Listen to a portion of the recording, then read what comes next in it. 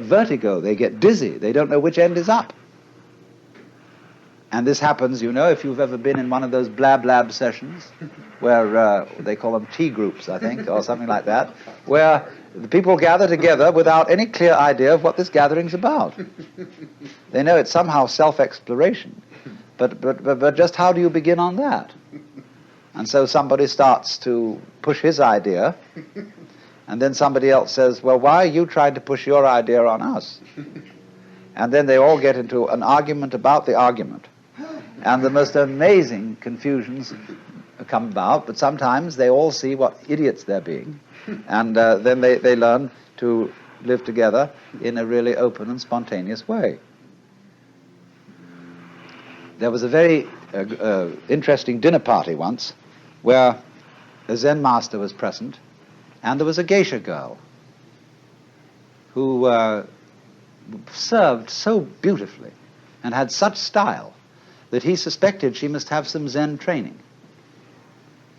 And after a while, when she paused to fill his sake cup, he bowed to her and said, I'd like to give you a present. And she said, I would be most honored. And he took the iron chopsticks that are used for the hibachi, the charcoal brazier, moving the charcoal around. He picked up a piece of red-hot charcoal and gave it to her. Well, she had very long sleeves on her kimono. She whirled the sleeves round her hands and took the hot charcoal, withdrew to the kitchen, dumped it, and changed her kimono because it was burnt through. Then she came back into the room, and after a suitable interval, she stopped before the Zen master and bowed to him and said, I would like to give you, sir, a present. And he said,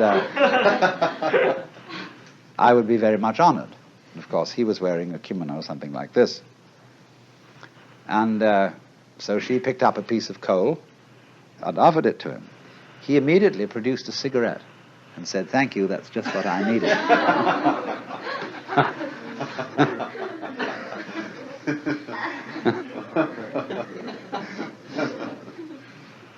Now, you know, in the same way that we have this in our culture, certain people who are comedians,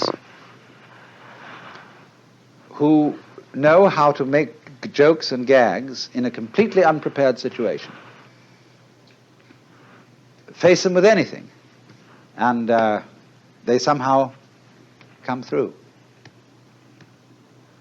So that is exactly the same thing in a special domain as Zen. Only a master of Zen does this in every life situation. But the important thing is to be able to do this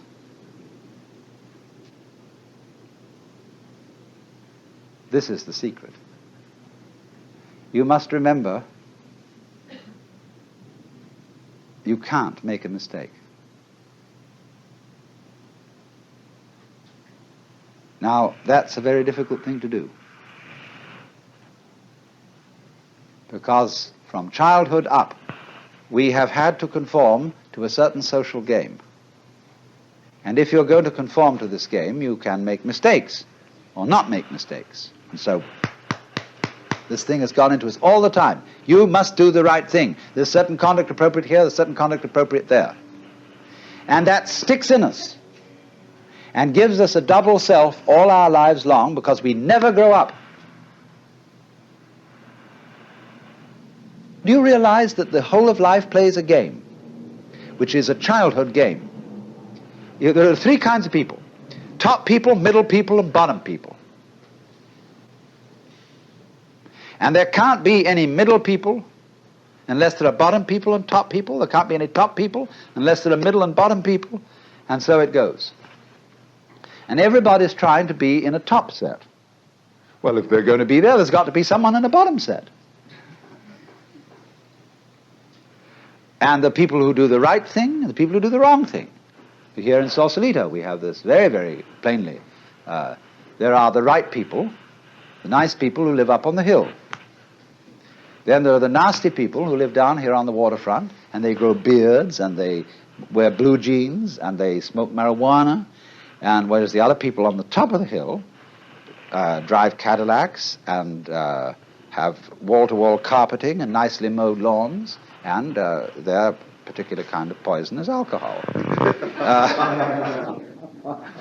Now, the people who live on the top of the hill know that they're nice people.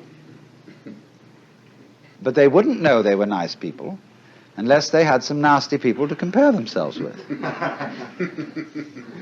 Every in-group requires an out-group, whereas the nasty people think they are the real far-out people, whereas those people, those hillbillies, are squares.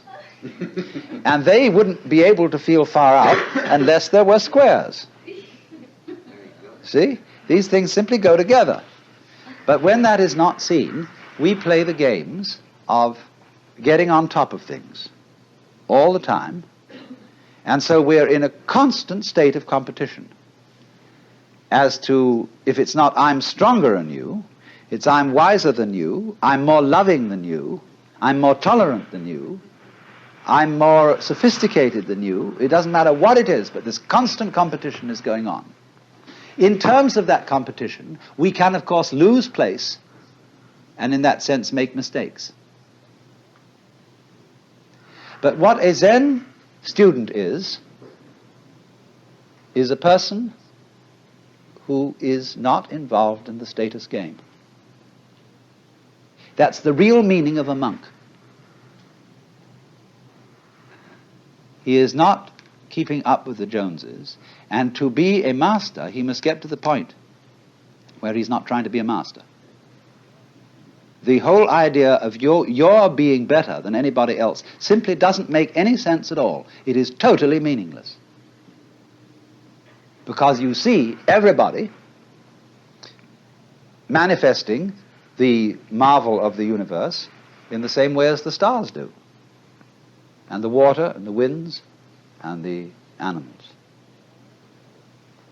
And you see them all as being in their right places and not being able really to make mistakes, although they may think they're making mistakes or not making mistakes and playing all these competitive games. But that's their game. Now, I only say, if that game begins to bore you and it begins to trouble you and give you ulcers and all kinds of things, then you raise the problem of getting out of it. And therefore you start to become interested in things like Zen. That is simply a symptom of your growing in a certain direction, where you are tired of playing a certain kind of game. You are as naturally flowing in another direction as if a tree were putting out a new branch. So because you say, oh well, we people are interested in higher things, you see, that depends still on the differentiation of rank between the superior and the inferior people. But when you begin to see through that and grow out of that, you don't think anymore of this superior and inferior classification. You don't think we are spiritual people who attend to higher things as distinct from these morons who are only interested in beer and television. This is simply our particular form of life. Like there are crabs, and there are spiders, and there are sharks, and there are sparrows, and so on. The trouble with the human being is, like the trouble with certain animals, like the dinosaur, who evolved to the point where he was so big that he had to have two brains, a higher self in the head and a lower self in the rump. And the difficulty was to get these two brains coordinated. But we have exactly the same trouble.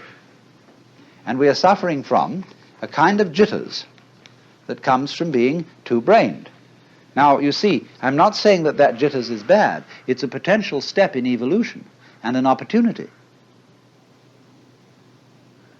of growth. But remember, in the process of growth, the oak is not better than the acorn.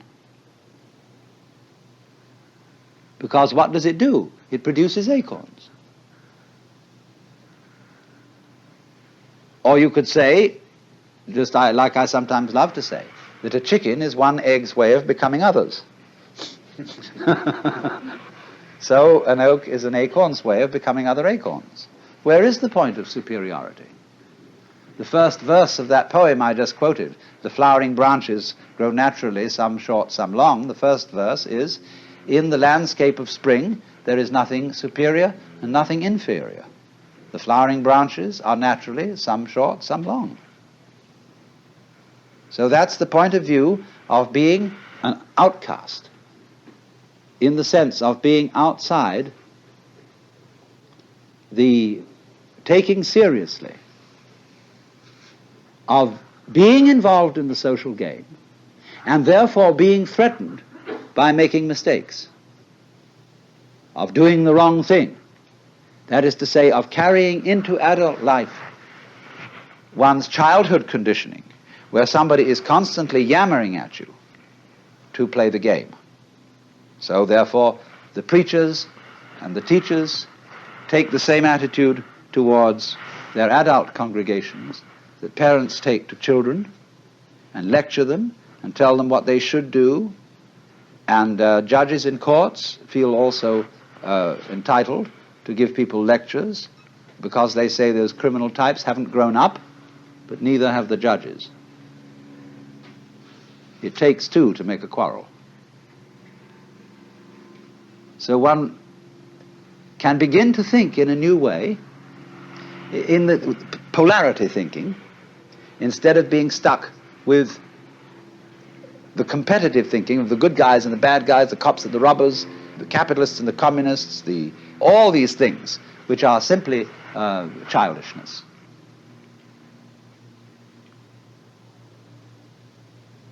Now, of course, you recognize that the moment I say that, it's like talking in English in order to show that the English language has limitations. And I am talking in a language that seems competitive to show that the competitive game has limitations. As if I were saying to all you cats here, look, I have something to tell you that is, and if you get this, you'll be in a better position than you were before you heard it. But I cannot speak to this group or this society or this language-speaking culture without using the language, the gestures, the customs, etc., that you have. The Zen masters try to get around this by doing things suddenly that people just don't get. Well, what is this? Therefore, that is the reason why, this is the real reason why, Zen cannot be explained. You have to make, as it were, a jump from the valuation game of better people and worse people, in groups and out groups. And you can only make it by seeing that they all are mutually interdependent. So if we take this situation, let's say I would be talking to you and saying, look, I have some very special thing that you've got to take notice of. Therefore, I am the in-group, and I am the teacher, and you are the out-group. I know perfectly well that I cannot be the teacher unless you come here. And so that my status and my position is totally dependent on you. It isn't something, you see, therefore I have first, and then you get. These things arise mutually. So if you wouldn't come, I wouldn't talk. I wouldn't know what to say even. Because I've borrowed your language. So that is the insight that things go together. Then, when you see that and aren't in competition, then you don't make a mistake, because you don't dither. When I first learned the piano and played these wretched scales, the teacher beside me had a pencil in her hand, and she hit my fingers every time I made a wrong note. Consequent was I never learned to read music, because I hesitated too long to play the note on time. Because I was always, is this pencil going to land? See? And that gets built into your psyche. And so people are always, although they're adults and nobody is clubbing them around and screaming at them any longer, they hear the echoes of that screaming mama or that bombinating papa in the back of their heads all their life long. And so they adopt the same attitudes to their own children, and the fast continues. Because there is no, I don't say that you shouldn't lay down the law to children if you want them to play the social game. But if you lay down the law to your children, you must make provision later in life for them to be liberated, to go through a process of curing them from the bad effects of education. But you can't do that unless you too grow up, you see? Unless we grow up. Says I, including myself.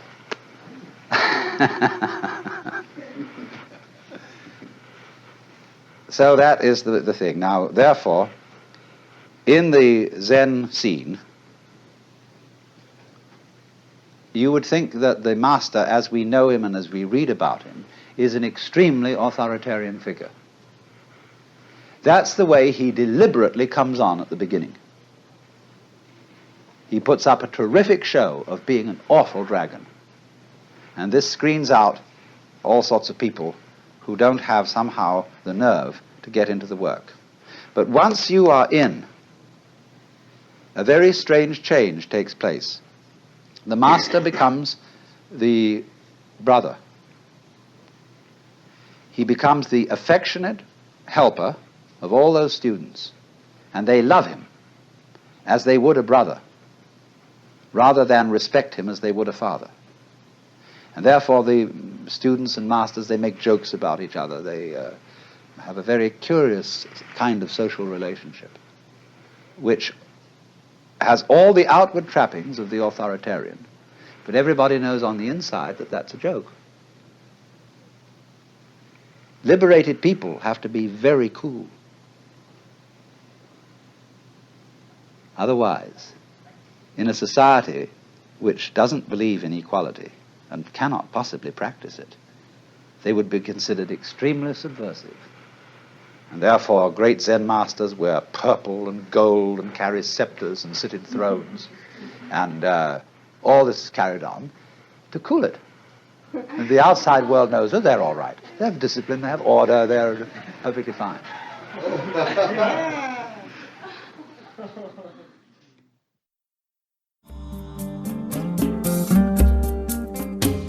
Out of Your Mind now continues with the next lecture from the World as Just So lecture series.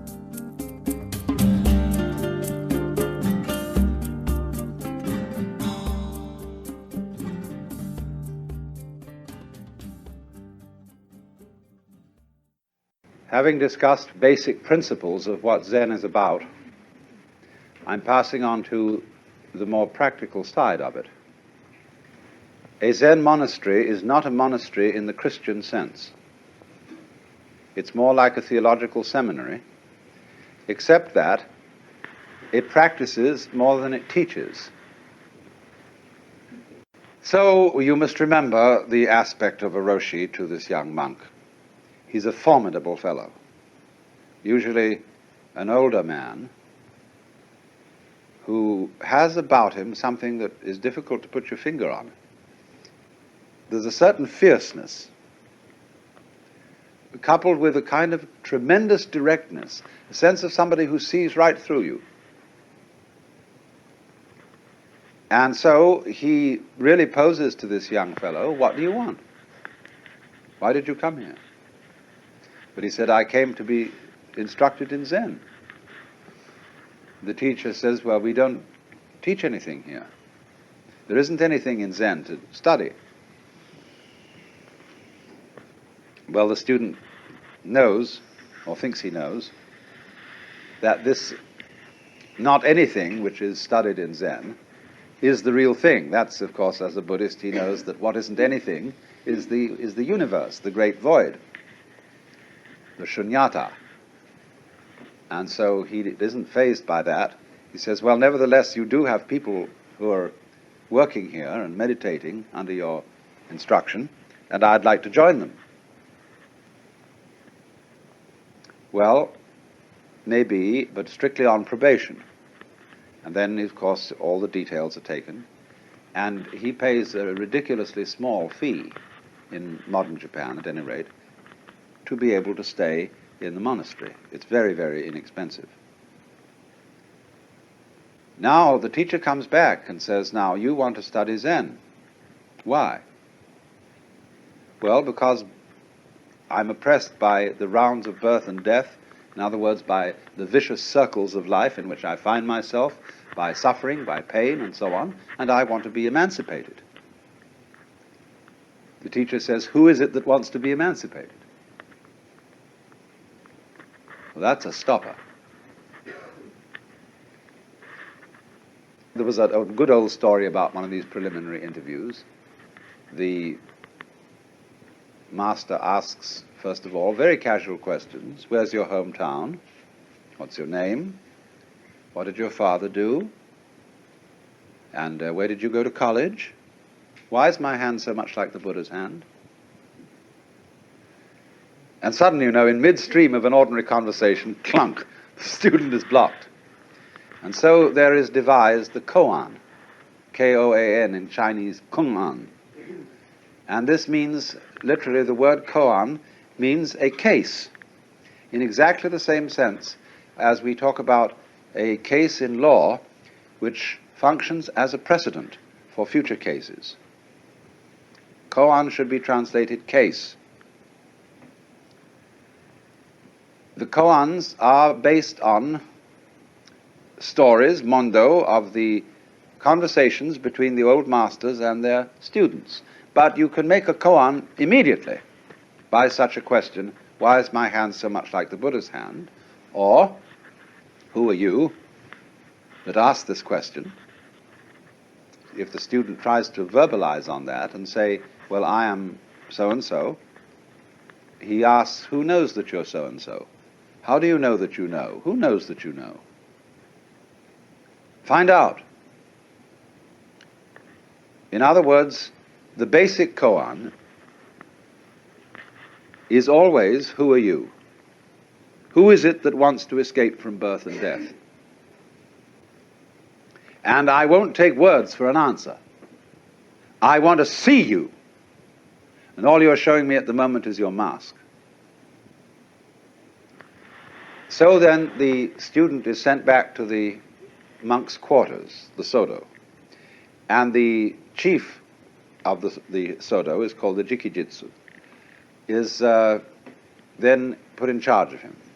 And he teaches him how to behave, what the rules are, how to eat, and how to meditate. In the Zen sect, they sit on padded cushion about the thickness of the San Francisco telephone directory, which is an admirable substitute. And then, with crossed legs in the lotus posture, with the feet resting on the thighs, like you always see a Buddha, they sit for half-hour periods. That's supposed to be the length of time it takes for a stick of incense to burn. And then, when wooden clappers are knocked together, they all get up and they walk round and round the room, quite fast, at a kind of bum, bum, bum, bum, bum, bum, bum, bum, bum, bum pace. And this keeps you awake. Then, at a given signal, they go back and meditate again. And constantly there is a monk, one on each side, carries a long, flat stick shaped almost like this fan, in the sense that it's thin at one end and rounded at the other. And if this guy sees a monk who's slouching or sleeping or goofing off in some way, he very respectfully bows before him, and the monk rests his head on his knees, and this fellow takes the stick and hits him vigorously on the shoulders, here, like this. Now, most apologists for Zen say, this is not punishment, it's simply to keep you awake. Don't you believe it? I've investigated this. And it's the same as the sort of British boys' school, only it doesn't have the erotic qualities that the British floggings do. Zen people are cool about it. But it is a kind of a fierce thing. Anyway, the point of the meditation, the Zazen, is that perhaps at the beginning one does nothing more than count your breathing. So many breaths, counting in tens. Just to allow your thoughts to become still. Zen people do not close their eyes when they meditate, nor do they close their ears. They keep their eyes on the floor in front of them, and they don't try to force away any sounds that are going on, or any smell, or any sensation whatever. Only they don't think about it. And this can become an extraordinarily pleasant occupation. All the little sounds of distant traffic, of birds, of somebody carpentering somewhere and a hammer going, dog barking, or especially rain on the roof. Gorgeous. They don't block that out. But as time goes on, instead of counting breathing, they devote themselves to the koan problem, which the Roshi has assigned. What is the sound of one hand? Who were you before your father and mother conceived you? When Joshu was asked, does a dog have Buddha nature? He replied, no. What is the meaning of no or mu? All sorts of these problems. And so as time goes on, every day the student goes to the teacher for what is called Sanzen. Sanzen means studying Zen. And he has to present a satisfactory answer to the koan. Now, Sanzen is the moment in the monastery when no holds are barred, although there's a very formal approach to it. The monk has to stop outside the master's quarters and make this mokugyo.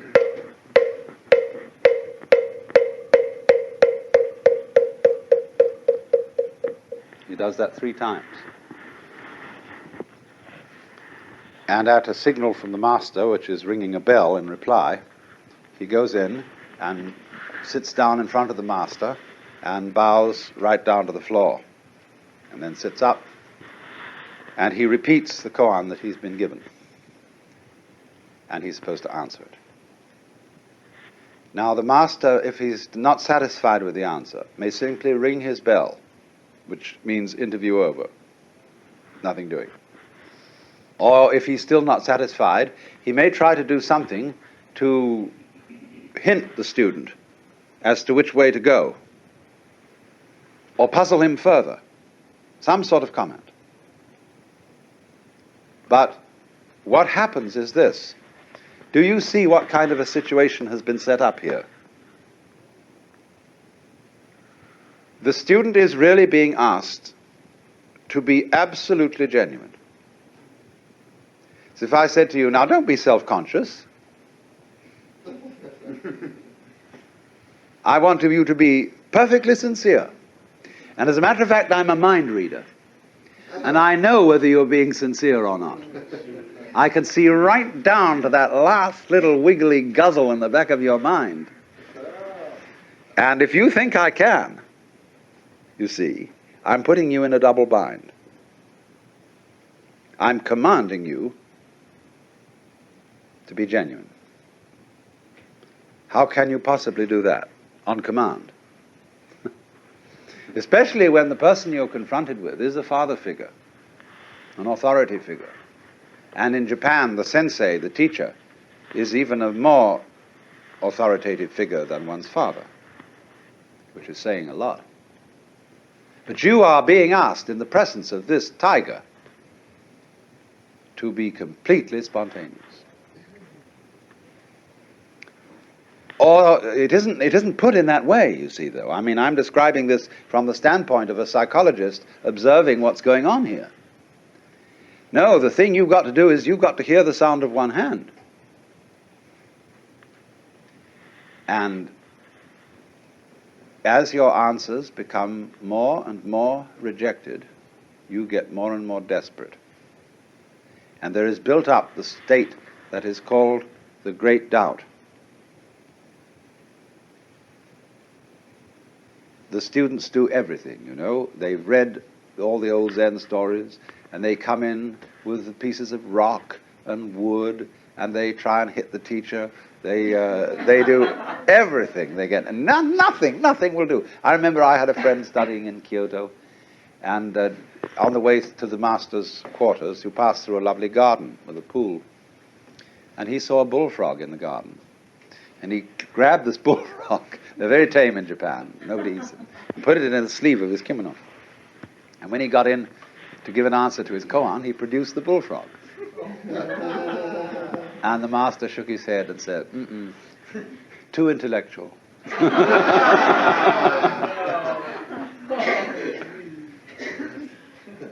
Of course, he meant not so much what we mean by intellectual, but too contrived.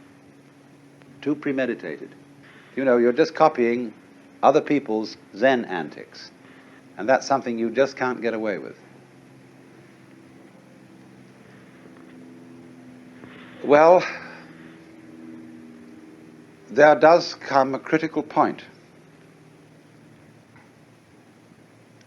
of total desperation. And when the student reaches that point, the teacher really starts encouraging him. He says, now, come on, you're getting warm. But you must be ready to die for this. You must, students have even been put under into the position that if they don't get it in so many days, they're going to commit suicide. And they have to stimulate this intense period, a thing called oseshin. Don't confuse the word session with the English session. Session means studying or observation of the shin, the heart, the mind, the heart-mind. And at this time, they only sleep 4 hours a night.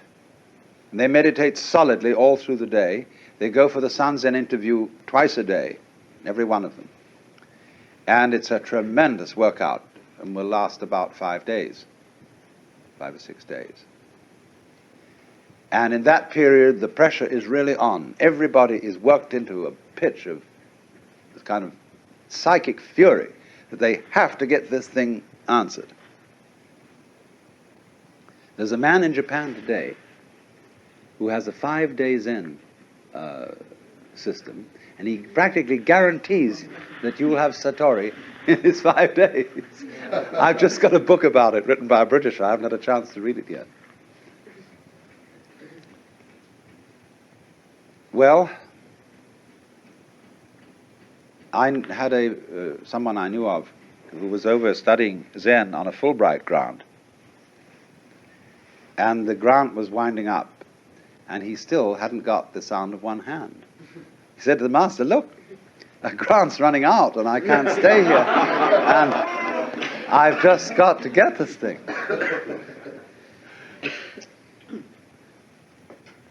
So just the day before he left, he suddenly realized that there was nothing to realize.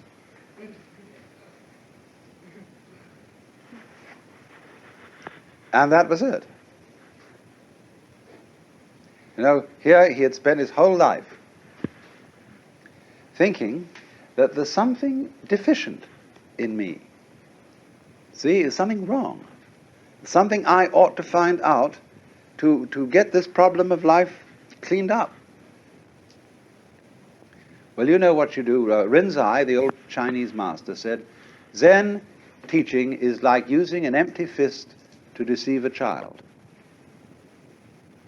Or like trying to stop a child crying by giving it a yellow leaf. See, the child wants gold. And so you give it an autumn leaf and say, dear darling, there's some gold. Be all right. Or with your closed fist, you say, what have I got here?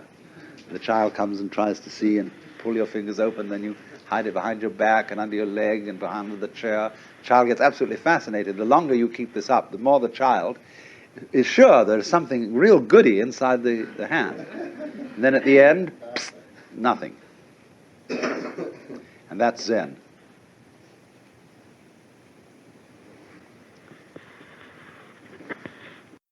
So there comes the time, you see, when the student can go in front of the master and not give a damn, because he sees, he's seen the point.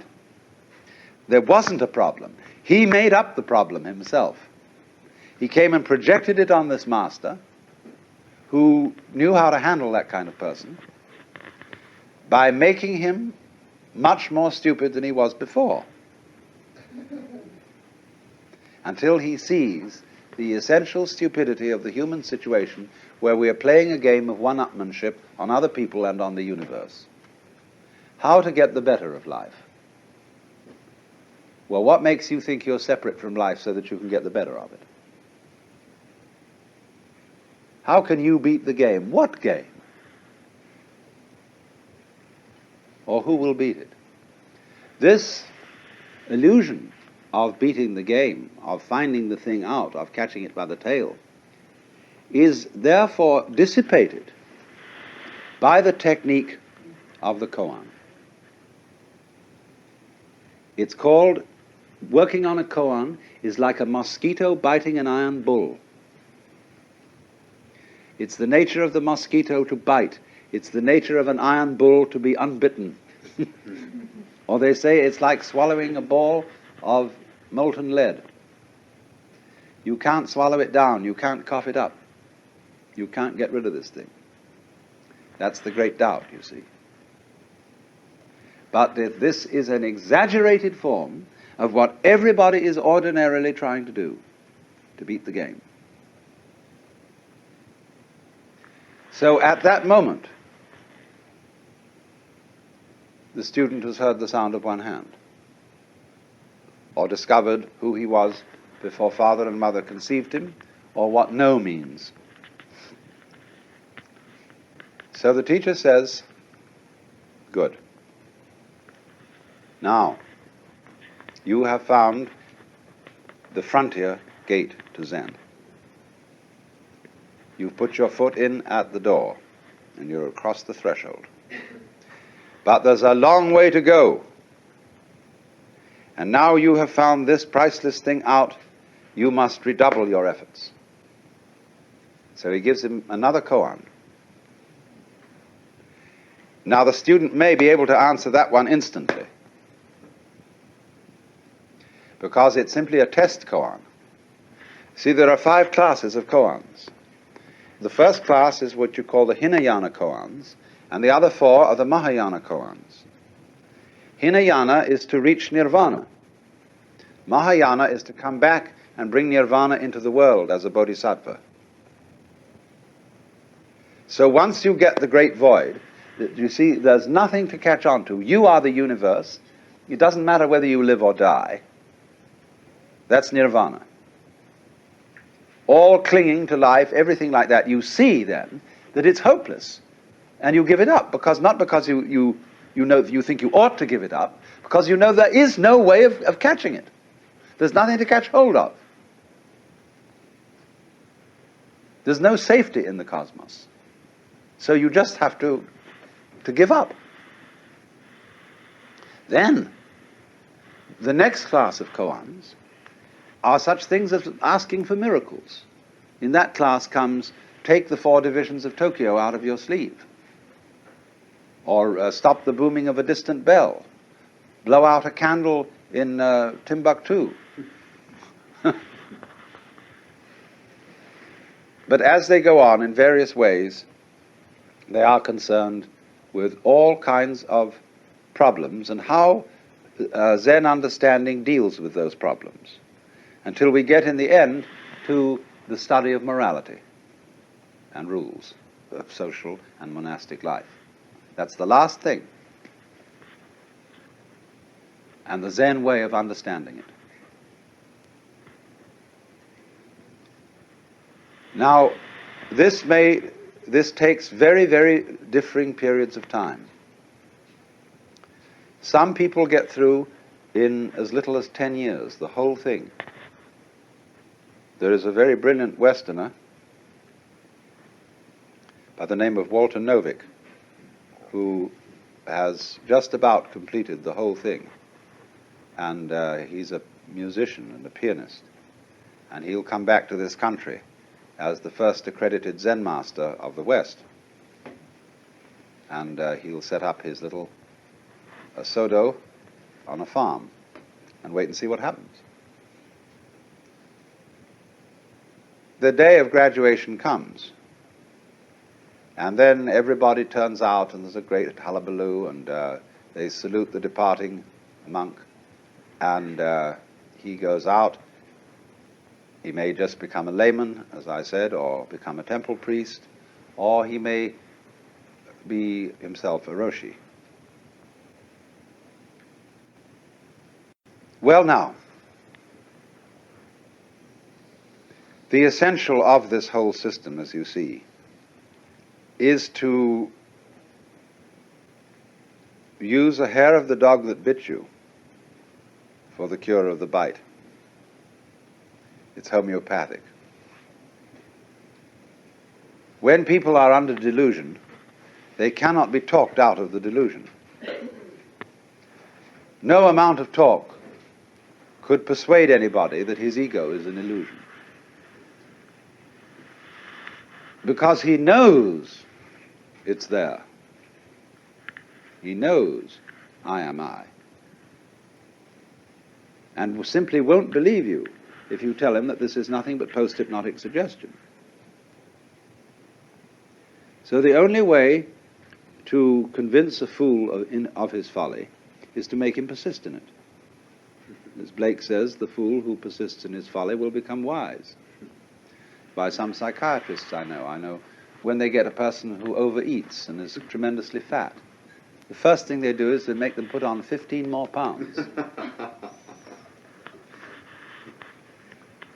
And get an alcoholic terribly drunk. Oh, and sick and just as awful as could be, you see. Really make him go at it. See, that's a method that's used. Sometimes works, sometimes doesn't. It's a rather desperate method. Rather dangerous method. Zen is dangerous too. People could easily go crazy under this sort of strain without a good advisor. Well, it is clear, of course, that this method of Zen training is most unsuited to the modern age. And this is witnessed too by the fact that the temples are relatively empty. Myoshinji, the biggest one in Kyoto, is built to house 600 monks.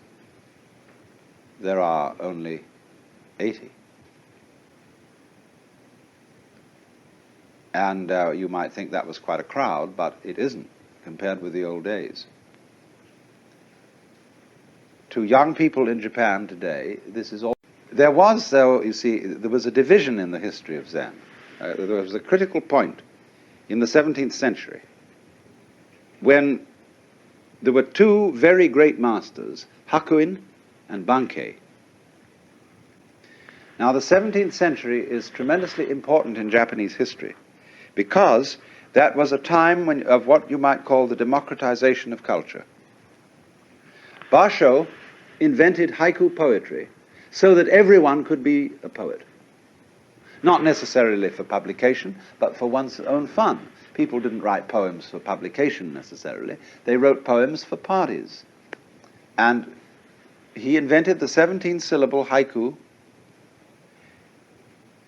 as a result of his Zen feeling for nature, so that he could put this within the reach of everybody. What had happened to poetry before that time was that it had become so obscure and so effete and so sophisticated that only great literati could do it at all. This happened to Chinese poetry. There were so many references to other poems. It was like reading T.S. Eliot. You know, in the four quartets. you could get an annotated 4 quartets showing you the sources of all the phrases he's borrowed. And sometimes you have to know the source in order to see what he means by it. And all shall be well, and all shall be well, and all manner of things shall be well. All right, that's straight from the Revelations of the Divine Love by Dame Julian of Norwich. But whoever would know that? And you have to understand the scene she was digging in order to know really what Eliot's getting at in that all shall be well. And he's full of that. He quotes the Bhagavad Gita. He quotes everybody. So if we all had to write that way, nobody could be a poet, unless he was a great scholar. So Basho popularized the haiku. And the haiku are originally based on the Zenrin poems. They take their flavor from that. There is one, you see, that bird calls, mountain changes to be more mysterious. The first line of that says, the wind drops, but the flowers keep on falling. The bird calls. The basis of all Indian philosophy, particularly the teaching of those books called the Upanishads, which are really the distilled essence of Hindu thought. The basis is called the self. And this word in Sanskrit is Atman, and that means self in the vastest possible sense and the most inclusive sense of the word. It means yourself, and it means also self as such, existence as such, the totality of all being. And, of course, this is something that one cannot talk about in the sense of talking about it logically. You can talk about it. A poet can talk about anything, and the Upanishads are very largely poetry. Of course, everything in the world, knives and forks, tables and chairs, trees and stones, are indescribable. Korzybski referred to the physical world as the unspeakable world, which was really rather a funny name, because it has two edges. It's, of course, something you can't say anything about, that is to say, it is ineffable, but it's unspeakable also in the sense of the word meaning something taboo.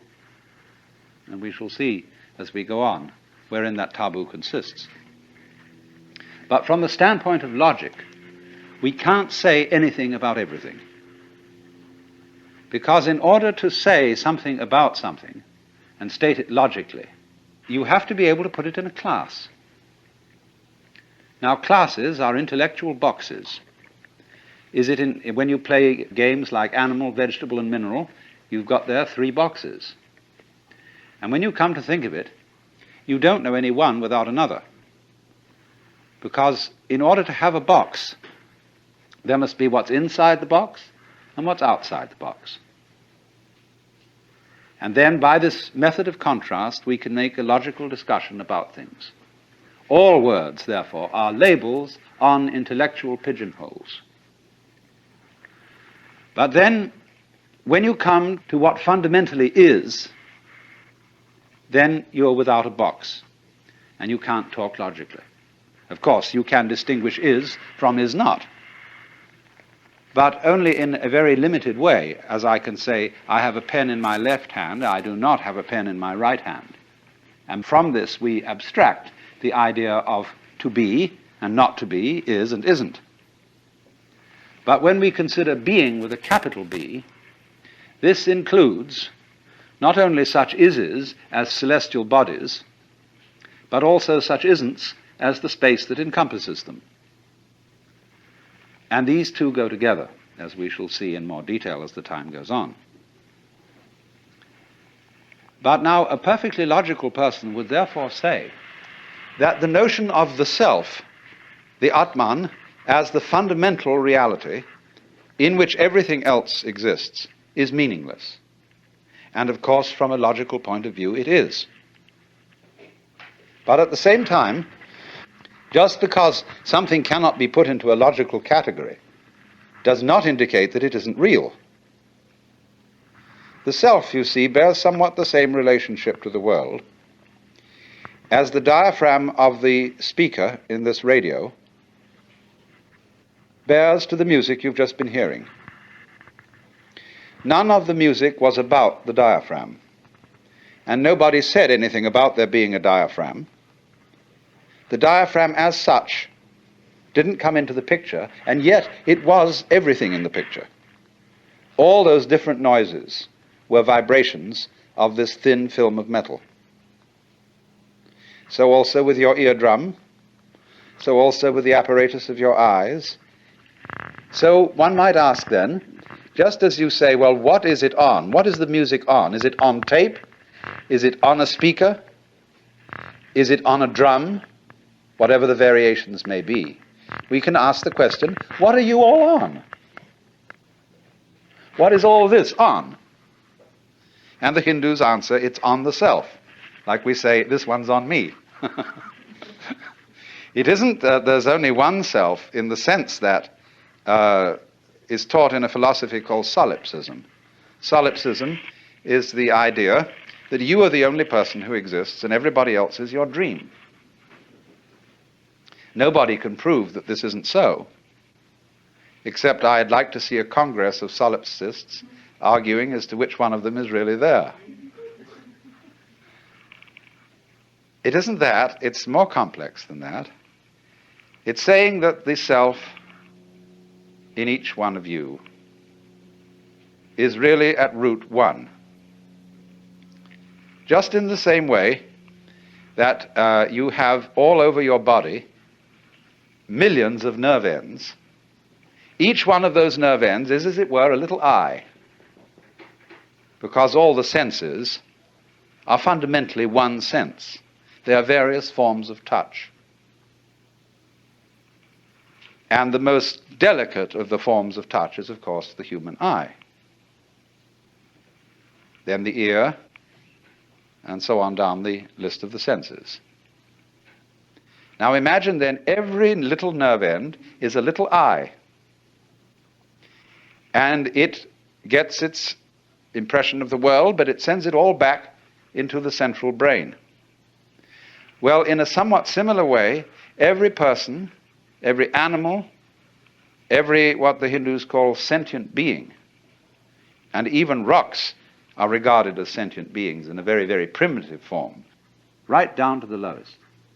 So all those forms that we see may be looked upon as the eyes that look out of one central self.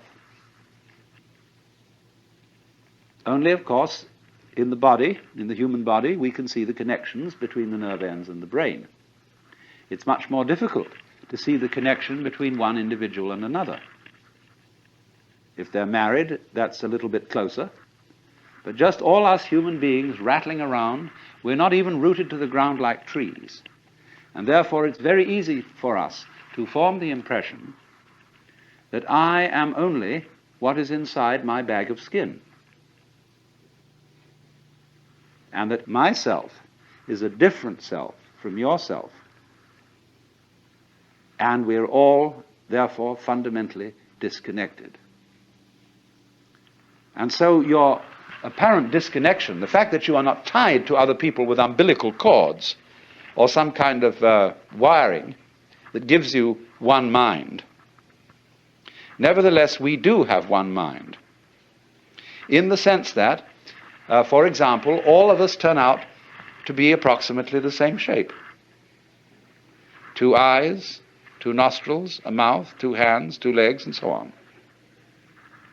A haiku poem, Japanese haiku, says 100 gourds from the mind of one vine. And so it is with people. And so it is with everything in the world. That's just from a purely physical point of view. But going yet deeper, we find that it's somehow a necessity of thought that there be some sort of a something which is the common ground of all these universes, all these galaxies. And that ground is the self, as Hindus understand it, the Atman. Now that's quite a startling point of view. Because what it's saying is, you see, that you are basically the works.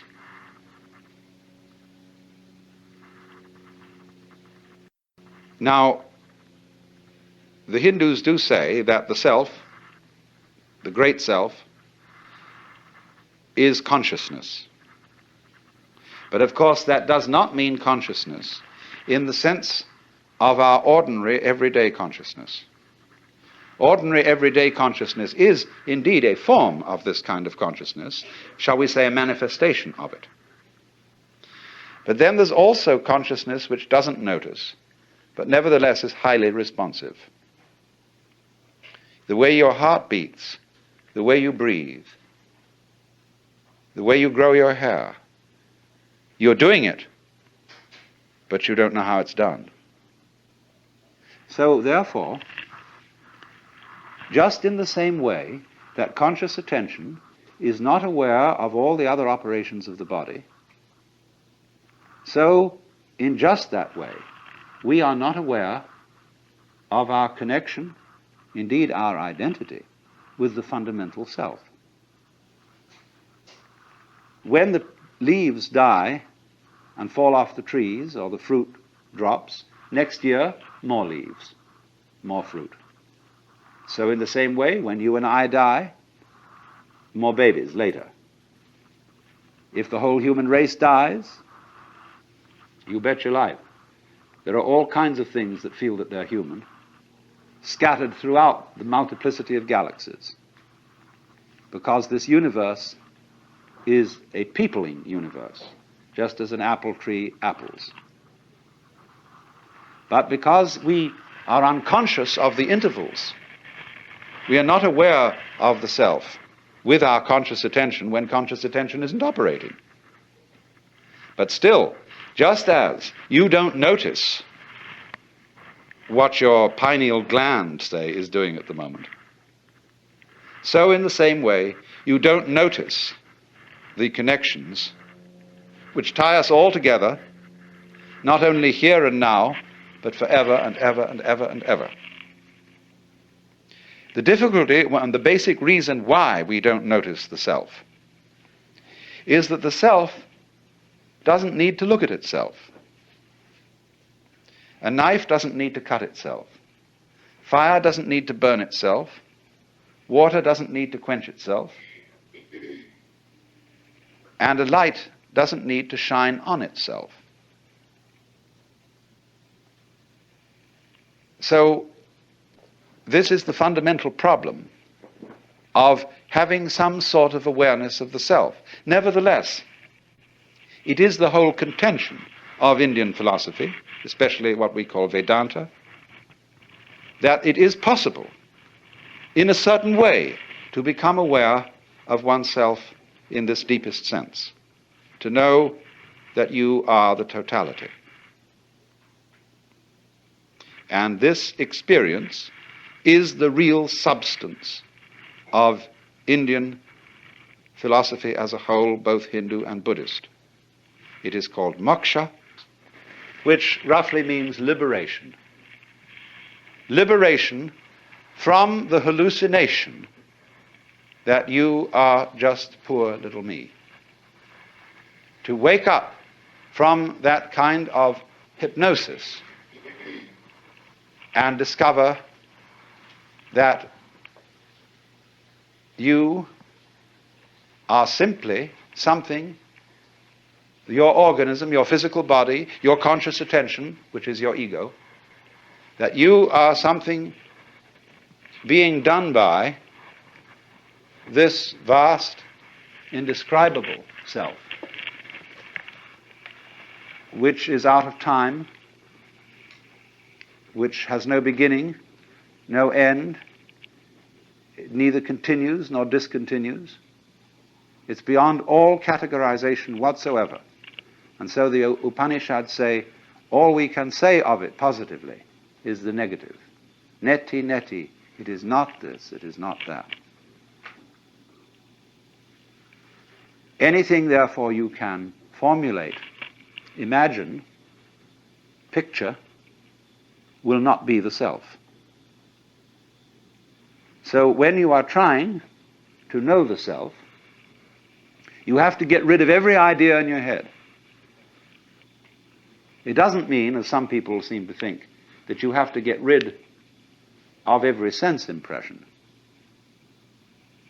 It isn't as if you had to go into a catatonic state of total absorption. Of course, that can be done. But the full moksha, the full liberation, is when you come back out of absorption and see this everyday world just as it looks now, but see as clearly can be that it is all the self. You can become aware of this tremendous interconnectedness of everything. And that is what somebody who is moksha, who is liberated, sees. He sees, shall we say, that everything goes together. And that is, in a way, what we mean by relativity. Because relativity means relatedness. Just as fronts go with backs and tops with bottoms, insides with outsides, solids with spaces, so everything that there is goes together. And it makes no difference whether it lasts a long time or whether it lasts a short time. A galaxy goes together with all the universe just as much as a mosquito, which has a very short life. From the standpoint of the self, time is completely relative. You can have, if you scale it down, as much time between two of those very rapid drum beats as you can in eons and eons and eons. It's all a question of point of view, or, to use a scientific expression, level of magnification. Change your magnification and you see molecules. And we know by other methods of observation that it can get smaller and smaller and smaller, and that the spaces between these minute units are so vast that they're comparable to the distances between the sun and the planets in scale. So also with time. So in this sense, there could be vast, vast universes full of empires and battleships and palaces and brothels and restaurants and orchestras in the tip of your fingernail. And on the other hand, we could be all going on in the tip of somebody else's fingernail. It's very important to understand not only the relativity of size and of time, but also of what there is. Now, as you know, the human senses respond only to a very small band of the known spectrum of vibrations. We know through instruments of quite a vast spectrum, but we, as I say, with our senses, see only a little of it. If our senses were in some way altered, we would see a rather different looking world. We can do this, of course. We can put on special lenses to enable us to see heat. And then we see all the heat radiations coming out of people. And we say, well, I never noticed that about you before. But so in the same way, you see, there are infinitely many possibilities of vibration and of organs sensitive to those vibrations, so that there could be worlds within worlds within worlds, spaces within spaces, just like the many, many wavelengths of radio and television, going on forever and ever in all directions. The possibilities are infinite. But having senses and noticing is a selective process. It picks out only certain ones, just as when you play the piano. You don't take both arms and slam down all keys at once. You select. And so perception is a kind of piano playing. It is picking out certain things as significant, that is to say, as constituting patterns. And the whole universe seems to be a process of playing with different patterns. But whatever it does, whatever it plays, in whatever dimension, on whatever scale of time or space, it's all on the self. The self is also known in Sanskrit as Brahman. This is a neuter word. Brahman is from the root BRH, br, which means to expand, to grow.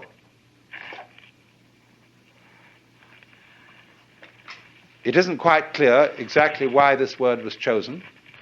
Sometimes there's a still better word for the self, which I like, is the word tat, almost like tit for tat. Tat means that. We get our word that from the Sanskrit tat. And so when the baby comes into being, first of all, the first thing it says is da, da. The baby is pointing, da, da, da. And it's saying that. Look, isn't that marvelous? That, you see? So that is the which than which there is no whicher. And so you get the formula in this Brihadaranyaka Upanishad, tat tvam asi, which means tat, that, tuam, Latin, you, asi, are. You are that. Or that thou art. That art thou. So, in this sense then, every self is modeled on and is an expression of the one self, because you all feel individually that you're the center of the world. And everything else is seen in circles, circling out, sphering out from where you are. And that's, as it were, called the microcosm, the little cosmos. But then in the same way, the macrocosm has a central self, although this is not central in the way we talk about centers in space. Do you see that? A center of a circle is in the middle of the circle, and the circumference is away from it. But you could use a phrase that the Christian theologians have used of God, that circle whose center is everywhere and whose circumference is nowhere. You could speak of Brahman that way. It isn't in the middle of the universe, spatially speaking. You might ask the question, where is the universe? Ever thought of that one? Where is it? Well, you can't say where, because everywhere has to be in relation to something.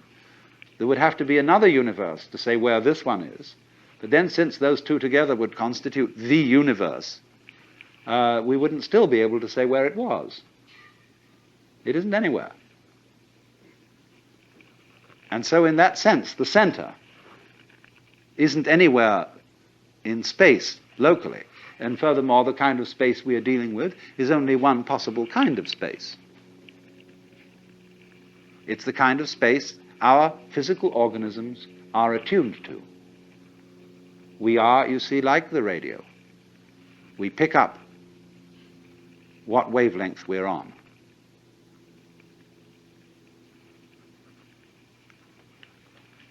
So then,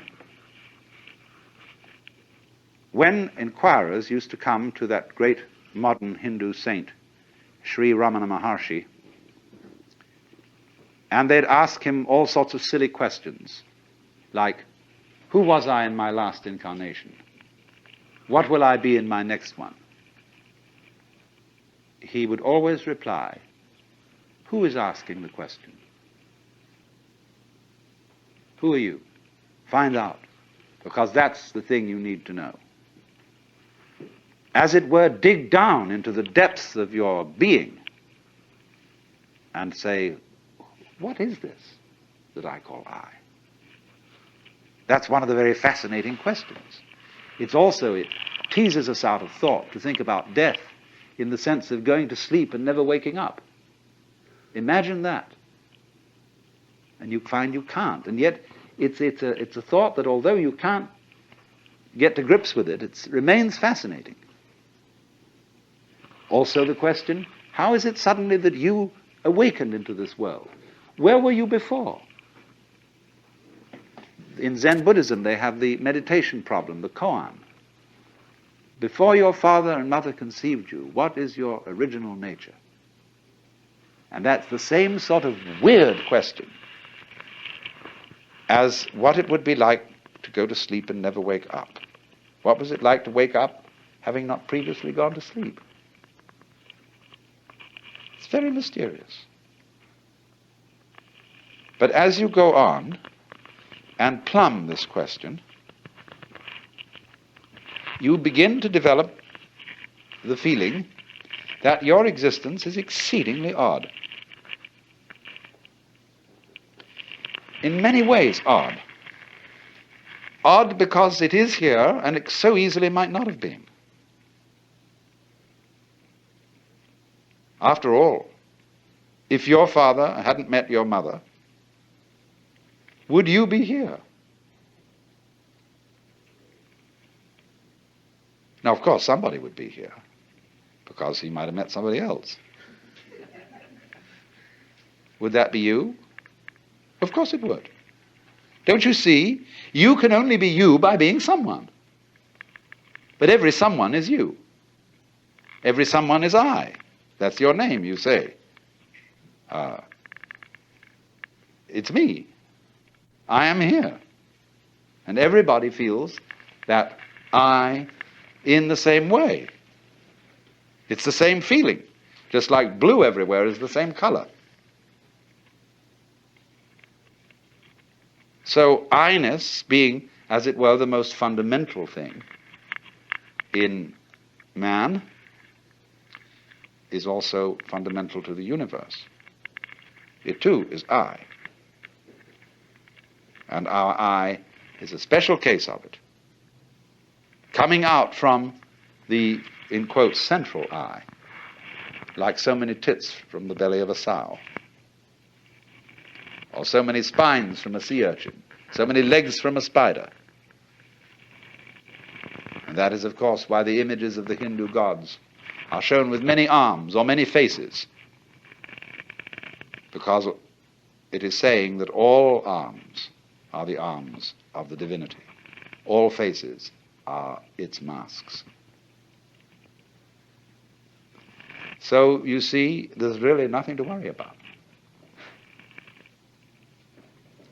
Because the important you is perfectly indestructible. It's what there is.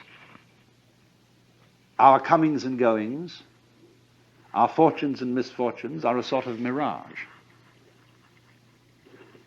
The more we know about them, the more we know about the world, the more diaphanous it seems.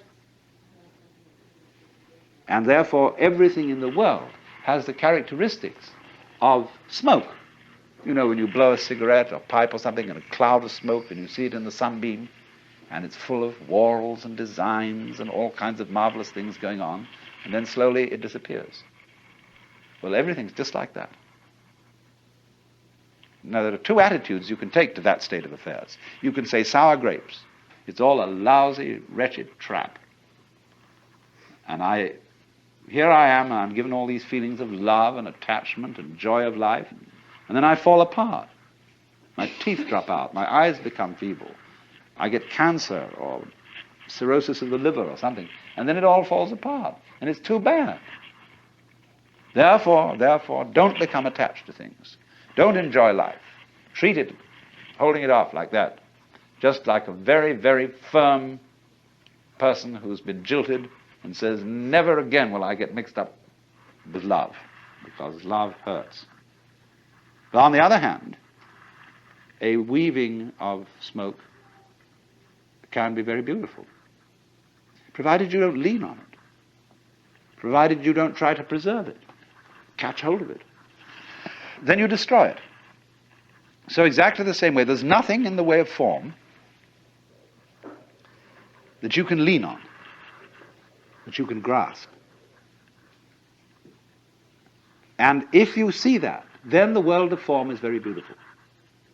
If you let it go, to love people, you see, if you're husband and wife, you must let each other go.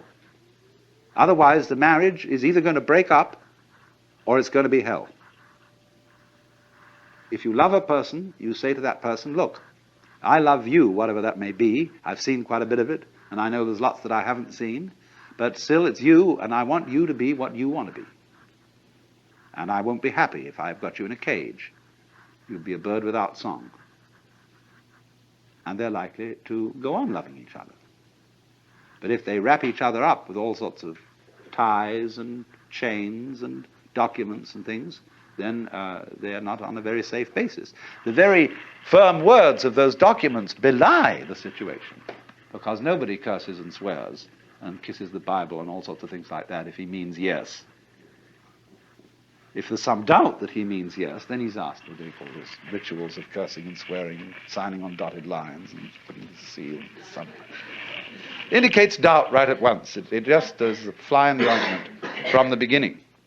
So when the Hindu and Buddhist philosophers speak of detachment from all this apparent world of separate beings, detachment means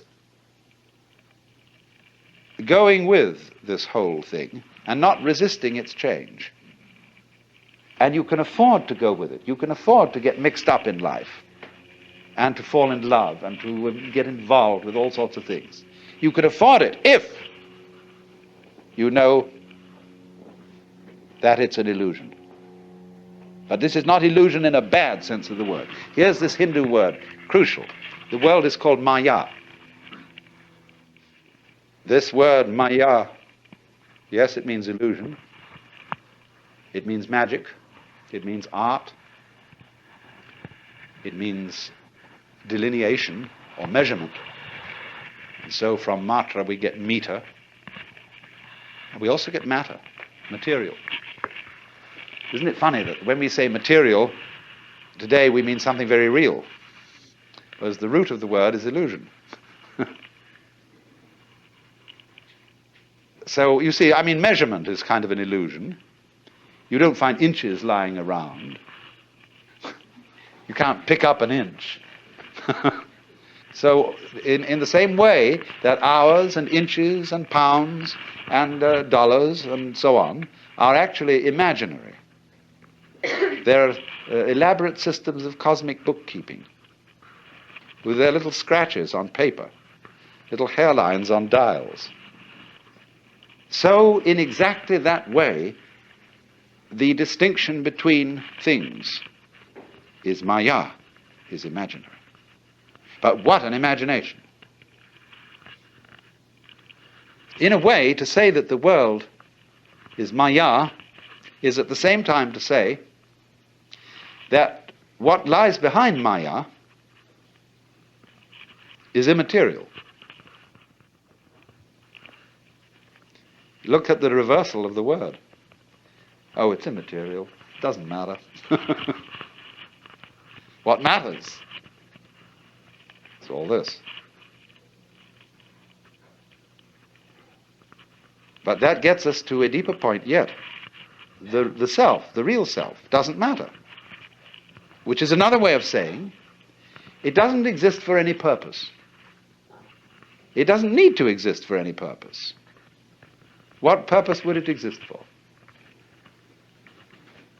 When it's what there is. It won't find anything in the future, has nothing in the past that it has to go back and remember. Is now, an eternal now. And so in that way, it doesn't matter.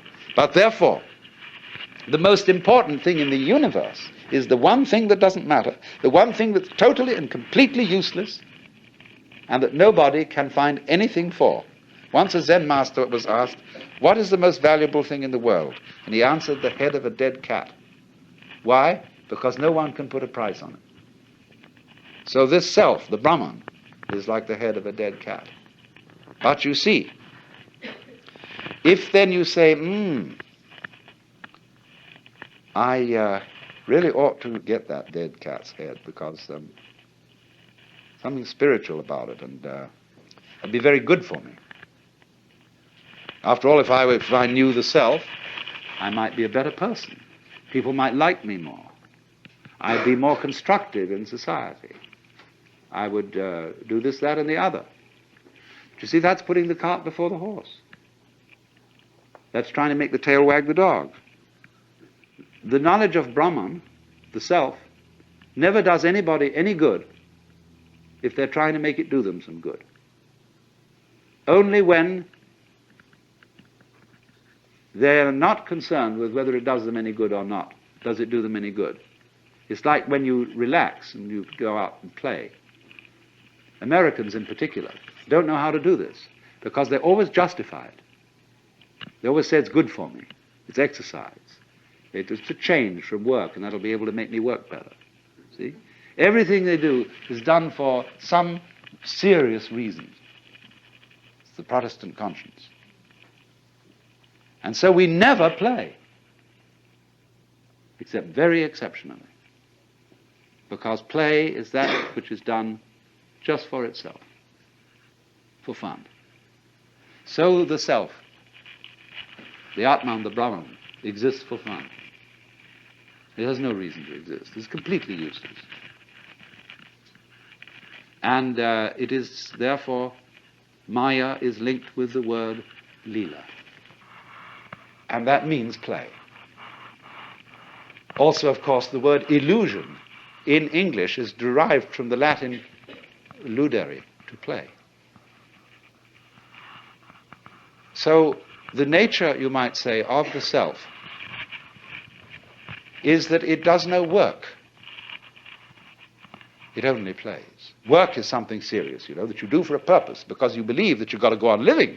You work to survive because you think you have to survive. That was one of the things they told you as a little child. You've got to go on, man. But you don't have to. This thing doesn't have to go on. That's why it does.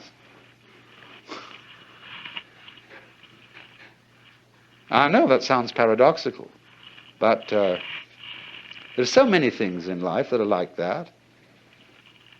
If I'm trying to impress people, I usually don't. If you try too hard with anything, you usually make a mess of it. And so this basic thing then is that the self, the Brahman behind the world, is engaged in play. It is in this sense that the Hindu philosophers say Brahman does not actually become the world. The meaning of that is he is playing at being it, or it's playing at being it, as distinct from working at it. And so in certain Oriental countries, when one refers to noble people of high birth, it is often said, so Lord so-and-so has died. The Japanese would say he has played at dying. Or will he play at taking a journey to Tokyo?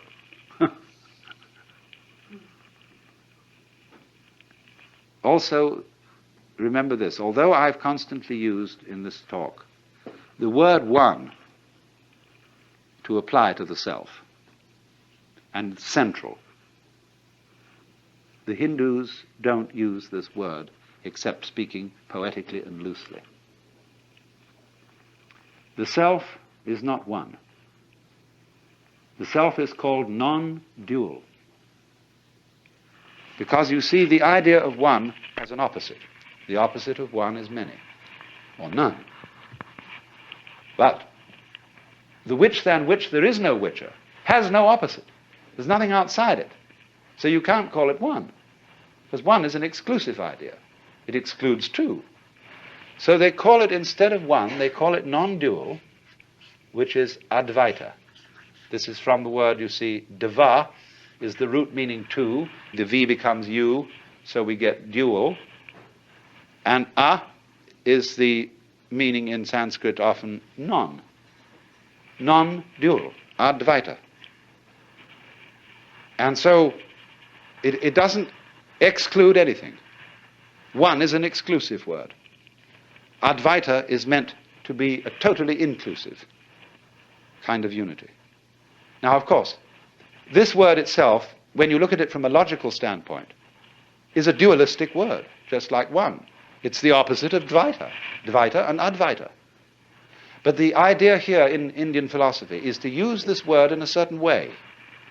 Now, you know that on a flat surface, you can't draw 3 dimensions. Anything you draw will be in 2 dimensions. But why do we see 3 dimensions? Because of an artistic convention called one-pointed perspective, which will give you the illusion of a 3rd dimension. Now, in other words, a 2-dimensional line is being used to imply a 3rd dimension which can never be expressed on a flat surface. So in exactly the same way, Advaita is a word used specially to designate what lies beyond all logical categories. So you must remember, of course, that the word play and the word game have many levels of meaning. We are accustomed to use the word play in opposition to work and to regard play as trivial and work as serious. Very largely, a game or a play is something associated in our minds with triviality. "You're only playing with me," says a girl to a suitor. "You're not serious." How serious do you have to be? When does one get serious in a flirtation? When do we say this is getting serious? When you're holding hands, playing footsies under the table, kissing, petting, sleeping together, married and babies. Maybe that's serious.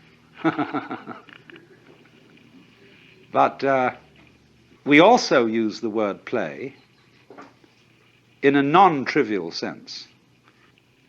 I went to hear Heifetz playing the violin. Was that a trivial matter? On the contrary, the very highest kind of art form. Still play. I say too, when I do philosophy, like I'm doing with you, this is entertainment. But in the sense, perhaps, I hope, of your listening to someone play a musical classic. I'm not being serious, but I am being sincere.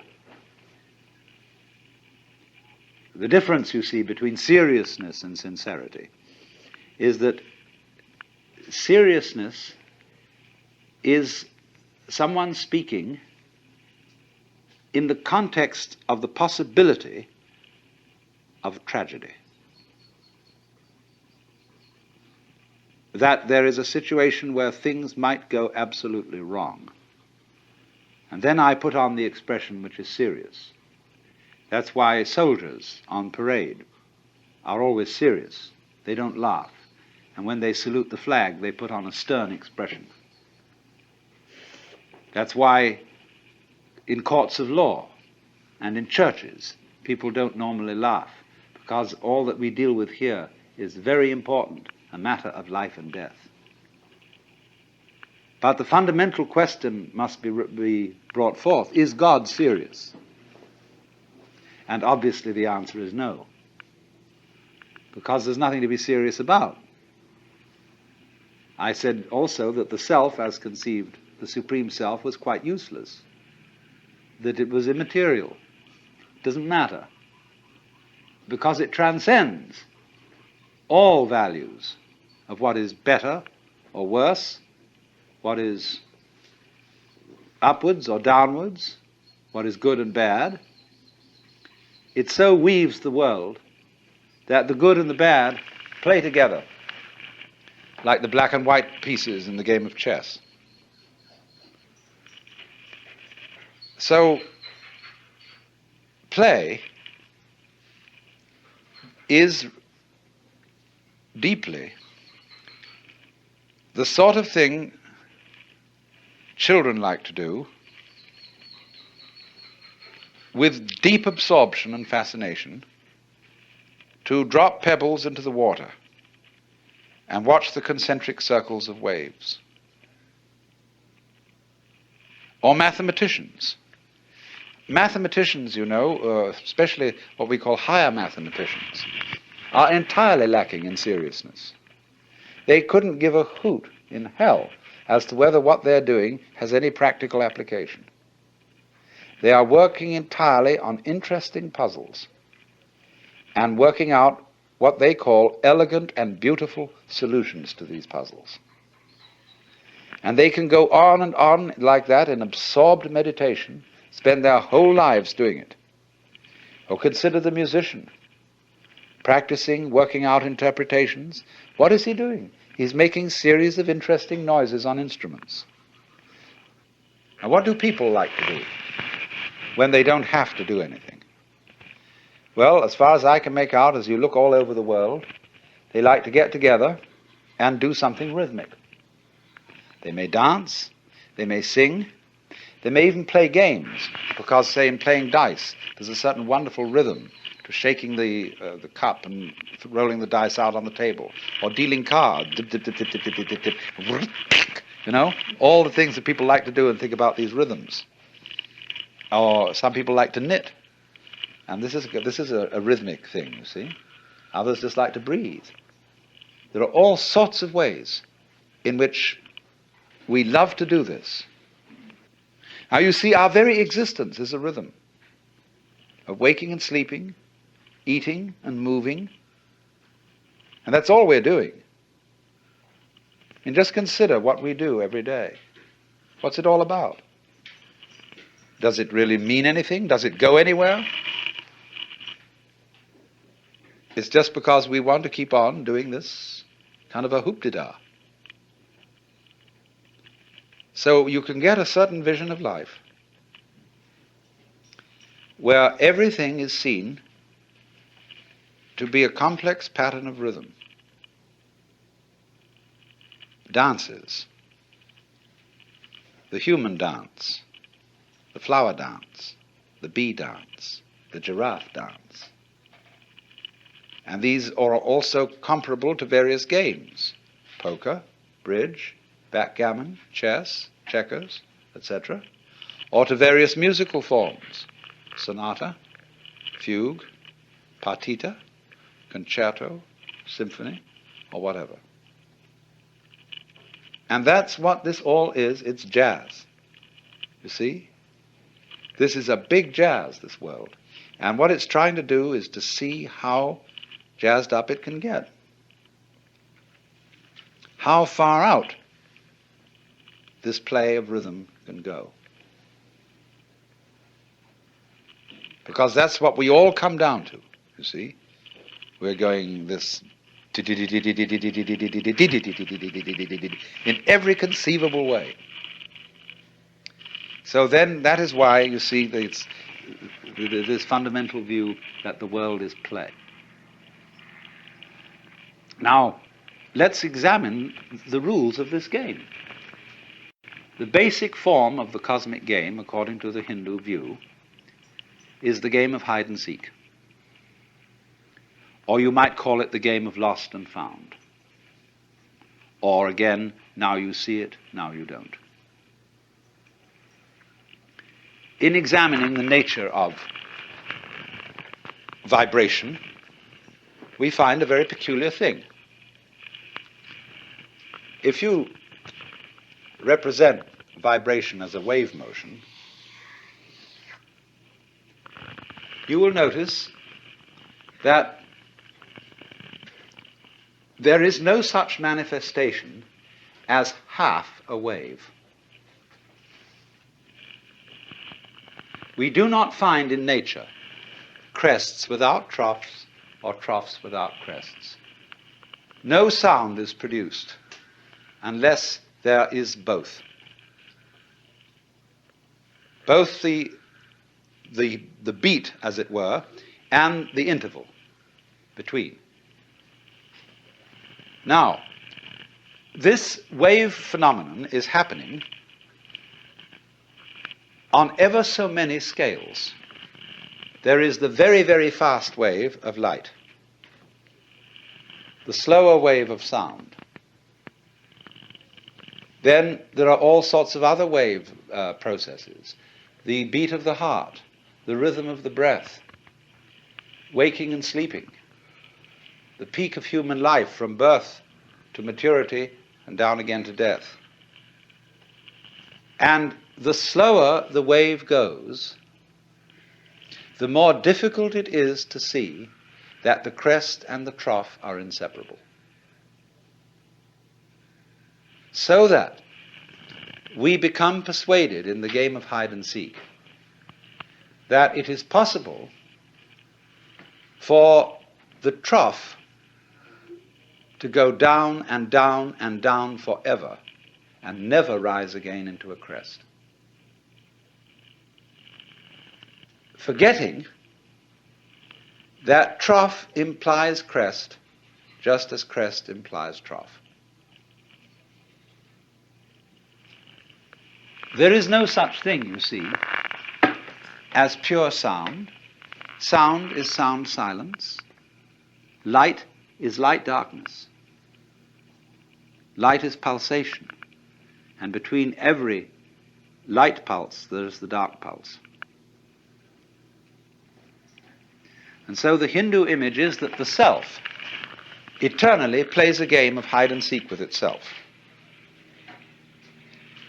Hindus calculate time in kalpa units. And the kalpa is 4,320,000 years.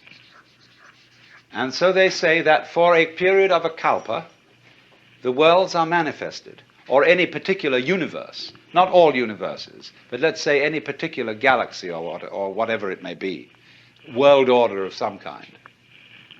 Don't take this too literally. Don't take these figures as being some sort of divine revelation as to making predictions and prophecies. They're symbolic figures. So, for one kalpa, the world is manifested, and that period is called in Sanskrit a manvantara. And during that time, the Brahman plays hide. And it hides in all of us, pretending that it's us. And then at the end of the kalpa, there comes the period called pralaya.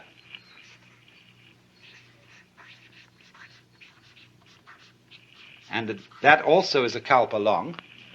And in that period, the Brahman, as it were, comes out of the act and returns to itself in peace and bliss.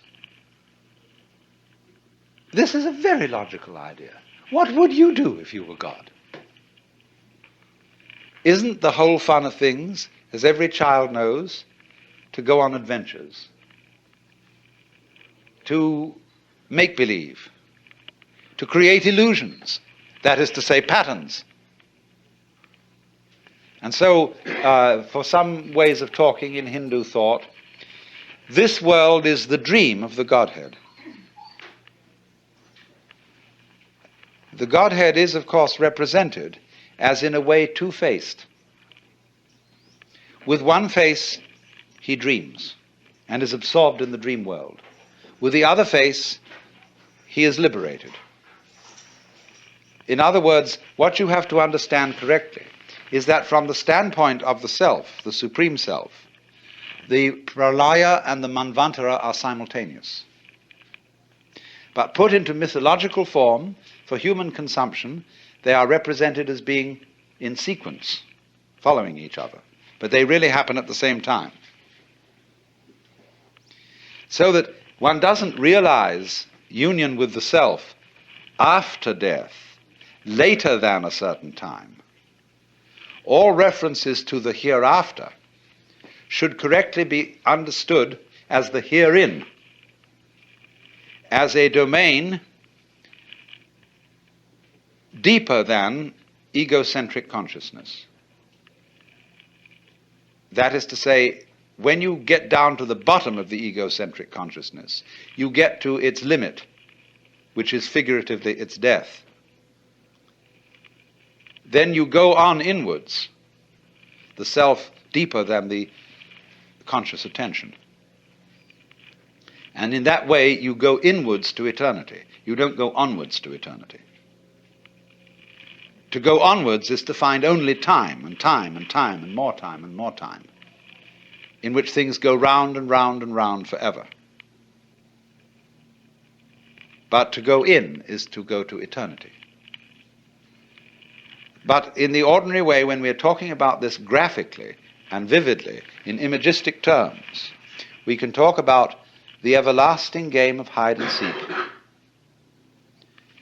which the self plays with itself. It forgets who it is and then creeps up behind itself and says, "Boo!" And that's a great thrill. It pretends that things are getting serious, just as a great actor on the stage. Although the audience know that what they're seeing is only a play, the skill of the actor is to take the audience in and to have them all sitting in anxiety on the edges of their seats, or to be weeping or laughing, or utterly involved in what they really know is only a play. So you would imagine that if there were a very great actor with absolutely superb technique, he would take himself in. And he, you see, would feel that the play was real. Well, that's their idea of what we're doing here and now. We are all the Brahman, acting our own parts, being human, playing the human game so beautifully that he is enchanted. Do you see what enchanted means? Under the influence of a chant, hypnotized, spellbound, fascinated, and that fascination is Maya. Now then, this works on a little plan. Let us consider the breakdown of a single kalpa. It consists of 4 yugas. Yuga. That means an epoch. Number 1 is called Krita, or sometimes Satya. And these names are based on the Hindu game of dice. There are 4 throws in their game, and Krita means the perfect throw, the throw of 4. Number 2 is Treta, the throw of 3. Number 3 is Dvapara, the throw of 2. And number 4 is Kali, that's the worst throw, the throw of value 1. Now, you will see that these yugas divide up a period of 4,320,000 years. I never remember numbers too well. So, the first yuga is 1,780,000 years long. The second is 1,296,000 years. The third, the Dvapara, is 864,000. And the Kali Yuga is 432,000. Now you see what's happening here.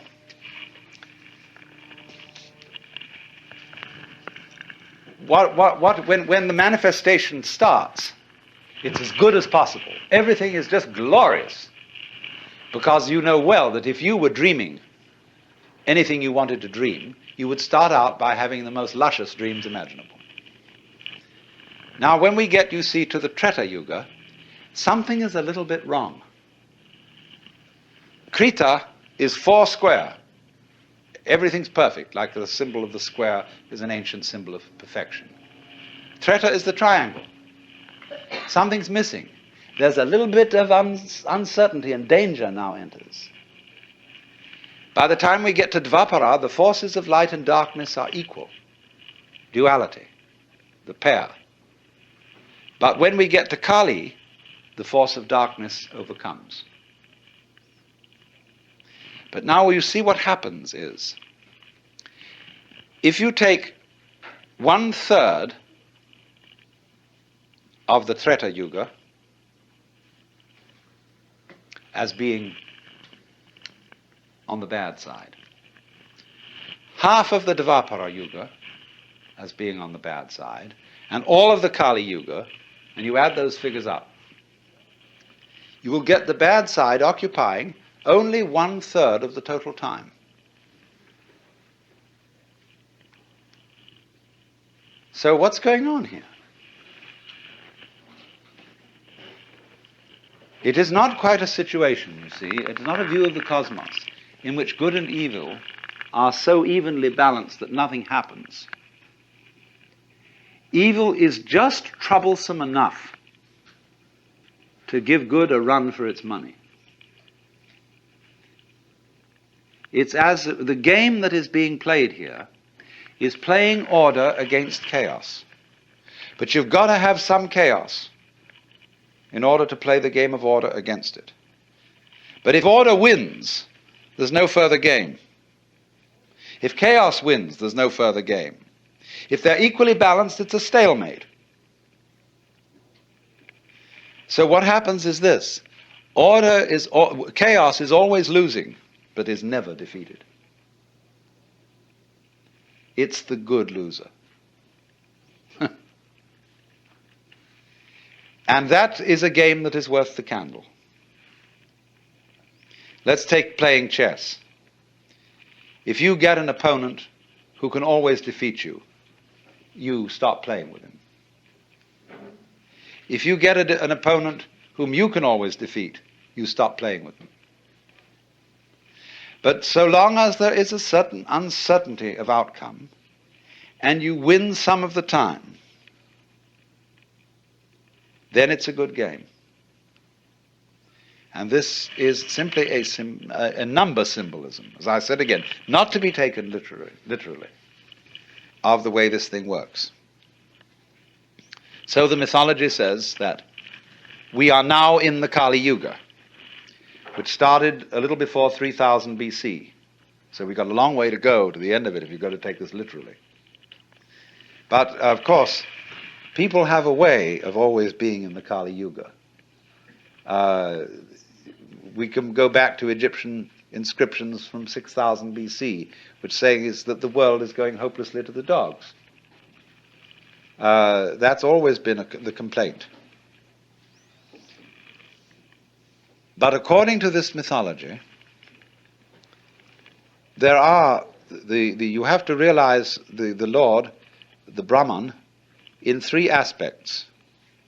One is Brahma, the creative principle.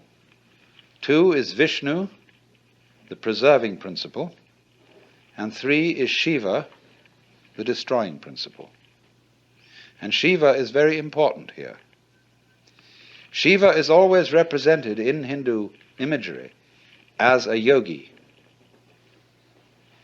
He is the destroyer in the sense of being the liberator, the cracker of shells so that chickens can come forth, the break up of mothers so that their children can be unsmothered, the liberative destruction, the bonfire. That's why devotees of Shiva like to do their meditations along the banks of the Ganges where they burn dead bodies. Because through destruction, life is constantly renewed. Shiva has a paramour, and her name is Kali, but that is a different word than this Kali. You mustn't confuse the two. And Kali is much worse than Shiva. She is black. And she has a long, long tongue, and her eye teeth are like fangs. But she's very beautiful, otherwise.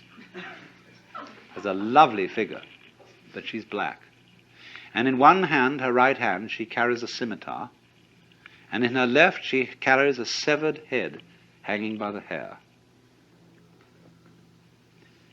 And Kali, who is Shiva's, you see, Shiva is normally considered wedded. All the gods have their paramours, and they're all examples of the one central self. She's called Parvati, but that's her bright aspect. But her dark aspect is Kali. And Kali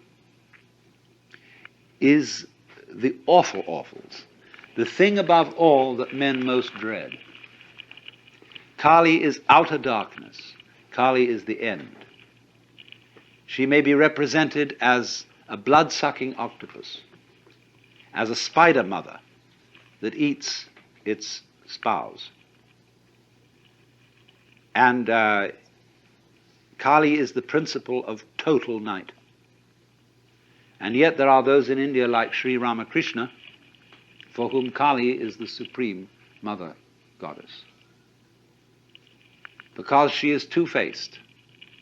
She is playful and terrifying, loving and devouring.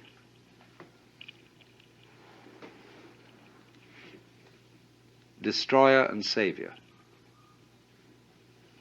And the cult of Kali has as its importance helping one to see the light principle in the very depths of darkness. I have some suggestions for meditation on Kali, which you can all practice very easily. You go to the aquarium, and you find out there the monsters of the deep that make you feel most uncomfortable, and you study them. So in this way, Kali is studied by her devotees. And if you meditate on those, this will be like putting manure on the soil. And out of all this apparently morbid and dismal thinking, bright things will begin to arise, because you will realize that what Kali is the most far-out act that the Supreme Self can put on. The symbol of complete alienation from itself. So, what happens, you see, is this. In the process of the game of hide and seek, the Supreme Self tries to see how far out it can get. Just like children like to sit around and have a competition as to who can make the most hideous face.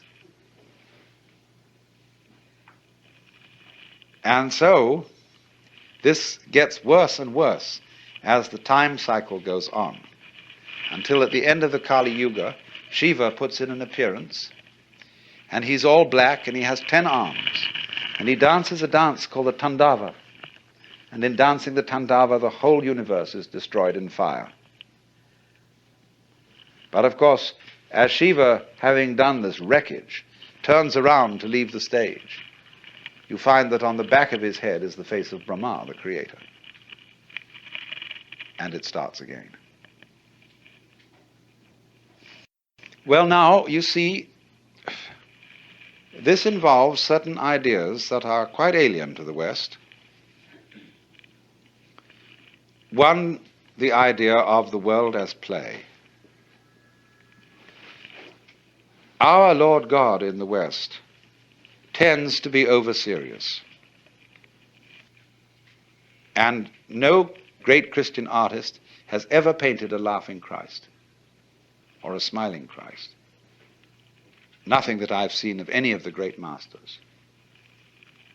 Always this figure is tragic and has that sort of look in the eye which says, one of these days you and I have got to get together for a very serious talk.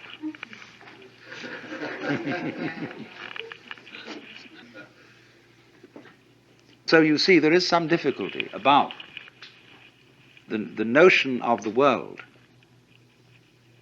as dramatic play for us. There's another difficult notion here, and that is cyclic time. See, most of us live in linear time. This originated with St. Augustine and his interpretation of the Bible. Now, I don't know how true this really is, but it's certainly a big fashion in modern scholarship to say that it was Judaism that gave us the idea of history. Hindus have no interest in history whatsoever, or not until recent times. To the total exasperation of historians, there is no way of finding textual evidence of the age of most of the Hindu scriptures, because they aren't interested in history as such. They are only interested in human events as archetypal occurrences, as repetitions of the great mythological themes over and over again.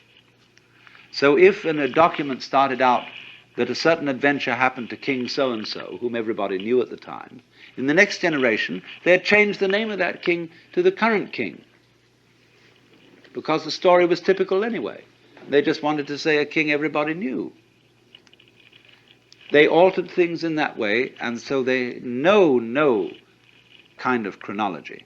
And if you ask even quite intelligent Asians about this, they have difficulty in understanding what kind of a question you're asking. What is this history thing? Whereas on the other hand, according to our scholars, the Jews were historically minded because they remembered the story of their descent from Adam and Abraham, the great event of the liberation from Egypt, and then the triumphant reign of King David. And then things go sliding downhill as other political forces become stronger and stronger. And so they get fixed on the idea that one day is going to be the day of the Lord. And the Messiah will come and put an end to history. And there will be the restoration of paradise. But this is linear. They don't think of the world having been created many, many times before and come to an end many, many times before. It's one clear ascent from start to finish, from Alpha to Omega. Well, when St. Augustine was thinking about this, he thought, if time is cyclic, Jesus would have to be crucified for the salvation of the world once in every cycle. But for some reason, he had it firmly fixed into his head that there was only one historical crucifixion in time. What they call the one full, perfect, sufficient sacrifice, oblation, and satisfaction for the sins of the whole world. Once is enough. Now, of course, he got his hierarchies confused. It's true, there is one sacrifice, but that's on the plane of eternity. On the plane of time, eternal things can be repeated again and again and again. But so, as a result of that, we are handed down not a Greek, the Greeks also had cyclic time, like the Hindus, but we have been handed down linear time, and therefore we are always thinking of a progression that will take us steadily, steadily, steadily, faster and faster, to a more and more perfect world. And it will get better and better and better and better all the way along, if we keep our heads.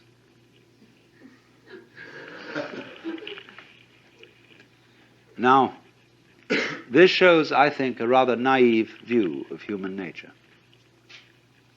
Human beings tend to smash what they create and say, let's do it again.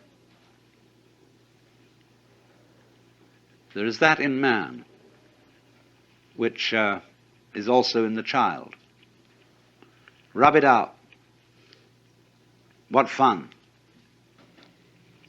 And so it isn't really too realistic to suppose that human beings will simply get better and better and better and better and better, because they'll soon get tired of it. They say, let's be as awful as possible.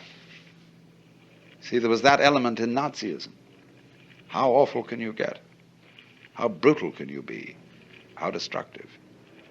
And that, it isn't just Germans, you know, who have that. See, we are converting all the living world around us into excrement and pretending it doesn't happen that way. And we are the most marvelous vortices in this stream of food which whirls around as us and then disappears into excrements, which again fertilize the soil, and we keep on at it.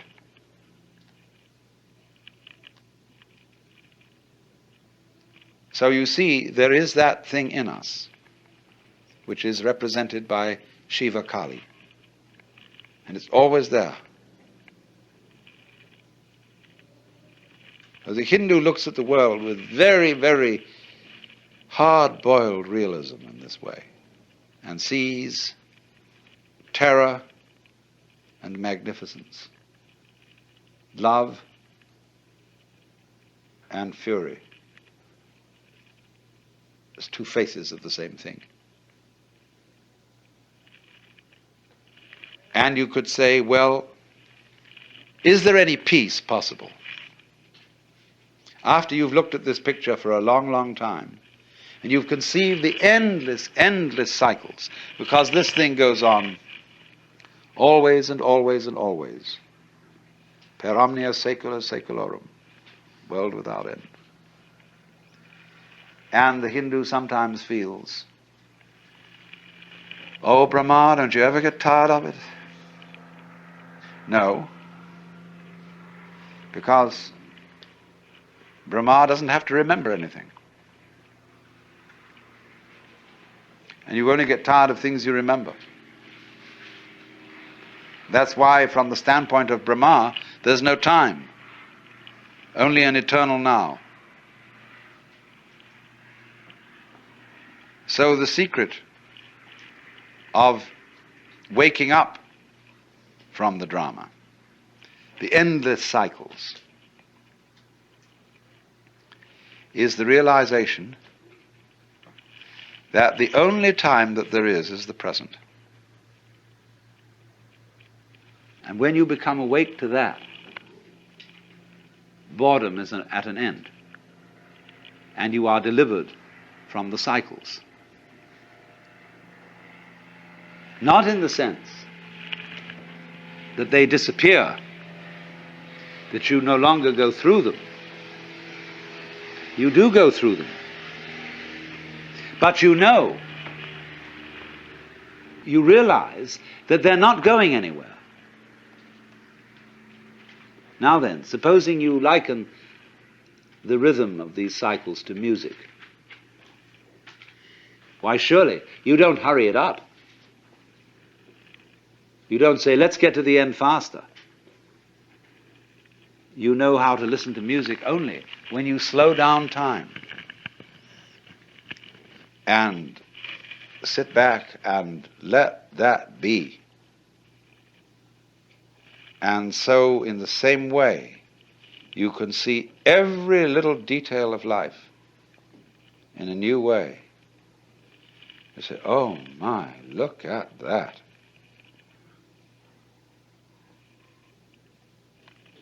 And so one's eyes are opened in astonishment by living totally here and now.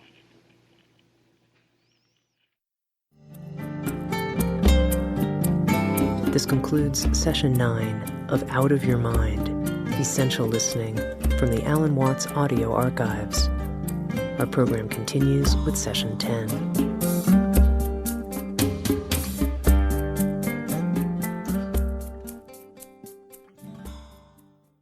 I started out yesterday to discuss what the self means in Hindu philosophy, the principle tat tvam asi, that art thou, meaning that the self is the basis of all being. And being is not something into which we come, but out of which we proceed. In popular language, we say, I came into this world, as if you came from somewhere else altogether, from outside. But you don't. You come out of this world, just in the same way as the leaves come from the tree. And so in that way you are an expression of it, and the self meaning itself, self meaning identity, self meaning basis, ground, is what everybody fundamentally is.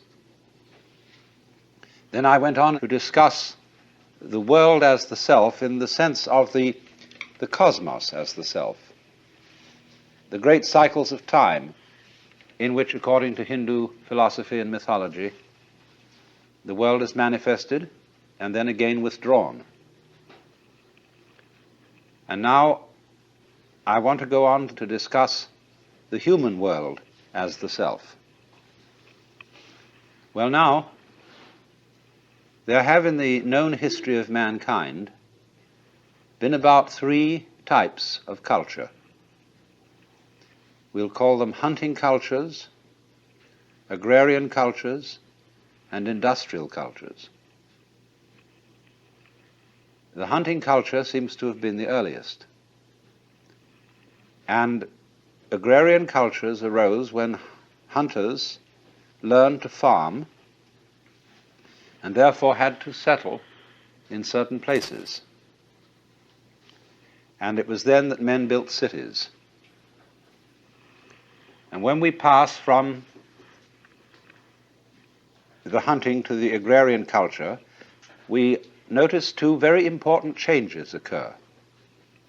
In the hunting culture, every man is expert in the whole culture.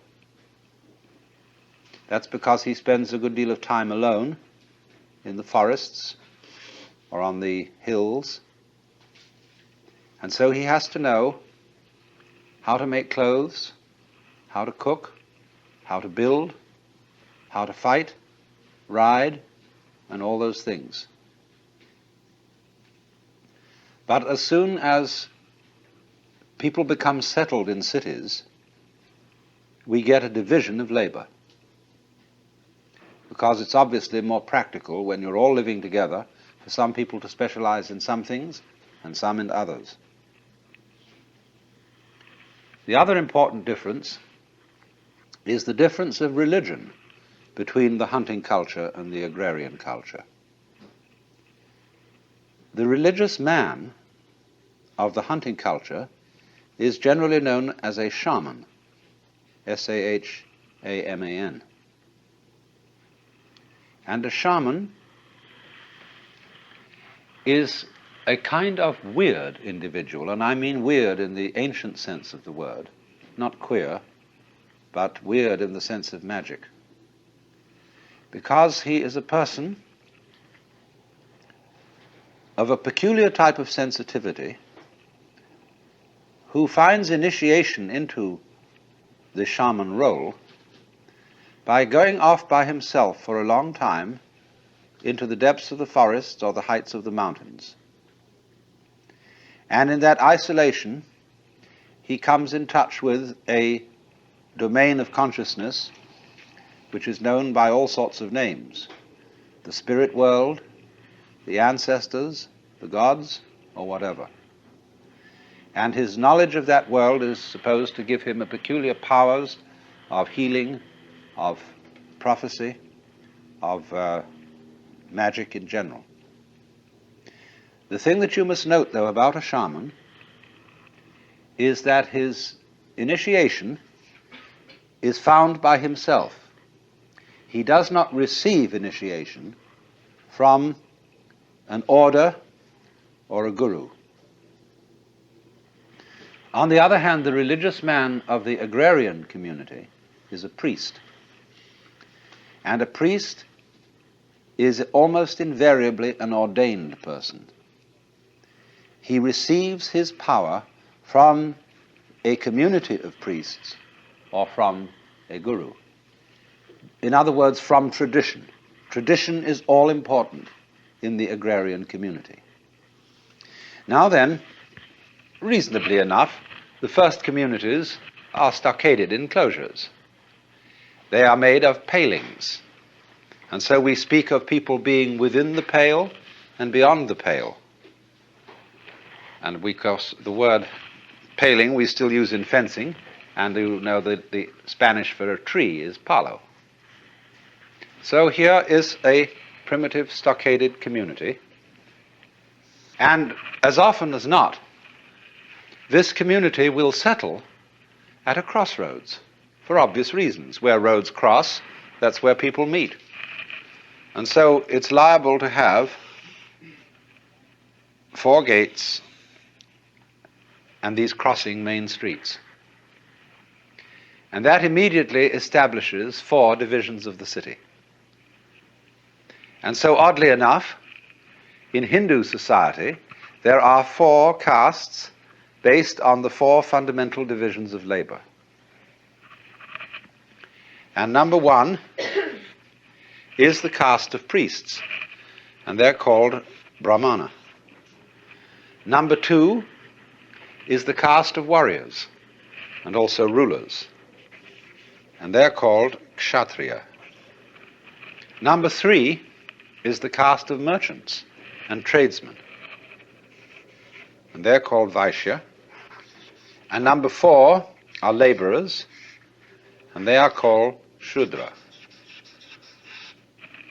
So those are the 4 principal roles in the world of settled humanity. It's interesting, I said people settled in cities because they had to plant. And there are many legends to the effect that what they were mostly concerned with planting were grapes for wine, and they cultivated vineyards. And it's said of Noah that after the flood in the Bible, the first thing he did was to plant a vineyard. He knew which side was up. So now, then those are the roles. Those are, you might say, masks, as it were, of the Brahman in this game called the social game. Now then, when you enter society, you are born into a caste.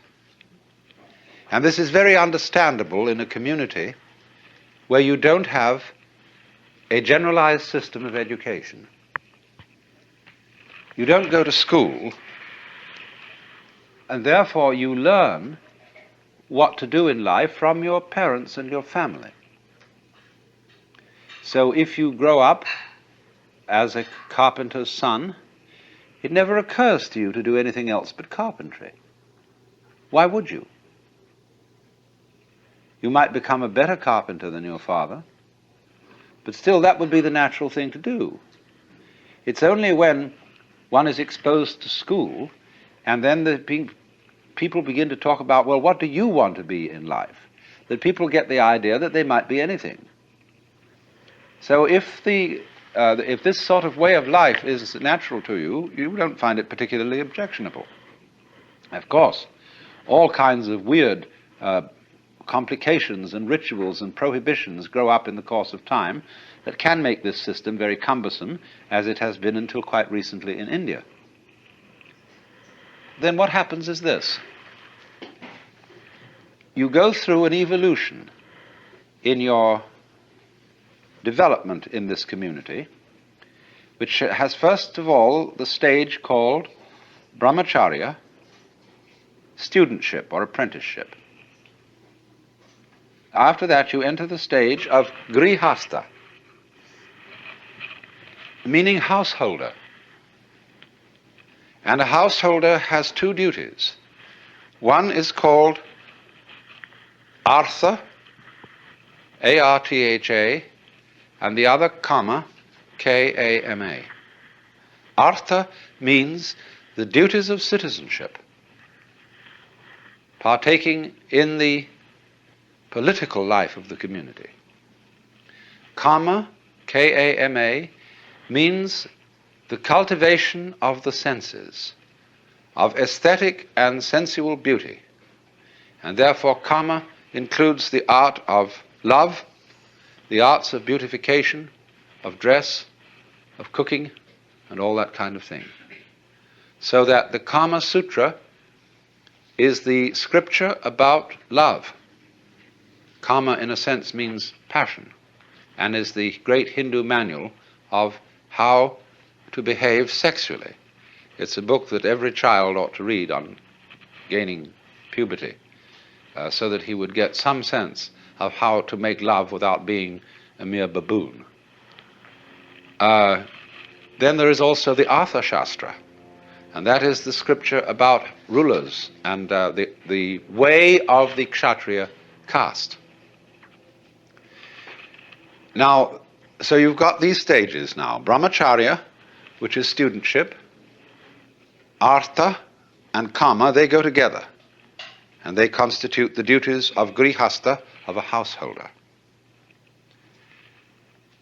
Beyond that, there is the duty of dharma, D-H-A-R-M-A, and dharma has many, many meanings in Sanskrit.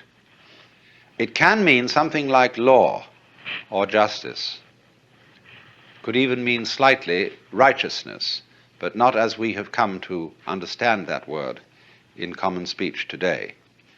Perhaps rightness would be better than righteousness. But dharma has a primary meaning of method. So when we speak of the dharma of the Buddha's doctrine, it is the Buddha's method, not law.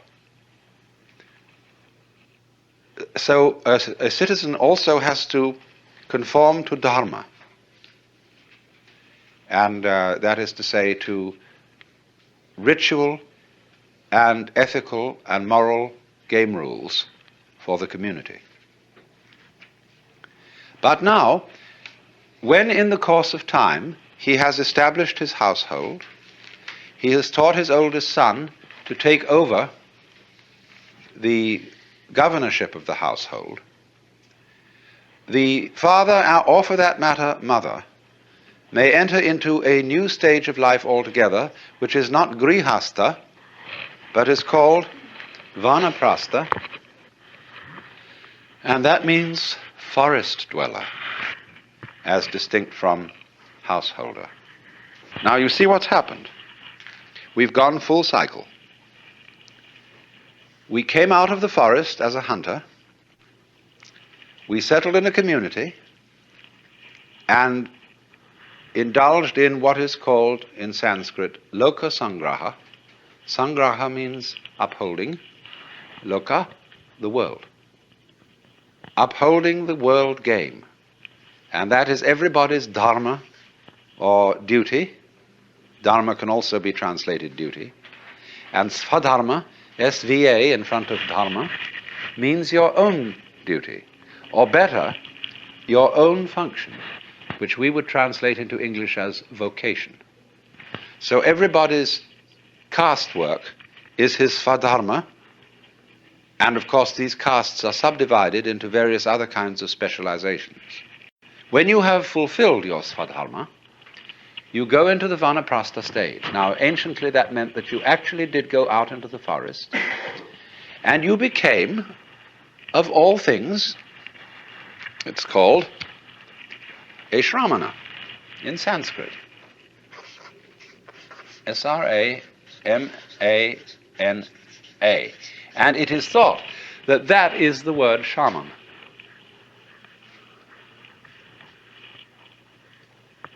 You see, what happens is this then, that an individual who all his life long has played the social game is then says, well, now I've done that. I've assumed this role, I've become identified with Tinker Tailor, Soldier Sailor, whatever it was. But now who am I? Really? In order to find that out, I have to go off by myself. Why? Because You have a role conception, a mask conception of yourself, because other people tell you who you are. We are constantly, in every social interchange, in the most common remarks, telling other people who they are. Everything leads up to that. The way I act towards you, the way you act towards me, tells me who I am and tells you who you are. For example, you come and sit here and listen to me talk. You are, by doing that, telling me I'm some kind of a teacher. And you're telling yourselves that you're some kind of students. And that's only one thing, you see, one little incident. In business, every day, in your housework and everything you do, everybody around you is telling you what you are and who you are by expecting certain behavior from you, which if you're a reasonable and socially inclined person, you perform, because that's what's expected of you. So you are told who you are. So when we'd had enough of that, you see. But no, let's not listen to all this anymore. That's why the Shramana, or the Vanaprastha, one of the first things he practices is silence. It's called Mauna, M-A-U-N-A. And he may take a vow not to speak for a month or a year. And after about a month of Mauna, you don't only stop talking, but you stop thinking in words. And that's a very curious experience when it happens, because all the senses take on a tremendous intensity. You see things which you've never seen before, because you stop codifying and classifying the world by thinking. Sunsets appear incredibly more vivid, and flowers are enchanting. The whole world comes alive to the Mauni. The only danger is this: the Mauni has to be careful, because he loses all moral discrimination. In other words, if the Mauni gets involved in a riot, he joins the riot. Because that's just the way things are going, you see. And so he has to be careful. And that's why, in this state of Vanaprastha, the new man in the game will seek out a guru, a teacher, who has been through the whole discipline of yoga, or whatever it is, that is practiced by a Vanaprastha, and will help him out and see that he doesn't get into trouble. That's why a guru, when he accepts a student, is always said to become responsible for that individual's karma. Karma, you know, means activity, and also the results of activity. So you see what's happened. This man who goes into the Vanaprastha stage of life takes off every sign that would identify him as someone. He does away with his name. He does away with the usual clothes he would wear and puts on usually a yellow or some kind of a robe, or he may more often than that be really naked and maybe have a loincloth, or not even that. And often these people cover themselves with ashes, and their hair is matted, and they don't take care of themselves that way anymore because they're outside the pale. You see, they are outcasts, but they are upper outcasts. Below them are the lower outcasts, known as today the Harijan, the name that Gandhi gave them, the untouchables. And the untouchables were the aboriginal peoples of India. When the Aryan invasion occurred, at a rather vague date, but shortly after 2000 BC, the Aryans formed these castes, and the people who were originally in the land, like the Indians here, were considered to be outcasts. They were beyond the pale. So you have here a marvelous microcosm. You have a political and social analog of the manifestation and withdrawal of the worlds, of the Lord playing the game, or the self playing the game of being all of us, and then as each individual reaches moksha, the self realizes in terms of an individual life that it is the self.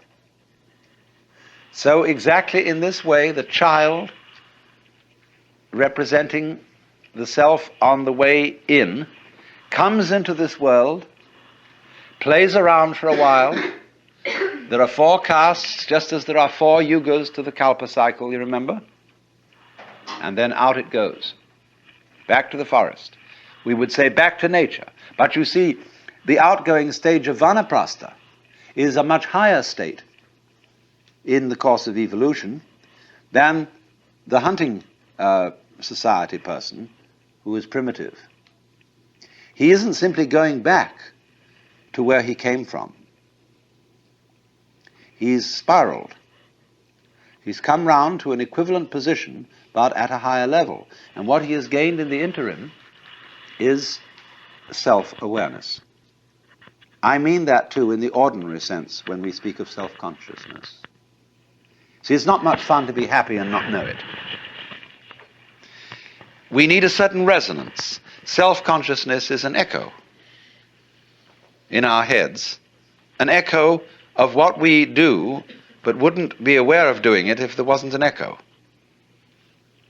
When you see yourself in a mirror, that mirror is a visual echo of your face. And that's why in a room such as this, it's a very comfortable room for me to talk in, because it has resonance. And so self-consciousness is neurological resonance.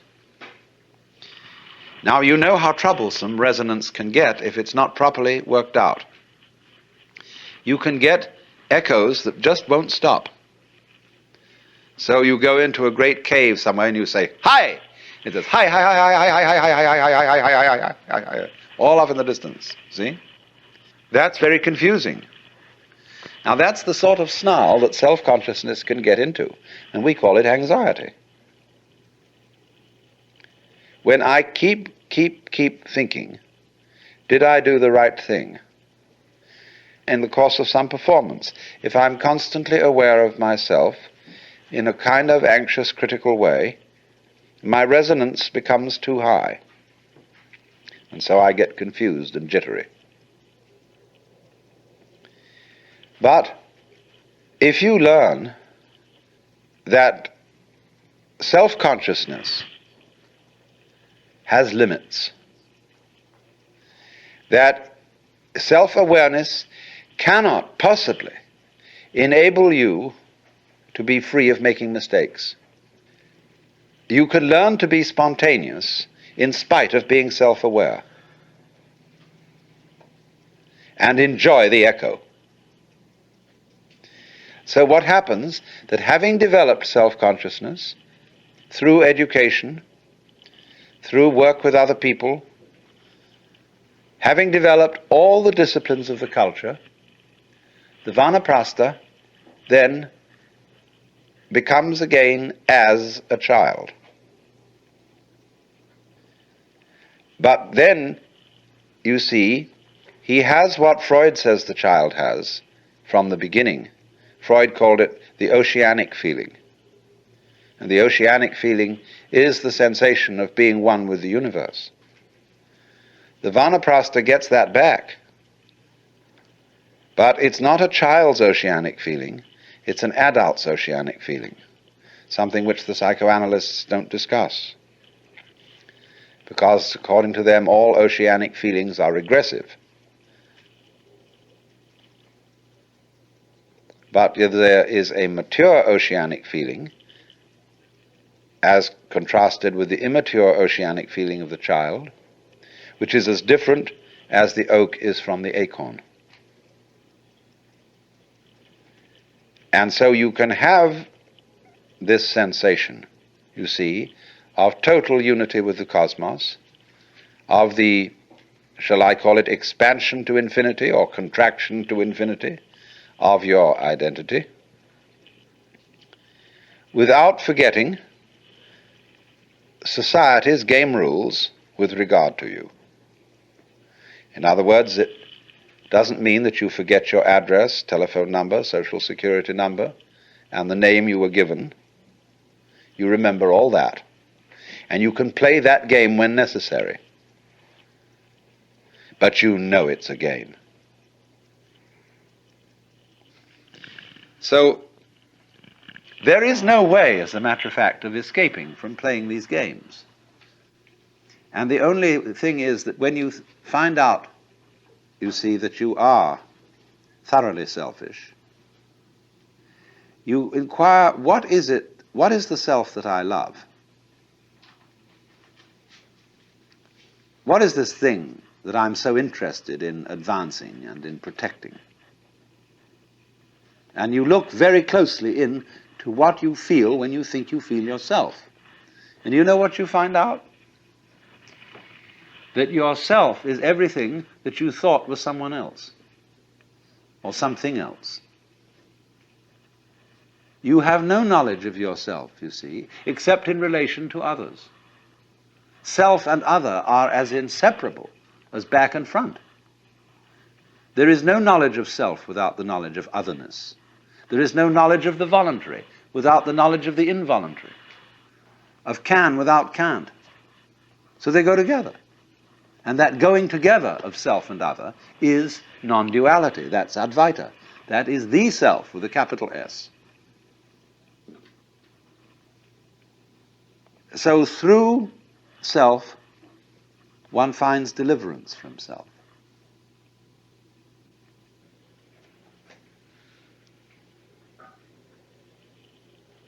And so finally we come to the last consideration, which is the question, in what way and by what means can an individual who is under the impression that he is a separate individual, limited by and enclosed in his bag of skin, how can such a person effectively realize that he is deep down the universal self, the Brahman? This, of course, is a curious question. It proposes a journey to the place where you already are. Now, it's true that you may not know that you are there, but you are. And if you take a journey to the place where you are, you will visit many other places than the place where you are, and perhaps when you find through some long experience that all the places you go to are not the place you wanted to find, it may occur to you that you were already there in the beginning. And that is the Dharma, or method, as I translated that word, which all gurus, teachers of spiritual development, use fundamentally. They are all of them tricksters, but in the most beneficent sense of the word trickster. Why trickster? Because, do you know, it's terribly difficult, in fact it's impossible, to surprise yourself on purpose. And yet, to be surprised is a great thing. But you can't plan a surprise for yourself. Somebody else can do it for you. And that is why so often a guru or teacher is necessary in this process. But let me say right from the start that a guru, there are many kinds of gurus. First of all, among human gurus, there are square gurus and there are beat gurus. There are gurus like, let's say a great Zen master today.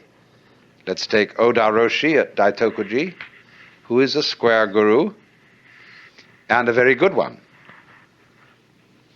But you go through regular channels. Then there is a guru like Mr. Gurdjieff, who is a rascal guru, who leads you in by means that are very, very strange indeed. Then there are gurus that are not people. The gurus may be situations, a certain kind of problem or encounter.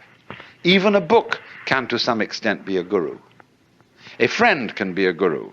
I've often thought of writing a story about a man who is some sort of guru seeker and potential yogi, who goes one day into an automat and sits down at a table where there is another fellow, and he sort of thinks that this man looks wise, and he projects onto him the idea that he is a guru. And he says, "I feel there's something special about you." And the man says, "Oh, really? Really, actually, there's nothing special about me. I happen to be an insurance salesman." And this other fellow says, "Isn't that fascinating how modest he is?" And then I want to develop this story step by step. They keep meeting each other because they both eat at the same automat regularly for lunch. And although the fellow really is an insurance salesman and doesn't know a thing about these things, it in the end results in the enlightenment of the person who projected this image upon him.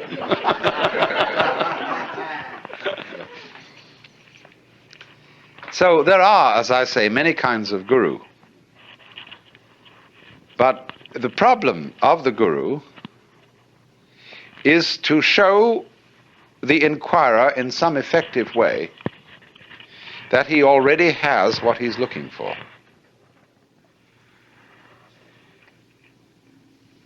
Now, in Hindu traditions, the realization of who you really are is called basically sadhana. And sadhana means the discipline, the way of life that it's necessary to follow in order to escape from the illusion that you are merely an skin-encapsulated ego. And sadhana comprises yoga, from the root yug, which means to join. And so from that, in Latin, we get jungere, to join, and in English, junction, and also yoke. And junction is also the word union, you see. All this derives from the Sanskrit root, yug. A yoke is also a discipline. When you yoke oxen, that is a kind of a discipline. Now, strictly speaking, in the very strictest sense, yoga means the state of union, the state in which the individual self, what is called the Jivatman. Jivatman is approximately translatable as ego. Jivatman finds that it is ultimately Atman, which equals Brahman, the Supreme Self. So yoga is the state. The strictest meaning of yoga is the state of union, and a yogi means one who has realized that union. But we find that the word is not normally used in that way, in that strict sense. Yoga, in the normal way of use, means the practice of meditation whereby one comes into the state of union, and the yogi means one who is a traveler, a seeker, who is on the way to that point. But again, strictly speaking, there is no method to arrive at the place where you are. And no amount of searching will uncover the self. Because all searching implies the absence of the self. The big self, the self with a capital S. So that to seek it is to thrust it away. And to practice a discipline to attain it is to postpone realizing. There is a famous Zen story told of a monk who was sitting in meditation, and the master came along and said, "What are you doing?" He said, "I'm meditating to become a Buddha." Whereupon the master picked up a brick that was lying nearby and started polishing it, rubbing it. And the monk said, "What are you doing?" He said, "I'm rubbing this brick to make it a mirror." He said, "By no amount of rubbing could you ever make a brick into a mirror." The master replied, "By no amount of zazen could you become a Buddha." Zazen means sitting meditation. They react very badly to this story in modern-day Japan. Anyway, what is important, you see, quite radically here,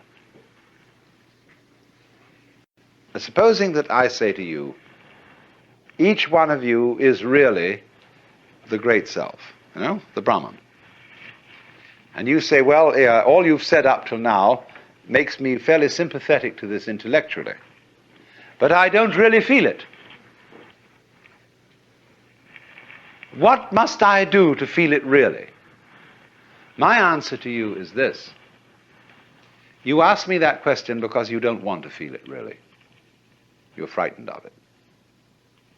And therefore, what you're going to do is you're going to get a method of practice so that you can put it off. So that I can say, well, I can be a long time on the way getting this thing. And then maybe I'll be worthy of it after I have suffered enough. See, because we are brought up in a social scheme whereby we have to deserve what we get. And the price that one pays for all good things is suffering. But all of that is precisely postponement, because one is afraid here and now to see it.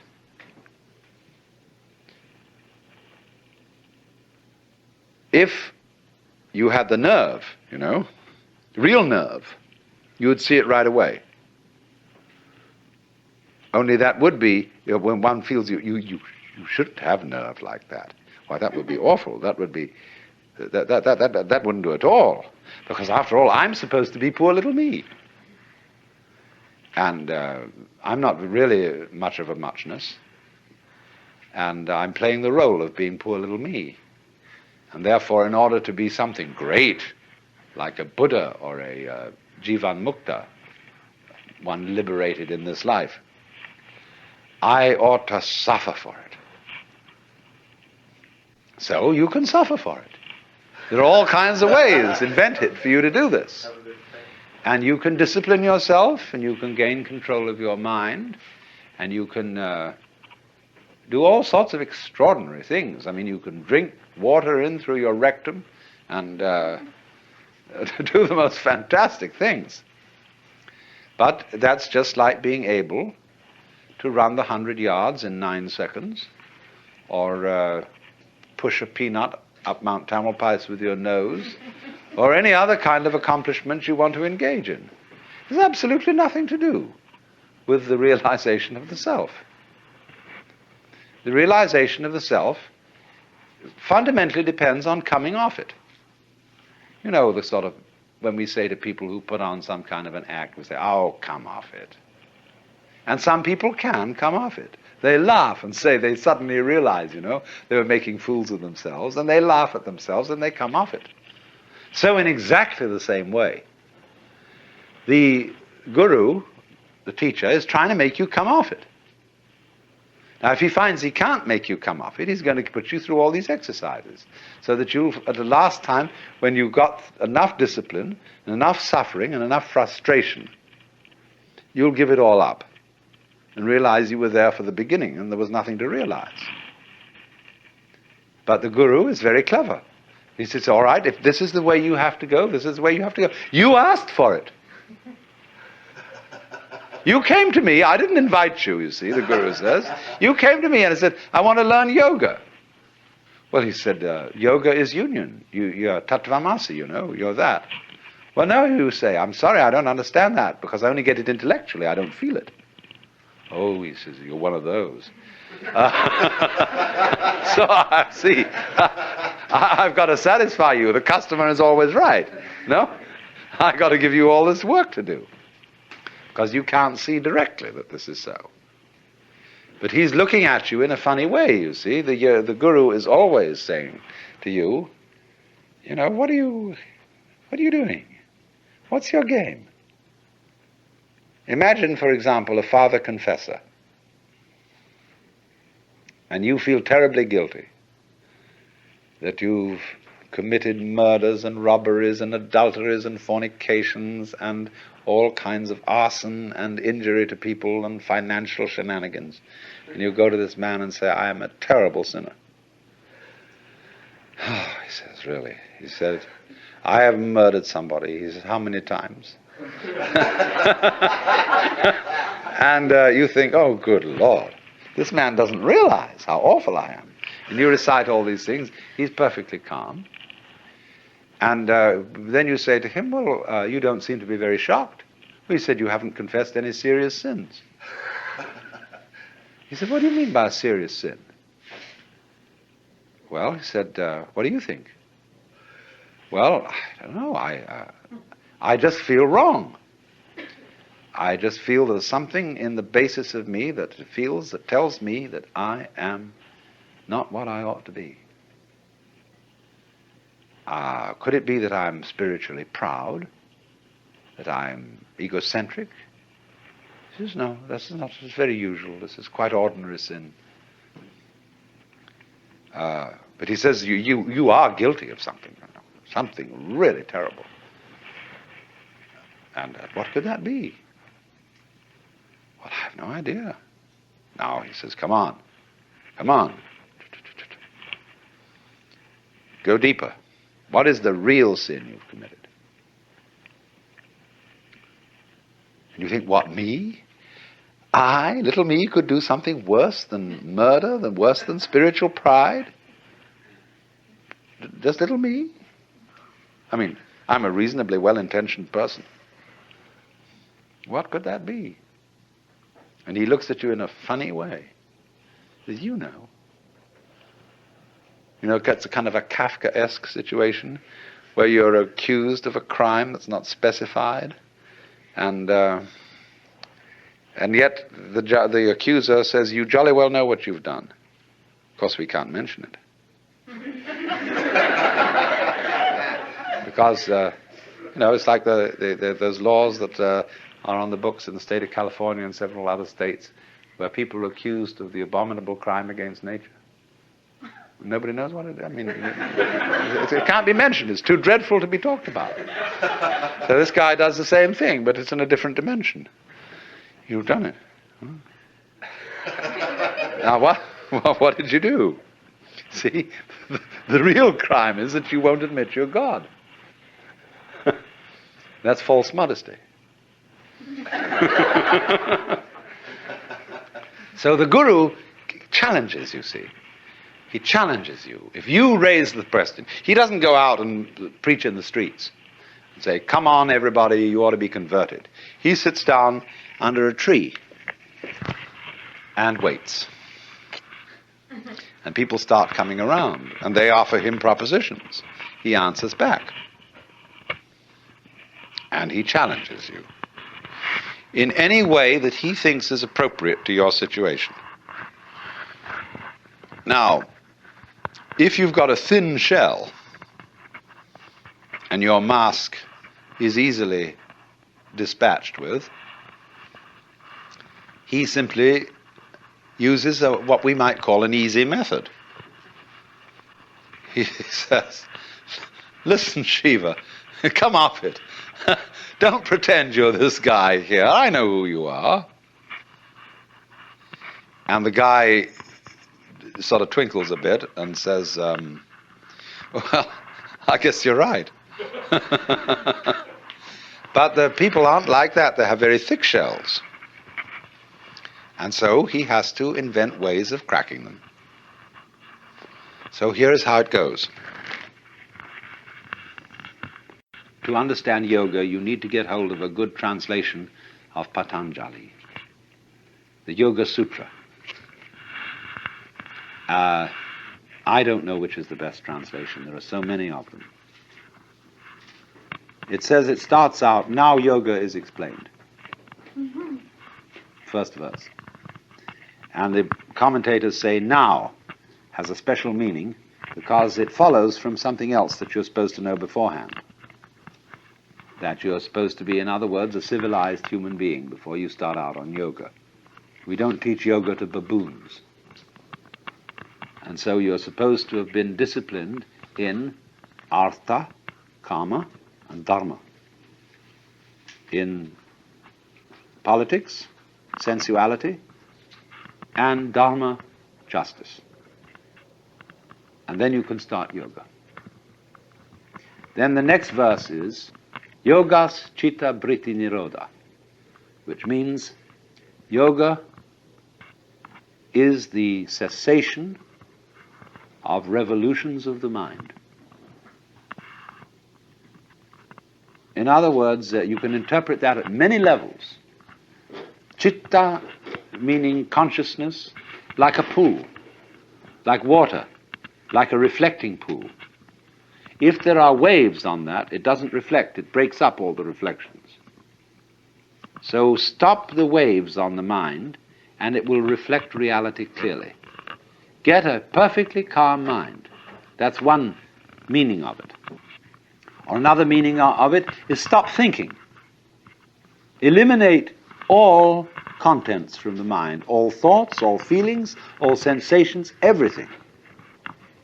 How will you do that? Well, it goes on to say you do it by certain steps. First of all, pranayama, which means the control of the breath. Pratyahara, which means preliminary concentration. Dharana, a more intense form of concentration. Dhyana, which is the same, jhana is Sanskrit for Zen, and that means profound union between subject and object. And finally, samadhi, which is way out. Now, what's happening here? Control your mind. First of all, by breathing. Breathing is a very strange thing because breathing can be viewed both as an involuntary and as a voluntary action. You can feel I breathe, and yet you can feel it breathes me. And they have all sorts of fancy breathing ways in yoga. They're very amusing to practice because you can get very high on them. So they set you at these tricks. And of course,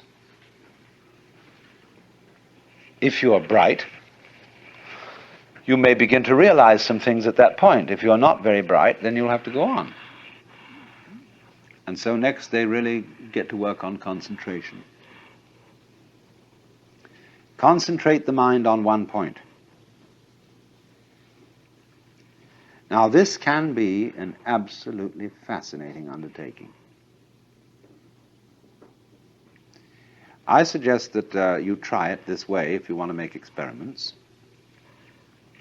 Select a highlight on some bright, some polished surface, copper or glass or something, where there's a little tiny reflection, say of a candle or an electric light bulb. Look at it and put your eyes out of focus so that the bright spot appears to be fuzzy. A fuzzy circle. Now look very carefully at the design in the fuzzy circle and see if you can make it out. There is a definite pattern of blur, and you can have a wonderful time looking at that. Then go back, get your eyes into focus, and look at intense light. And you can go into it, and into it, and into it. Like you're falling down a funnel. And at the end of that funnel is this intense light. And go down, go in. It's the most thrilling experience. Then suddenly the guru wakes you up and says, "What are you doing that for?" Well, because I want realization.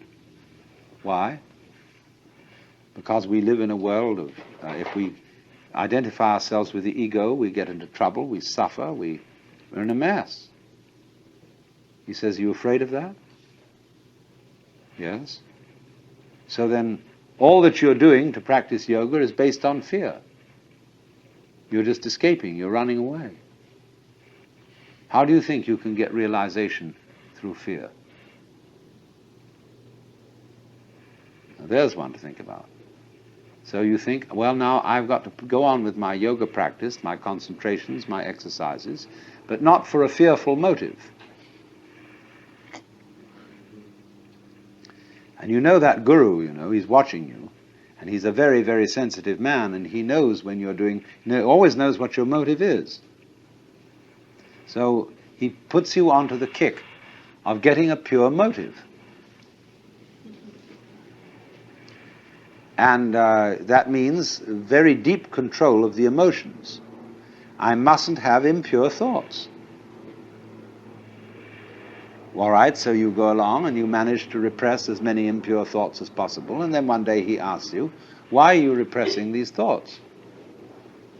What's your motive for trying to have a pure mind? And you find out that you had an impure motive for trying to have a pure mind. That you did it for the same old reason you started out the thing in the beginning, because you were afraid, because you wanted to get one up on the universe. And so eventually you find out, you see, that your mind is what is called in Sanskrit muda, which means crazy. Because it can only go in vicious circles. Everything it does to get out of a trap puts it more securely in the trap. Every step in the direction of liberation is a new tie-up. So that you started, with molasses in one hand and feathers in the other. That was the original situation of man. The guru made you put them together. See, like that. And said, now pick the feathers off. And the more it is, the more of a mess the whole thing gets. So you get involved and involved and involved by this process. And he, in the meantime, you see, has been telling you, yes, you made a little attainment today, but it was only the 8th stage, and there are 64 altogether. And you've got to get to that 64th stage. And he knows how to spin it out and drag it all out, because you are ever hopeful that you'll get that thing, just as you might win a prize or win a special job or a great distinction and be somebody. That's the motivation all along, only it's very spiritual here. It's not for worldly recognition. You want to be recognized by the gods and the angels. But it's the same story on a higher level. So he keeps holding out these baits. And as long as the pupil falls for them, he holds out more baits. until after a while the pupil gets the realization that what he's doing is running faster and faster in a squirrel cage. That he's making an enormous amount of progress and getting nowhere. Like in Alice Through the Looking Glass, when the Queen says, "Here you have to run faster and faster to stay where you are." And so he impresses this upon you by these methods very thoroughly. And at last you find out that you, as an ego, as what you ordinarily call your mind, are a mess. That you just can't do this thing. You can't do it by any of the means that have been held out to you. You can concentrate, yes, you've acquired a considerable power of concentration by doing all this, but you find you're doing it for the wrong reason. And there's no way of doing it for the right reason. See, Krishnamurti does this. He's a very, very clever guru. Krishnamurti says to people, now look, there is nothing you can do to be liberated, because all your efforts in the direction of liberation are phony. They are based on your desire to boost and continue your ego, and that will never lead to liberation. All you can do, he says, is to be aware of yourself as you are, without judgment. See what is. But then, if you can do that, you have no further problem. But if you try to do it, you're in the same mess all over again. Gurdjieff played the same game in a different way. He said, the most important thing is self-remembering. Always at every moment be aware of what you're doing. Watch yourself constantly and never, never be absent-minded. So all day, when you know you pick up the piece of paper, you realize, I'm picking up this piece of paper. And I'm opening it inside, and so on.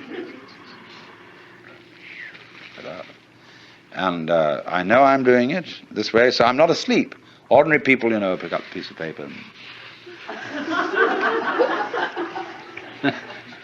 In this way, we're really picking up the piece of paper. And so all these people are doing this, watching all the time. Now, where do they land up?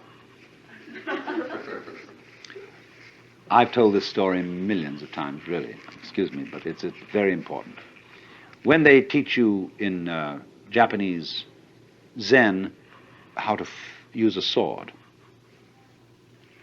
the first thing that the teacher says to the student is, now, if you're going to be a good soldier, you've got to be alert constantly, because you never know where the attack's going to come from.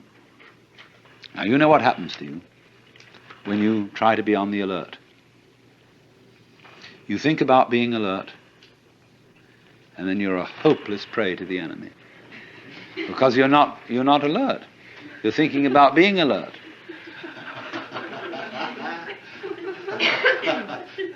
You must be simply awake and relaxed. And then all your nerve ends are working, and wherever the attack comes from, you're ready. They liken this to a barrel of water. The water is just sitting there in the barrel. But the minute you make a hole in the barrel, the water immediately is ready to come out of that hole. So in the same way, the mind, when it is in the proper state, is ready to respond in any direction from which the attack may come.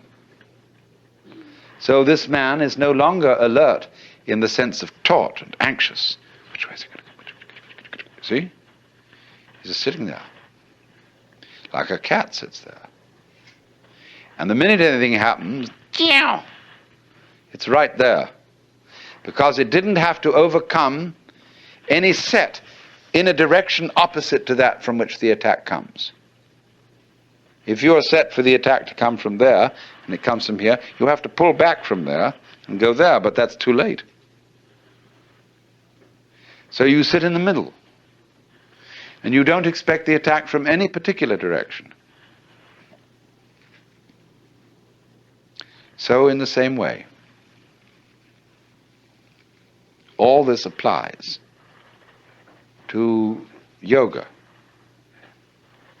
You can be watchful, you can be concentrated, you can be alert, but all that will ever teach you is what not to do, how not to use the mind, because it'll get you into deeper and deeper and deeper binds. You have to let it happen. Just like you have to let yourself go to sleep. You can't try to go to sleep.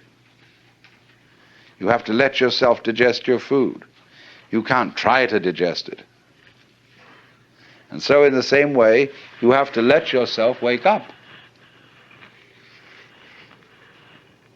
Become liberated. And when you find out, you see, that there isn't any way of forcing it, that, for most people, is the only way of getting them to stop forcing it. Because they won't believe when you tell them in the first instance, you've got to do this without forcing it. They'll say, well, it won't work, it won't happen, because I'm very unevolved. I'm just an ordinary human being. I'm just poor little me. And if I don't force it, nothing will happen. I have people who think that if they don't struggle and strain, they won't have a bowel movement, or whatever it is. They think they've got to do that work in order to make it happen. In other words, all that is based on lack of faith, not trusting life. And to get people to trust life who don't trust it, you have to trick them. They won't jump into the water, so you have to throw them in. And if they are very unwilling to be thrown in, they're going to take diving lessons, you see, in which they're going to go all through, they're going to read books about diving, they're going to do all the preliminary exercises for diving, and they're going to stand on the edge of the diving board and inquire whether there's the right posture until somebody comes up beside and kicks them in the butt. And they're in the water. And it's also with this. It really is. So, now the most amazing gamesmanship goes on in the whole domain of yoga and spiritual practice. You would be astounded. So, I mean, one of the games in all this is to find a little flaw in you, see? Everybody has a place where they can be jiggled a bit. Something they're a bit ashamed of, and so they think, does this person really know my secret? He's not saying anything because he's polite, but does he really see through me and know that somewhere are the awful awfuls and that I'm a little bit upsettable? This is all part of religious competition. If you go to the Roman Catholics and you've studied, you've been psychoanalyzed, you see, they'll say, well, that's fine, but of course it's not nearly enough. I mean, that's all very well so far as it goes, but, or if you're a Roman Catholic and you go to a Buddhist outfit that's on a missionary basis, they'll say, yes, of course through your Catholicism you've learnt some of the basic virtues, but of course Catholicism doesn't go anywhere near the heart of things. It doesn't have an elaborate system of meditation like we have.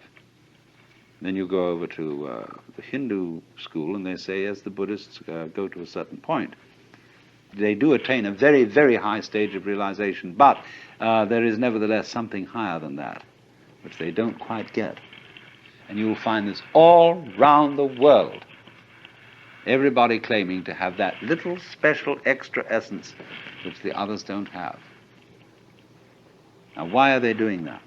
Are they all frauds? Are they all out to get you into their society? Sometimes, yes. But sometimes they're trying to see whether you fall for this, testing you out. This is upaya skillful method. And if you become falling for that little extra special thing that's just supposed to be around the corner, then they've got you. Or rather, you've got yourself in the mix. And you have to work at that and work at that and work at that until you find out that you were being made a monkey of. But you were being made a monkey of because you could be made a monkey of. You hadn't really arrived where you are. You didn't have the nerve to be you. That is to say, to be the self. And so you had always to feel that there was something beyond that, the stage higher. See? So that's why, for example, Masonry is such a success. It has 33 degrees. And you can go up that ladder and get higher and higher status. The more degrees, the merrier. There have been things that have invented hundreds of degrees, and they're an immense success. Because you can postpone it longer and longer, like Achilles overtaking the tortoise. He doesn't overtake it in the problem because we keep dividing and dividing the space between Achilles and the tortoise as he approaches the tortoise. What delays Achilles overtaking the tortoise is not Achilles, but our calculations about how he approaches it. We make the calculations more and more complicated as he gets nearer and nearer to the tortoise. It's only the calculations that put it off. Achilles, in fact, runs right by. So in the same way, you can calculate yourself out of liberation. You can put it off indefinitely by inventing new degrees and new stages. But actually, when you get it, you don't get it. You suddenly see it. It happens instantly. It happens instantly whether you put in 30 years' practice or whether you put in 3 minutes. It's the same. Suddenly it dawns on you that that's the way things are. Tattvamasi. Medieval society in the West, comparable to Hindu society, allowed people to check out of the game. It revered and encouraged hermits, monks, nuns, of various types of discipline. There's this difference, you see, for the West and India. You couldn't join the Brahmana caste, the priest caste, from some other caste. But in the European caste system, by becoming a priest or a cleric of any kind, you see, a cleric means simply a literate person, you could familiarize with any other caste once you're in that one. And so it was a wonderful way of rising in society. You could, from being a serf, go to being a priest, to being an archbishop, and consort with the nobility. It was the only way open to cross castes, you see. And because they were the literate people, it was through literacy and through universities founded by clerics that our caste system began to break. And we got the idea of choosing your own vocation and not simply following what your parents did. Now I want to make an observation here about checking out of the game. This is not encouraged in contemporary society. Because the Catholic Church and the Episcopalian Church are very powerful minorities, they can still support monasteries and even hermits. But you can't be one on your own without great difficulty. Firstly, because you're a poor consumer. See, around here we have a number of hermits. There's a guy out there building that boat, and he's essentially a non-joiner, a poor consumer, And the community, they live a lot along here. And they're not working class people. They are people who dropped out of college because they saw it was stupid. And they're that sort of people. We would call them perhaps beatniks. But you see, the city doesn't like it because they aren't owning the right sort of cars, and therefore the local car salesman isn't doing business through them. They don't have lawns, and so nobody can sell them lawnmowers.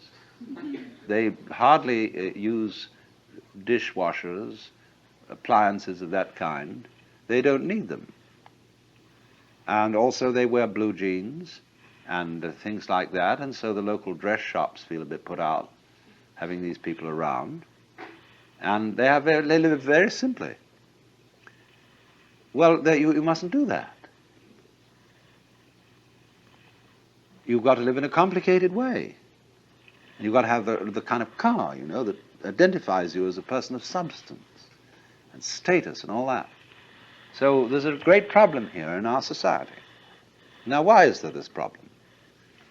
There's always a very inconsiderable minority of these non-joiners or people who check out of the game. But you will find that insecure societies are the most intolerant of those who are non-joiners. They are so unsure of the validity of their game rules that they say everyone must play. Now that's a double bind. You can't say to a person, you must play, because what you're saying is you are required to do something which will be acceptable only if you do it voluntarily. You see? So everyone must play is the rule in the United States. And it's the rule in almost all Republican governments. I mean Republican in the sense of democratic. Because they're very uneasy. Because everybody is responsible. You mean you may try not to be and avoid it and say, oh, let the senators take care of it or the president. But theoretically, everyone's responsible. Now that's terrifying. See, it's all right when you know what's right. There is an aristocracy, there is the clergy, and they know what should be done, and they're used to ruling, you see. But now it's in your hands. You say, well, what are we going to do? Well, I think this way, and you think that way, and he thinks the other way. And so we're all unsettled. And therefore, we become more and more conformist. Individualism, rugged individualism, always leads to conformism, because people get scared. And so they herd together, and compounded with industrial society, mass production, etc. They all wear the same clothes, and they're sensible clothes that don't show the dirt too much. And we get duller and drabber, and with the exception of the Californian Revolution.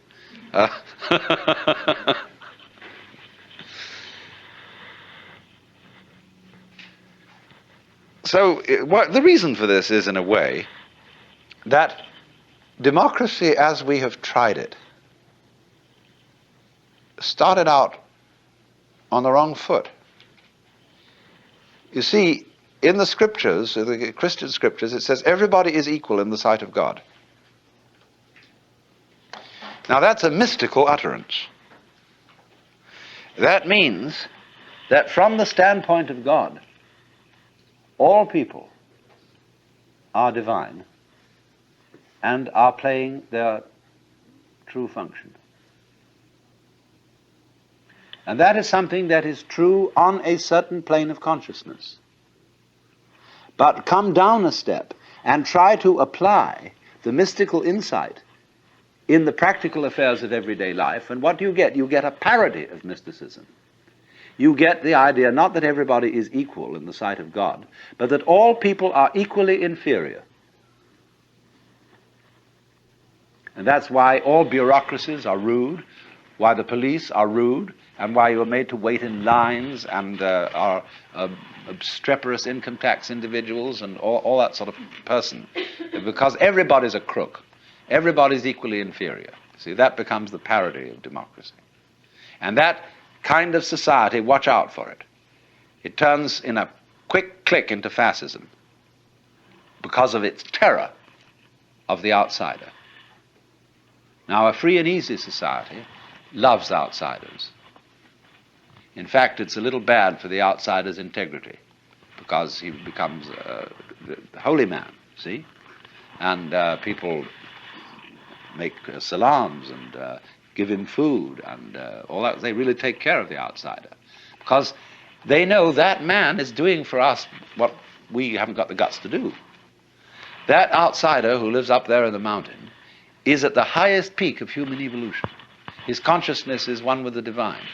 And great, just there is someone like that around. It makes you feel a little better. He has realized, he knows what it's all about. And so we need a number of those people. Even though they don't join our game, they tell us, you see, what you're doing is only a game. It's okay, I'm not going to condemn you, but it is only a game, and we up on that mountaintop are watching you.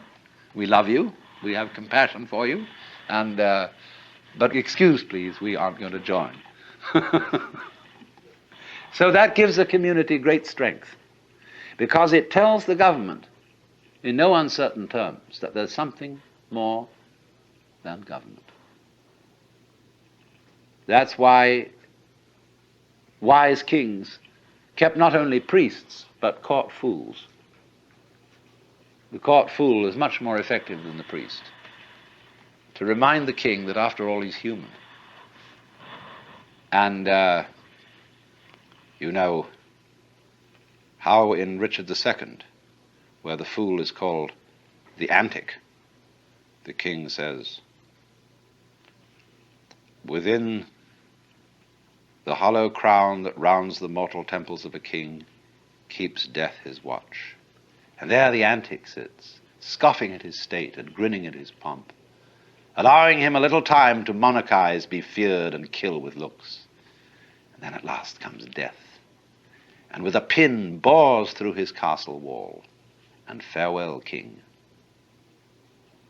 See, always this reminder of the priest or of the antic to the royalty, to the government. You are going to die. You are mortal. Don't give yourself airs and graces as if you were a god. As king, you are only a representative of God. And there is a force, there are domains way, way beyond yours and way, way higher. But it's very difficult for a Republican government to realize that, because it's insecure. And therefore, in our present world, you cannot abandon nationality without the greatest difficulty. People who try to abandon nationality get constantly deported from one place to another. You must belong to this thing, as Thoreau put it. However far into the forests you may go, men will pursue you and compel you to belong to their desperate company of oddfellows.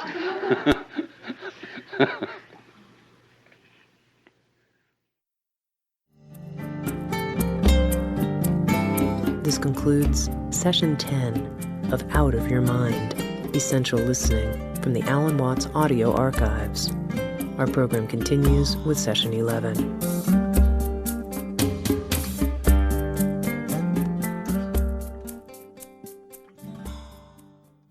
This particular weekend seminar is devoted to Buddhism, and it should be said first that there is a sense in which Buddhism is Hinduism stripped for export.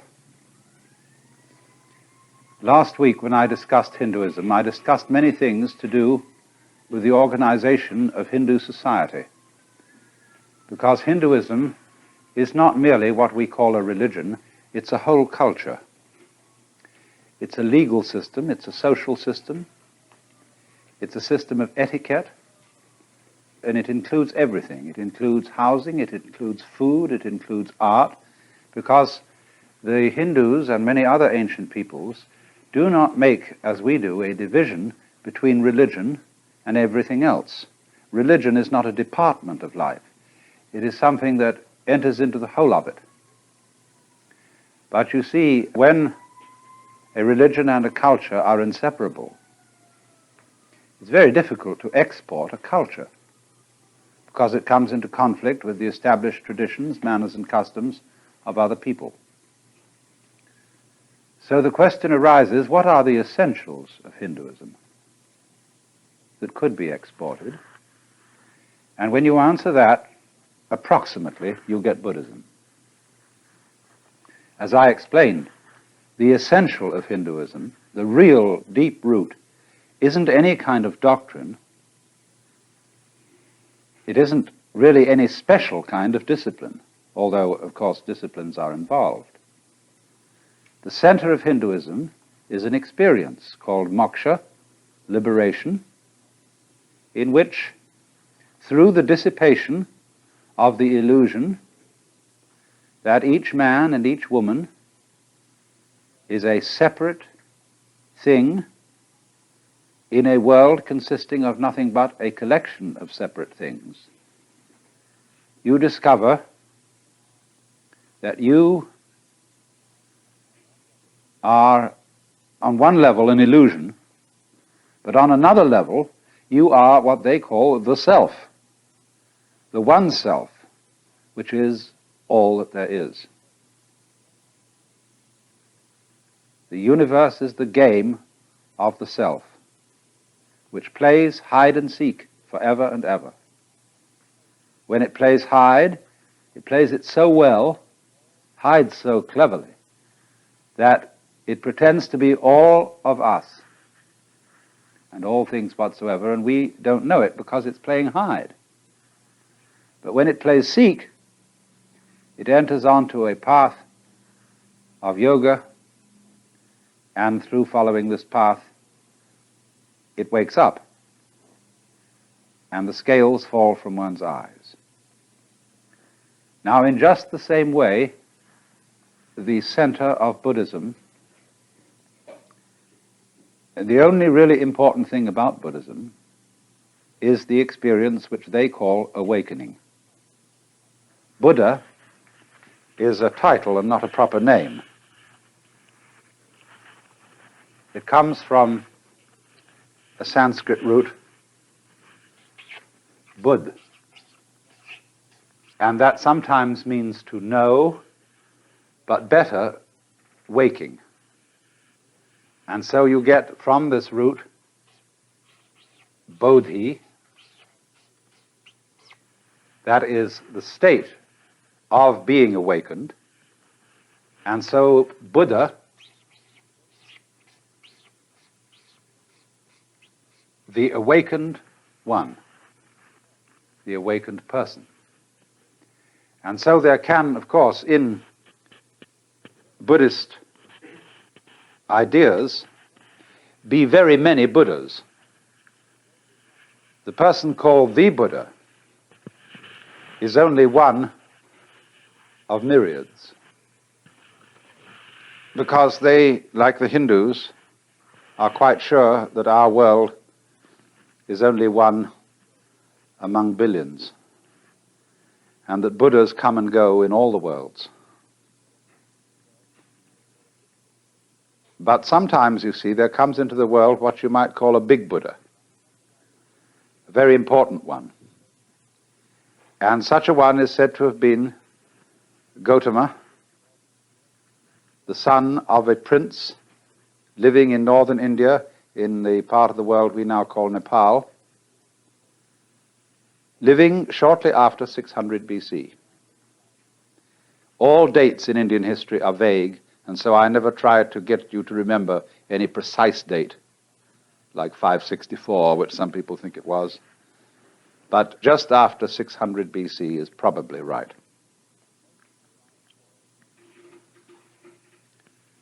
Most of you, I'm sure, know the story of his life.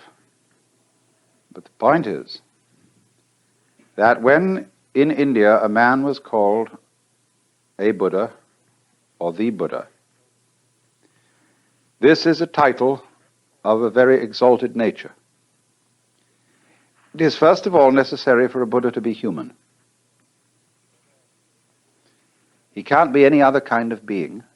Whether in the Hindu scale of beings he's above the human state or below it. He is superior to all gods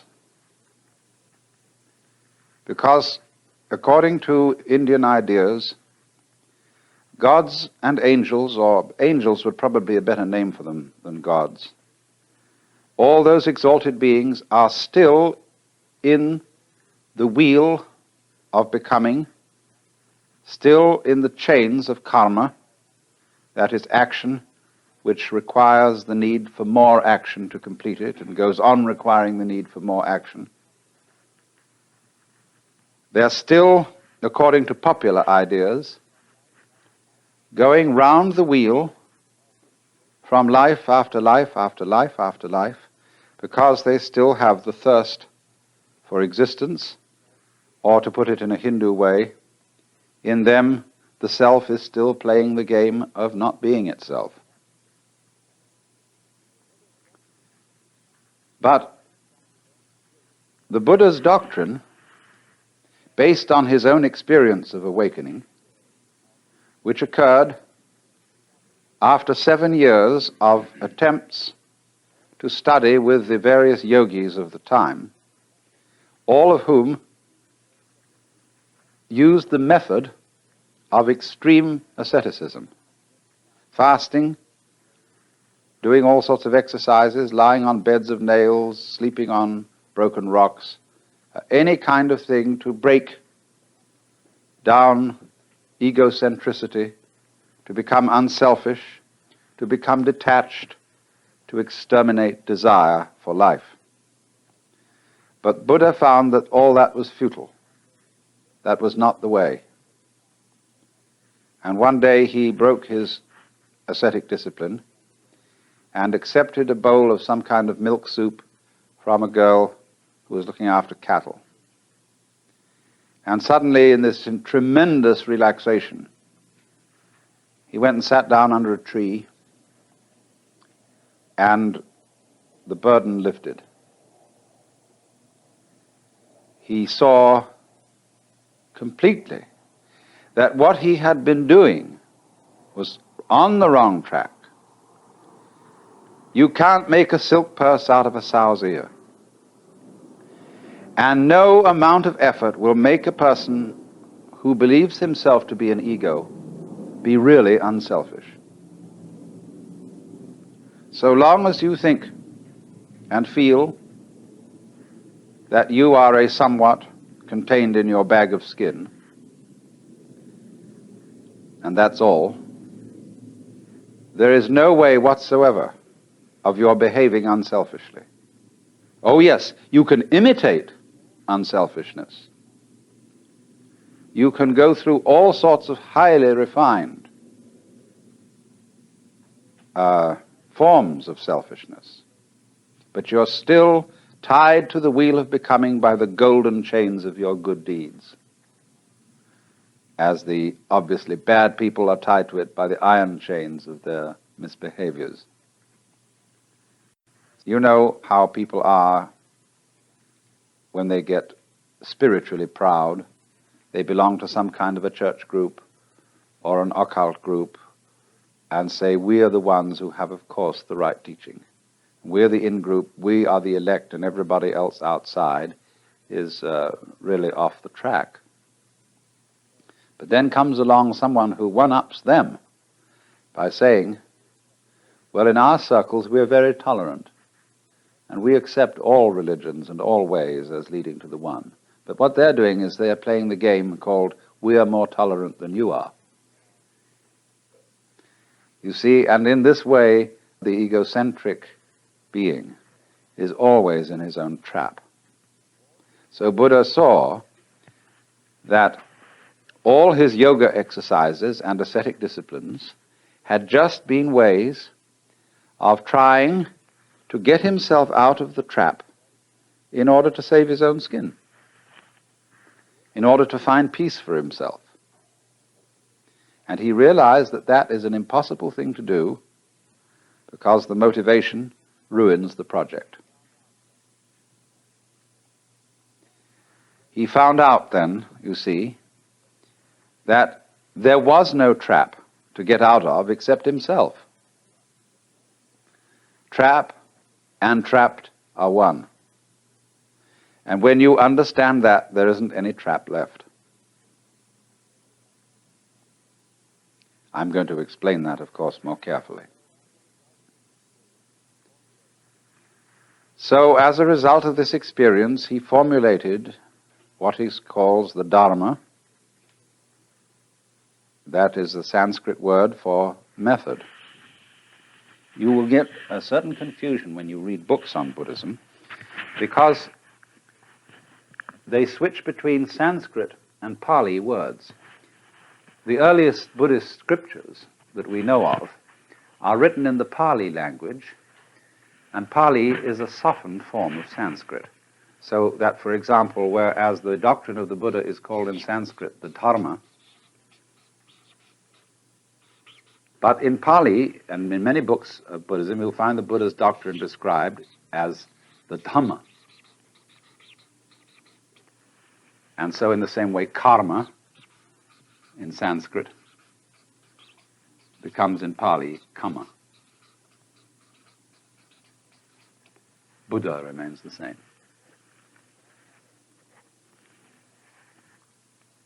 The Dharma, then, is the method. Now, the method of Buddhism, and this is absolutely important to remember, is dialectic. That is to say, it doesn't teach a doctrine. You cannot find anywhere what Buddhism teaches, as you can find out what Christianity or Judaism or Islam teaches. Because all Buddhism is a discourse. And what most people suppose to be its teachings are only the opening stages of the dialogue. So, the concern of Buddha as a young man, the problem he wanted to solve, was the problem of human suffering. And so, he formulated his teaching in a very easy way to remember. All those Buddhist scriptures are full of what you might call mnemonic tricks, numbering things in such a way that they're easy to remember. And so he summed up his teaching in the form of what are called the Four Noble Truths. And the first one, which because it was his main concern, was the truth about dukkha.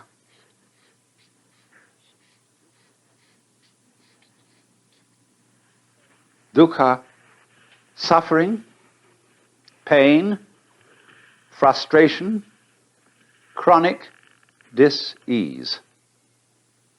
It is the opposite of sukha, which means sweet, pleasure, etc.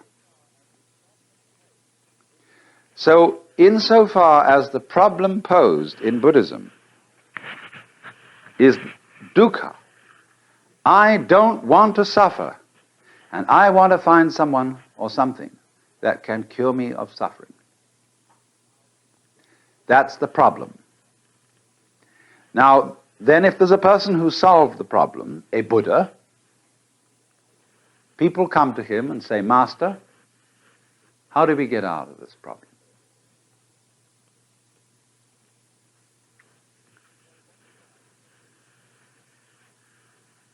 So what he does is to propose certain things to them.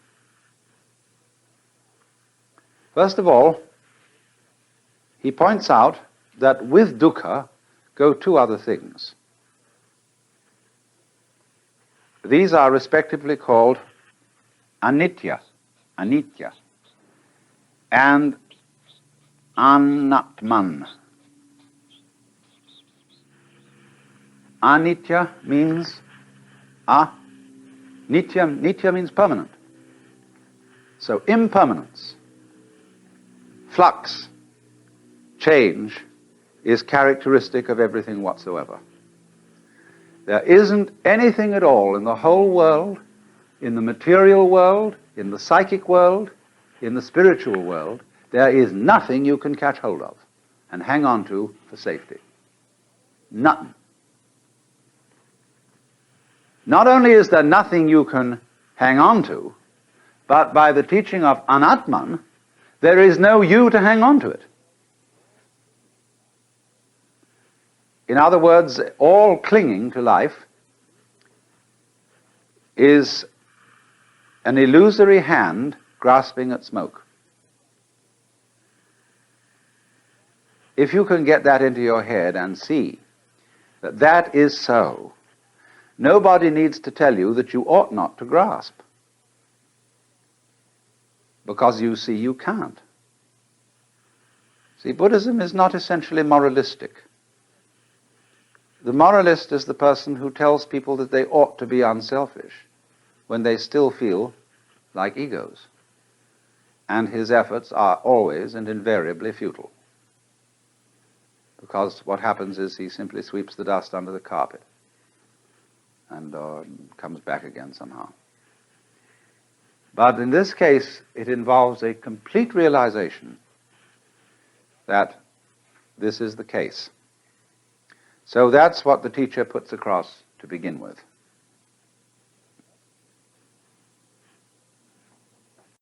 The next thing that comes up, the second of the Noble Truths, is about the cause of suffering. And this in Sanskrit is called Trishna.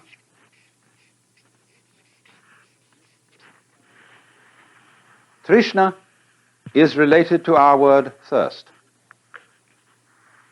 It's very often translated desire. That will do.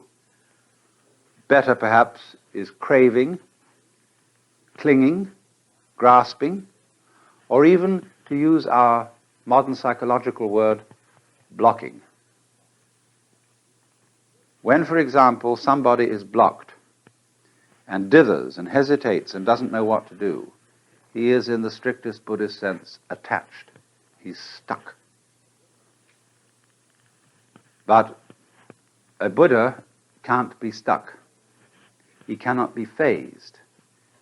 He always flows, just as water always flows, even if you dam it. The river just keeps on getting higher and higher and higher until it flows over the dam. It's unstoppable. Now, Buddha said then, dukkha comes from Trishna. You all suffer because you cling to the world, and you don't recognize that the world is anitya and anatman.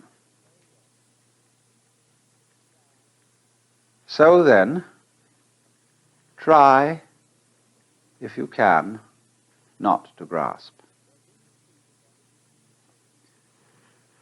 Well, do you see that that immediately poses a problem? Because the student who has started off this dialogue with the Buddha then makes various efforts to give up desire, upon which he very rapidly discovers that he is desiring not to desire. And he takes that back to the teacher, who says, well, well, well. He said, of course, you are desiring not to desire, and that's, of course, excessive. All I want you to do is to give up desiring as much as you can. Don't want to go beyond the point of which you're capable. And for this reason, Buddhism is called the middle way. Not only is it the middle way between the extremes of ascetic discipline and pleasure-seeking, but it's also the middle way in a very subtle sense. Yes, don't desire to give up more desire than you can. And if you find that a problem, don't desire to be successful in giving up more desire than you can. You see what's happening? At every time he's returned to the middle way, he is moved out of an extreme situation. Now then, we'll go on. We'll cut out what happens in the pursuit of that method until a little later. The next truth in the list is concerned with the nature of release from dukkha. And so number 3 is nirvana. Nirvana is the goal of Buddhism. It's the state of liberation corresponding to what the Hindus call moksha. The word means blow out. And it comes from the root nivritti. Now, some people think that what it means is blowing out the flame of desire. I don't believe this. I believe that it means breathe out rather than blow out. Because if you try to hold your breath, and in Indian thought, prana, breath, is the life principle. If you try to hold on to life, you lose it. You can't hold your breath and stay alive. It becomes extremely uncomfortable to hold on to your breath. And so in exactly the same way, it becomes extremely uncomfortable to spend all your time holding on to life. What the devil is the point of surviving, going on living, when it's a drag? But you see, that's what people do. They spend enormous efforts on maintaining a certain standard of living, which is a great deal of trouble. You know, you get a nice house in the suburbs, and the first thing you do is you plant a lawn. And you've got to get out and mow the damn thing all the time. And you buy expensive this, that, and soon you're all involved in mortgages, and instead of being able to walk out in the garden and enjoy it, you sit at your desk looking at all the books and filling out this, that, and the other, and paying bills and answering letters. What a lot of rot. But you see, that is holding on to life. So, translated into colloquial American, nirvana is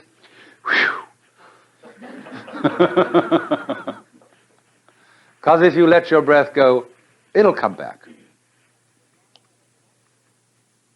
So, nirvana is not annihilation. It's not disappearance into a sort of undifferentiated void. Nirvana is the state of being let go. It is a state of consciousness and a state of, we might call it, being, here and now, in this life. We now come to the most complicated of all. Number 4, marga.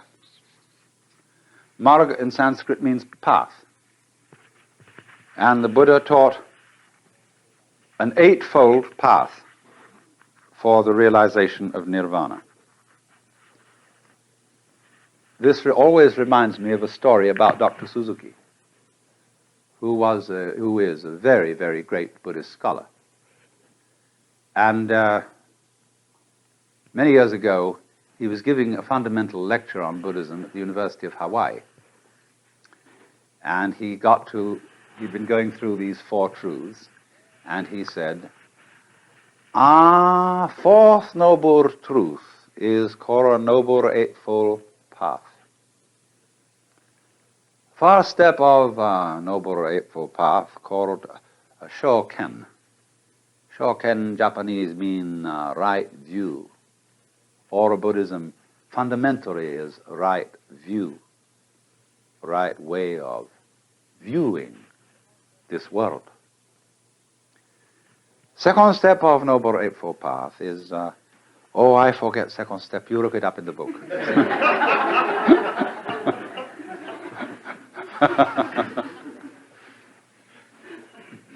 Well, I'm going to do rather the same thing. What is important is this. The Eightfold Path has really got 3 divisions in it. The first are concerned with understanding. The second division is concerned with conduct. And the third division is concerned with meditation. And every step in the path is preceded by the Sanskrit word samyak, in which sam is the key word. In Pali, samma. And so the first step, samyak drishti, which means, drishti means a view, a way of looking at things, a vision, an attitude, something like that. But this word samyak is in ordinary texts on Buddhism almost invariably translated right. This is a very bad translation. It does, of course, the word is used in certain contexts in Sanskrit to mean right, correct. But it has other and wider meanings. Sam means, like our word some, which is derived from it, complete, total, all-embracing. It also has the meaning of middle wade, representing, as it were, the fulcrum, the center, the point of balance in a totality. Middle wade way of looking at things. Middle wade way of understanding the Dharma. Middle wade way of speech, of conduct, of livelihood, and so on. Now, this is particularly cogent when it comes to Buddhist ideas of behavior. Every Buddhist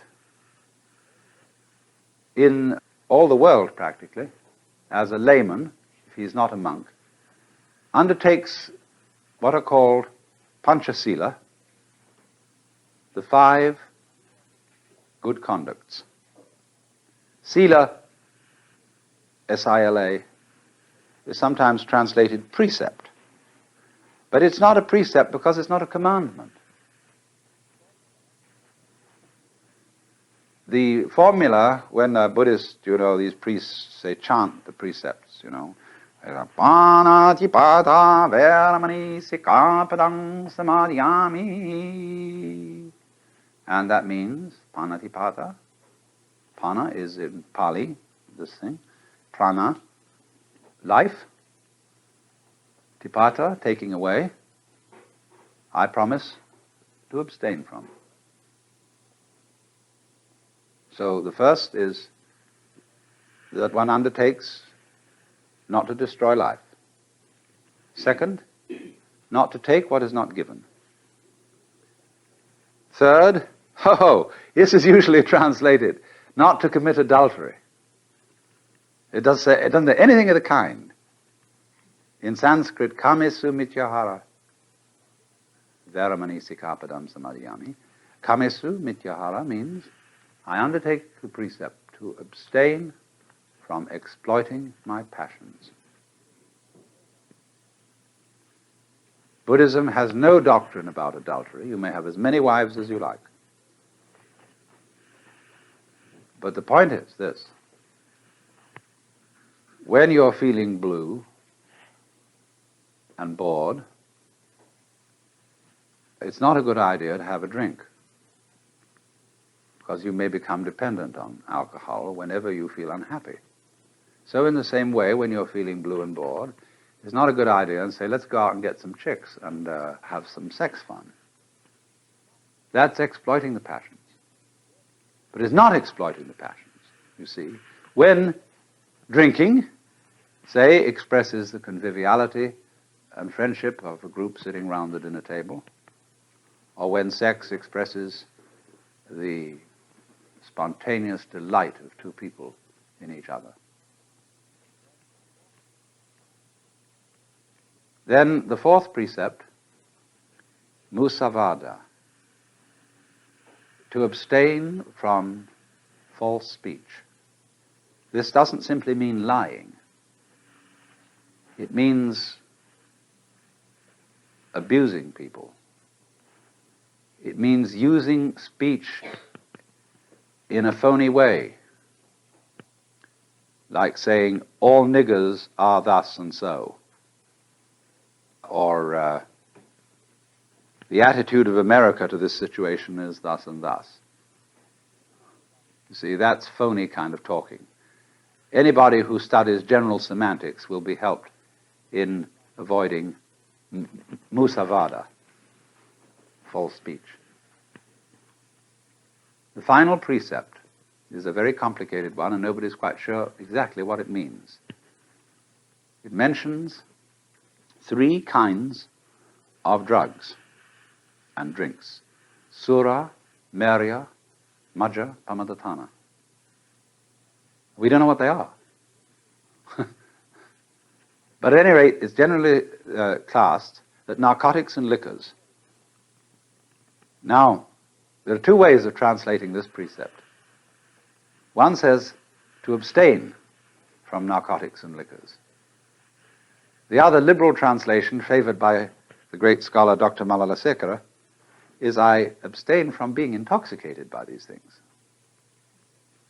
So if you drink and don't get intoxicated, it's okay. You see? You don't have to be a teetotaler to be a Buddhist. This is especially true in Japan and China. My goodness, how they throw it down. Once a scholarly Chinese said to me, you know, before you start meditating, just have a couple of martinis, because it increases your progress by about 6 months.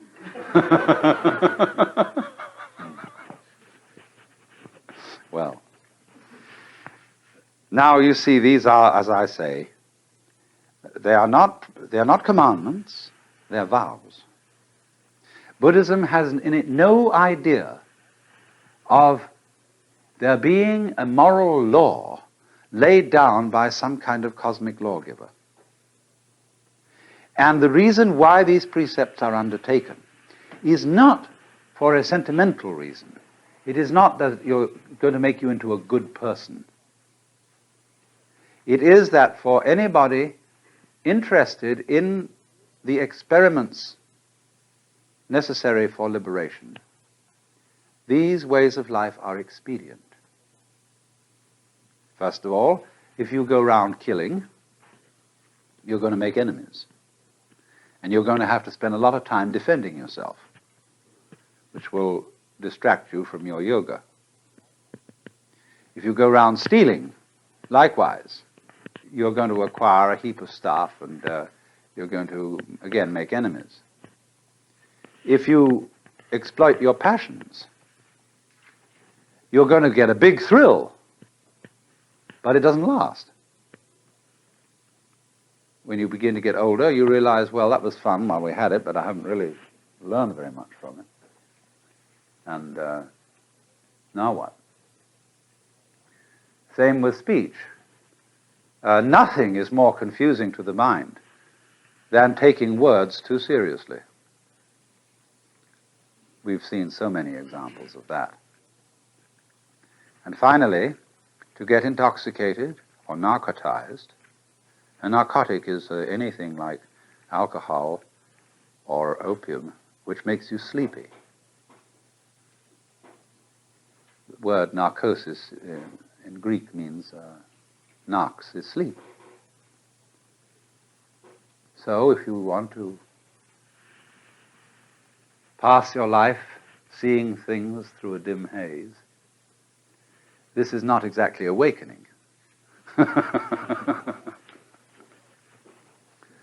So then, that's so much for the conduct side of Buddhism. We come then to the final parts of the Eightfold Path. There are 2 concluding steps, which are called, well, I explained the word samadhi, but I'll write it here again, smriti, samyak smriti, and samyak samadhi. Smriti means recollection, memory,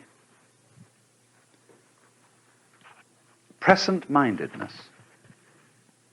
It seems rather funny that the same word can mean recollection or memory and present-mindedness. But smriti is exactly what that wonderful old rascal Gurdjieff meant by self-awareness or self-remembering. Smriti is to have a complete presence of mind. So there is a wonderful meditation called the House That Jack Built meditation, at least that's what I call it, that the southern Buddhists practice. He walks, and he says to himself, there is a lifting of the foot. There is a lifting of the foot. The next thing he says, there is a perception of the lifting of the foot. And then next he says, there is a tendency towards the perception of the feeling of the lifting of the foot. Then finally he says, there is a consciousness of the tendency of the perception of the feeling of the lifting of the foot. And so, with everything that he does, he knows that he does it. He is self-aware.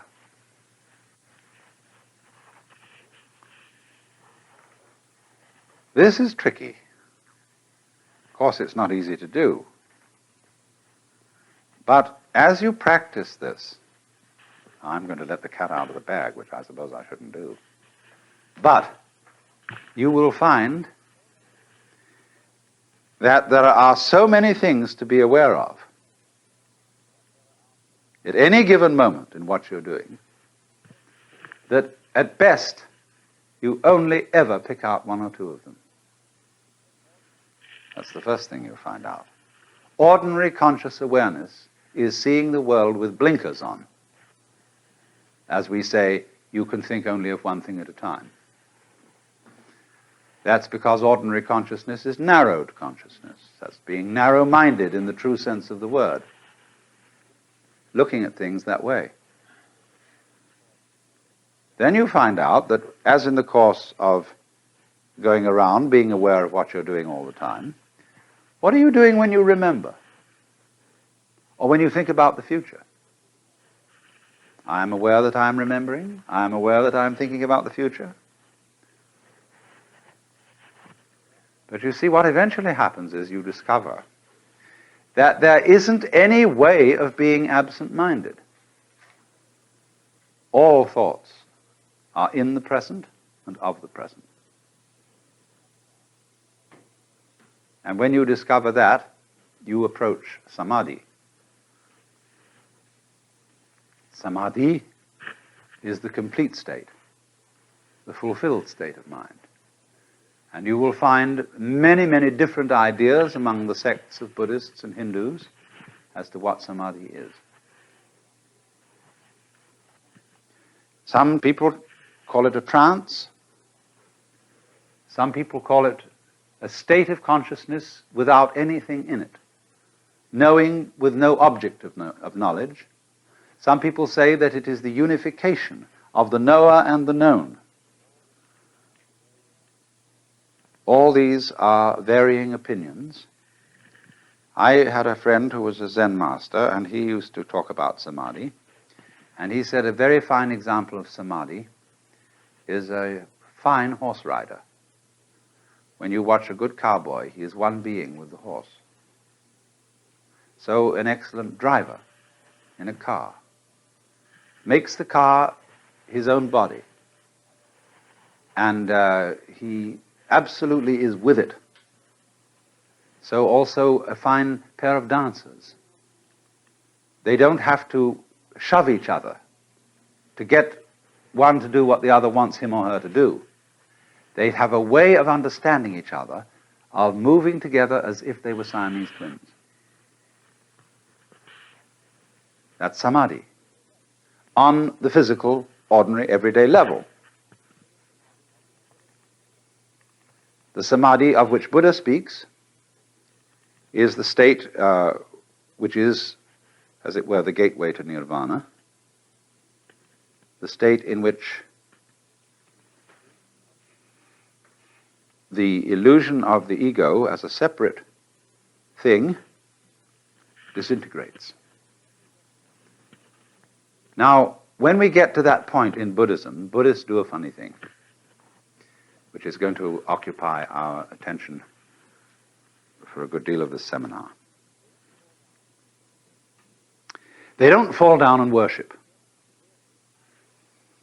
They don't really have any name for what it is that is, really and basically.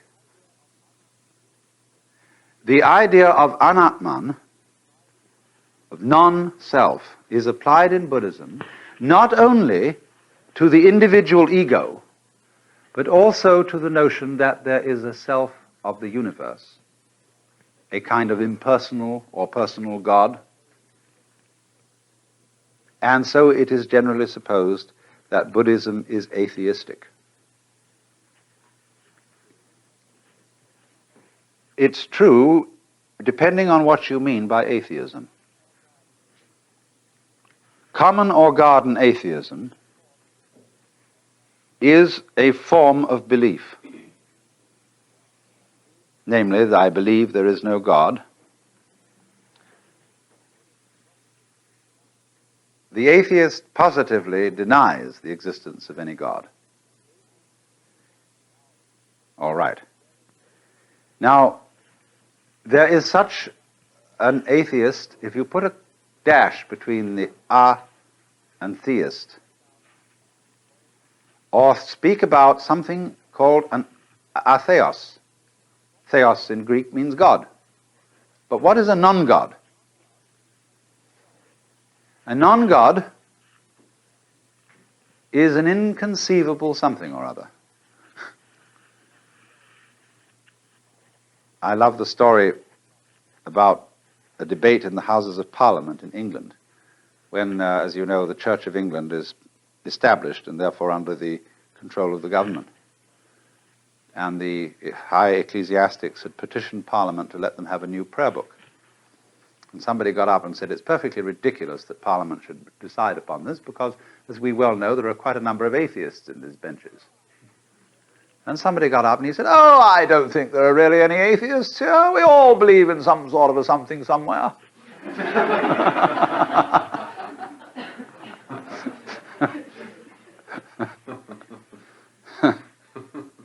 Now, again, of course, it isn't that some Buddhism believes in some sort of a something somewhere, and that is to say, in vagueness. Here is the point. If you believe, if you have certain propositions that you want to assert about the ultimate reality, or what Paul Tillich calls the ultimate ground of being, you're talking nonsense. Because you can't say something specific about everything. You see, supposing you wanted to say God has a shape. But if God is all that there is, then God doesn't have any outside, so he can't have a shape.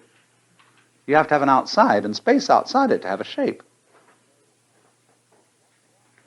So that's why the Hebrews, too, are against people making images of God.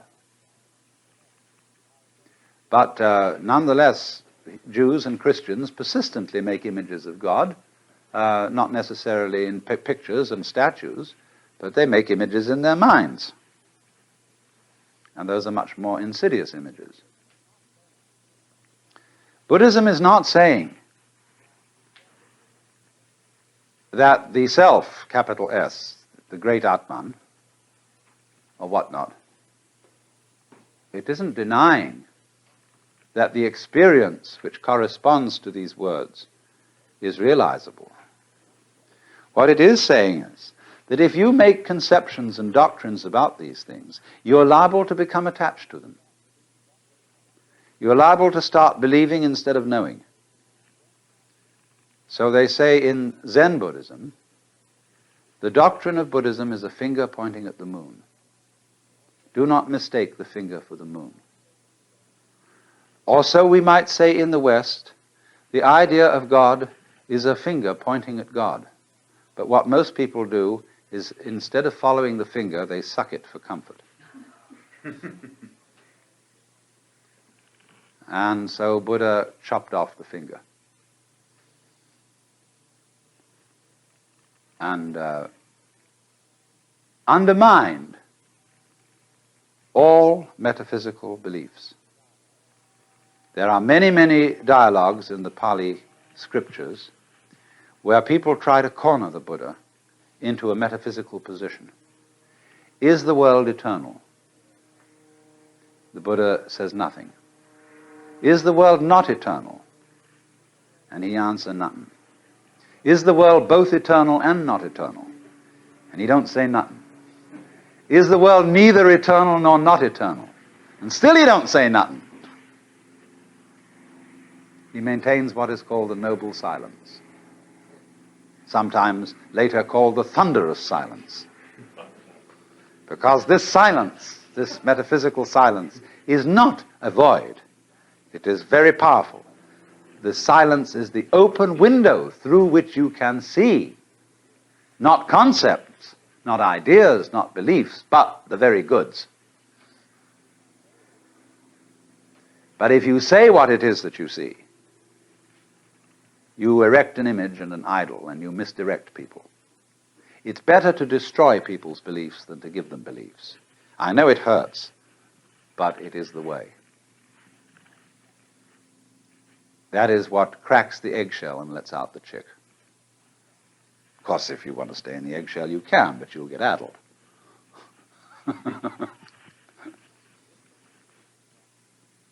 This, then, you see, is why Buddhism is in dialogue form. The truth cannot be told. It can be suggested, it can be indicated. And a method of interchange between teacher and student can be arranged whereby the teacher constantly pricks the student's bubbles. And that's what it's all about. And because that's the way it is, we find that in the course of history, Buddhism keeps changing. It develops, it grows. As people make all these explorations that the original Buddha suggested, they find out all kinds of new things. They explore the mind. They find out all the tricks of the mind. They find out ever so many things. And they begin to teach these things, talk about them. And some people in modern Asia, influenced by Protestantism, say, let's go back to the simple original teachings of the Buddha. These like people say, let's get back to the simple teachings of Jesus. Well, the simple teachings of Jesus are as lost can get. Nobody can read the New Testament with a clean mind today. Because whenever you look at the Bible, don't you hear some preacher's voice in your childhood reading those words? Hasn't your culture taught you to interpret these words in certain ways? You can't get back. And nobody can get back to Buddha. You can only go on to Buddha. So that's why in Zen they just burn the books up.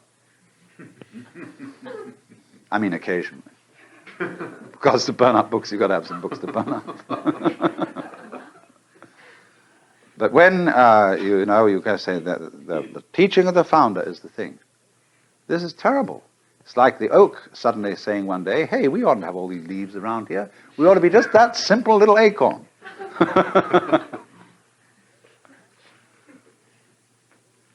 Now, a living tradition grows. But what it does is this. As it grows, say it grew from a seed, an acorn, keeps dropping off new acorns. You don't go back to the old acorn, you get a new one. And that becomes a new seed for another tree. This is fine. Now, let me just warn you. The scholarly study of Buddhism is a magnum opus beyond belief. There are two collections of Buddhist canonical scriptures. One is in Pali. The other was originally in Sanskrit, but we don't have a complete collection of it in Sanskrit. We have these collections in Tibetan and Chinese. Bigger than the Encyclopedia Britannica, as a matter of fact. So it's a formidable enterprise to get into the Buddhist scriptures, and what's more, most of them are unbelievably boring. They were written by monks with plenty of time to pass on wet afternoons during the monsoon. And they repeat and they elaborate, and they are full of kind of preparatory. You know how in the silly trick in radio they have of giving a fanfare to introduce the program. So in the same way, these scriptures have fanfares in which all sorts of Buddhas are introduced, and beings, and they're all described, and where they were assembled, and how many of them there were, and where they were sitting, and what kind of bows they made, and all this jazz. And then finally a few pearls of wisdom are dropped by the Buddha, or else they sometimes go on for pages and pages of actually very, very subtle and very profound discourse that is not dull if you have a penchant for that kind of thing. But I warn you, don't try too hard to read the Buddhist scriptures. It's all right to read the Dhammapada, which are sayings of the Buddha. It's all right to read the Diamond Sutra. It's all right even to read the Surangama Sutra or the Lankavatara. But when you get mixed up with the larger Prajnaparamita and all those things, you're in deep water. So you see, from time to time, Buddhists get tired of the scriptures. Actually, they keep them in a revolving bookcase in some monasteries. Think about so high, so wide, it revolves. And instead of reading all this stuff, you're supposed to be able to acquire as much merit as you would from reading it all by twirling the bookcase round once.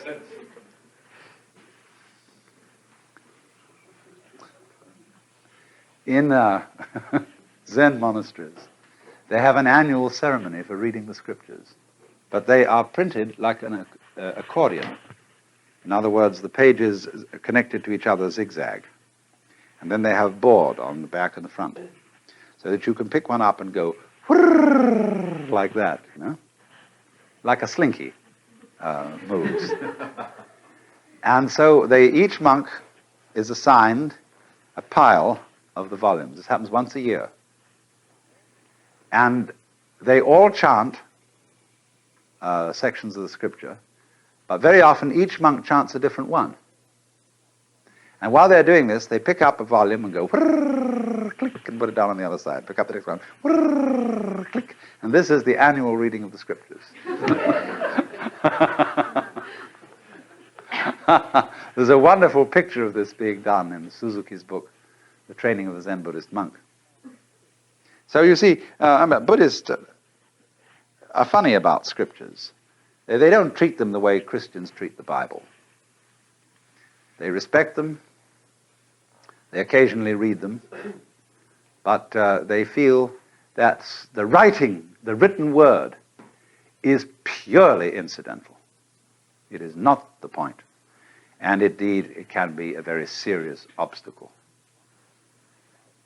Zhuangzi, a Taoist sage, once said, just as a dog is not considered a good dog just for being a good barker, a man is not considered a good man just for being a good talker. So we have to watch out for the traps of words.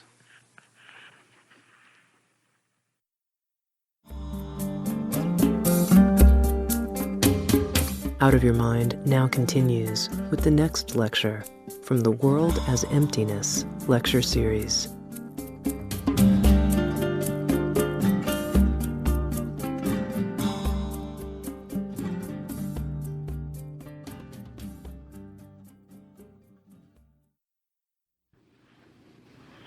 You must understand, as one of the fundamental points of Buddhism, the idea of the world as being in flux. I gave you the Sanskrit word anitya as one of the characteristics of being, emphasized by the Buddha along with anatman, the unreality of a permanent self, and dukkha, the sense of frustration. Dukkha really arises from a person's failure to accept the other two characteristics, lack of permanent self, and change. You see, in Buddhism, the feeling that we have of an enduring organism, I meet you today and I see you, and then tomorrow I meet you again and you look pretty much as you looked yesterday, and so I consider that you're the same person. But you aren't. Not really. When I watch a whirlpool in a stream, here's the stream flowing along, and there's always a whirlpool like the one at Niagara. But that whirlpool never really holds any water. The water is all the time rushing through it. In the same way, a university, the University of California, what is it? The students change at least every 4 years. The faculty changes at a somewhat slower rate. The building changes. They knock them down and put up new ones. The administration changes. So what is the University of California? It's a pattern, a doing of a particular kind. And so in just precisely that way, every one of us is a whirlpool in the tide of existence. And we are in every cell in our body, every molecule, every atom is in constant flux, and nothing can be pinned down. You know, you can put bands on pigeons or migrating birds and identify them and follow them and find out where they go. But you can't tag atoms, much less electrons. They have a curious way of appearing and disappearing. And one of the great puzzles is, in physics, what are electrons doing when we're not looking at them? Because our observation of them has to modify their behavior. We can't see an electron without putting it in an experimental situation where our examination of it in some way changes it. What we would like to know is what it's doing when we're not looking at it. Does the light in the refrigerator really go off when we close the door? But this is fundamental, you see, to Buddhistic philosophy, the philosophy of change. From one point of view, change is just too bad. Everything flows away. And there's a kind of sadness in that, a kind of nostalgia, and there may be even a rage. Go not gently into that good night, but rage, rage at the dying of the light. But there's something curious. There can be a very fundamental change in one's attitude to the question of the world as fading. On the one hand, resentment, and on the other, delight. If you resist change, of course you must to some extent. When you meet another person, you don't want to be thoroughly rejected, but you love to feel a little resistance. Don't you? You know, you have a beautiful girl and you touch her. You don't want her to go blah. But so round, so firm, so fully packed. A little bit of resistance, you see, is great. So there must always be resistance in change, otherwise there couldn't be even change. There'd just be the world would go, and that'd be the end of it. But because there's always some resistance to change, there is a wonderful manifestation of form. There is a dance of life. But the human mind as distinct from most animal minds, is terribly aware of time.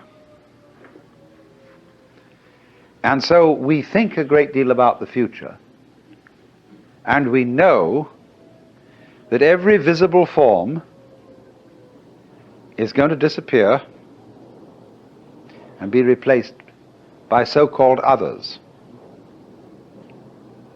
Are these others others, or are they the same forms returning? Of course, that's a great puzzle. Are next year's leaves that come from a tree going to be the same as this year's leaves? What do you mean by the same? They'll be the same shape, they'll have the same botanical characteristics, but you'll be able to pick up a shriveled leaf from last autumn and say, look at the difference. This is last year's leaf, this is this year's leaf. And in that sense, they're not the same. What happens when any great musician plays a certain piece of music? He plays it today, and then he plays it again tomorrow. Is it the same piece of music, or is it another? In the Pali language, they say, na cha so, na cha anno, which means not the same, and yet not another. So, in this way, the Buddhist is able to speak of reincarnation of beings without having to believe in some kind of soul entity that is reincarnated, some kind of Atman, some kind of fixed self, ego principle, soul principle that moves from one life to another. And this is as true in our lives as they go on now from moment to moment as it would be true of our lives as they appear and reappear again over millions of years. It doesn't make the slightest difference, except that there are long intervals and short intervals, high vibrations and low vibrations. When you hear a high sound, high note in the musical scale, you can't see any holes in it. It's going too fast. And it sounds completely continuous. But when you get the lowest audible notes that one can hear on an organ, you feel the shaking. You feel the vibration. You hear that music going dun dun dun dun dun dun dun dun dun dun dun on and off. So in the same way, as we live now from day to day, we experience ourselves living at a high rate of vibration, and we appear to be continuous, although there is the rhythm of waking and sleeping.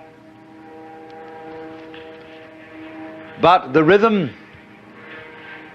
that runs from generation to generation and from life to life is much slower, and so we notice the gaps. We don't notice the gaps when the rhythm is fast. So we are living, as it were, on many, many levels of rhythm.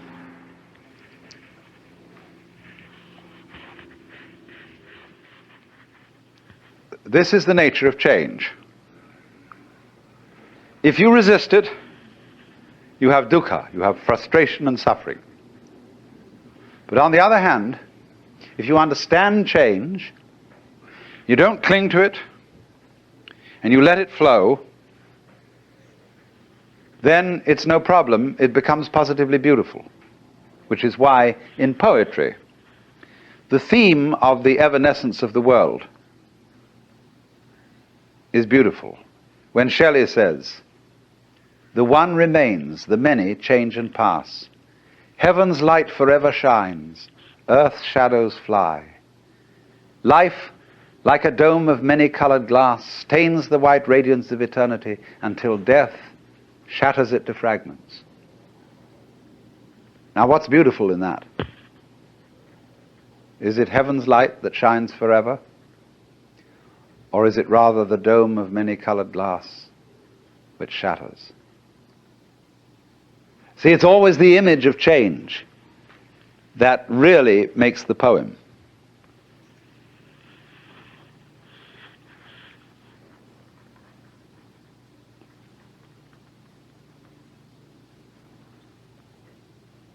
Tomorrow and tomorrow and tomorrow creeps on life's petty pace from day to day.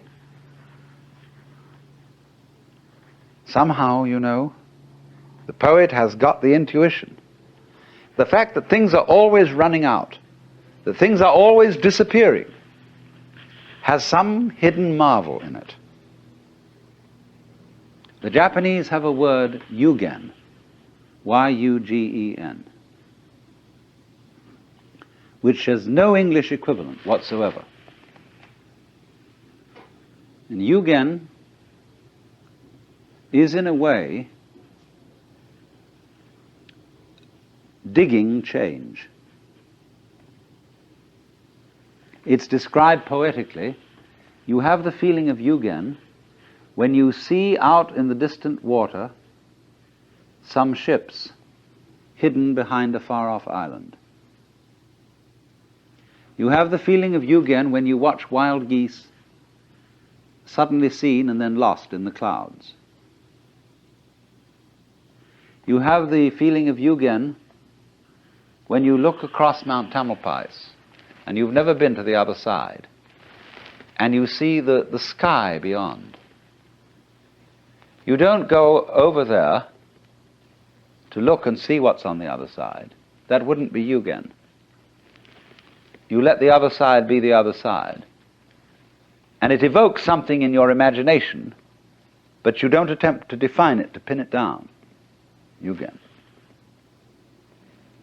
So in the same way, the coming and going of things in the world is marvelous. They go. Where do they go? Don't answer, because that would spoil the mystery. They vanish into the mystery. But if you try to pursue them, you've destroyed yugen.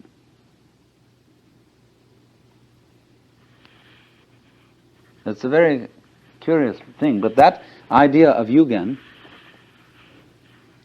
which in Chinese characters means, as it were, a kind of the deep mystery of the valley. There's a poem in Chinese which says, "The wind drops, but the petals keep falling. The bird calls, and the mountain becomes more mysterious." Isn't that strange? There's no wind anymore, and yet petals are dropping. And a bird in the canyon cries. And that one sound in the mountains brings out the silence with a wallop. Like I remember when I was almost a child in the Pyrenees, in the southwest of France, we went way up in this gorgeous silence of the mountains. But in the distance we could hear the bells on the cows clanking. And somehow those tiny sounds brought out the silence. And so in the same way, slight permanences bring out change.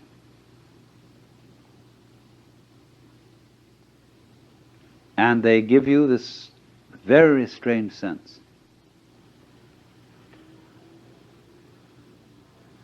Yugen, the mystery of change. You know, in Eliot's poem, The Four Quartets, where he says, the dark, dark, dark, they all go into the dark. Distinguished families, members of the book of the director of directors, everybody, they all go into the dark.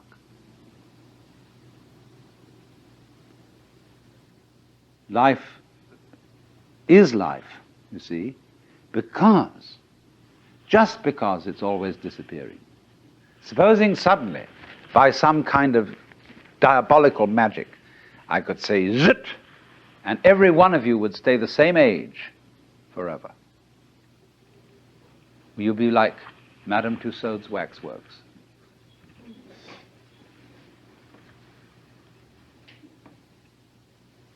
You would be awful. In 1,000 years from now, what beautiful hags you would be.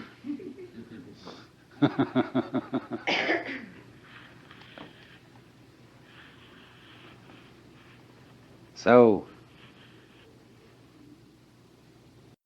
the trouble is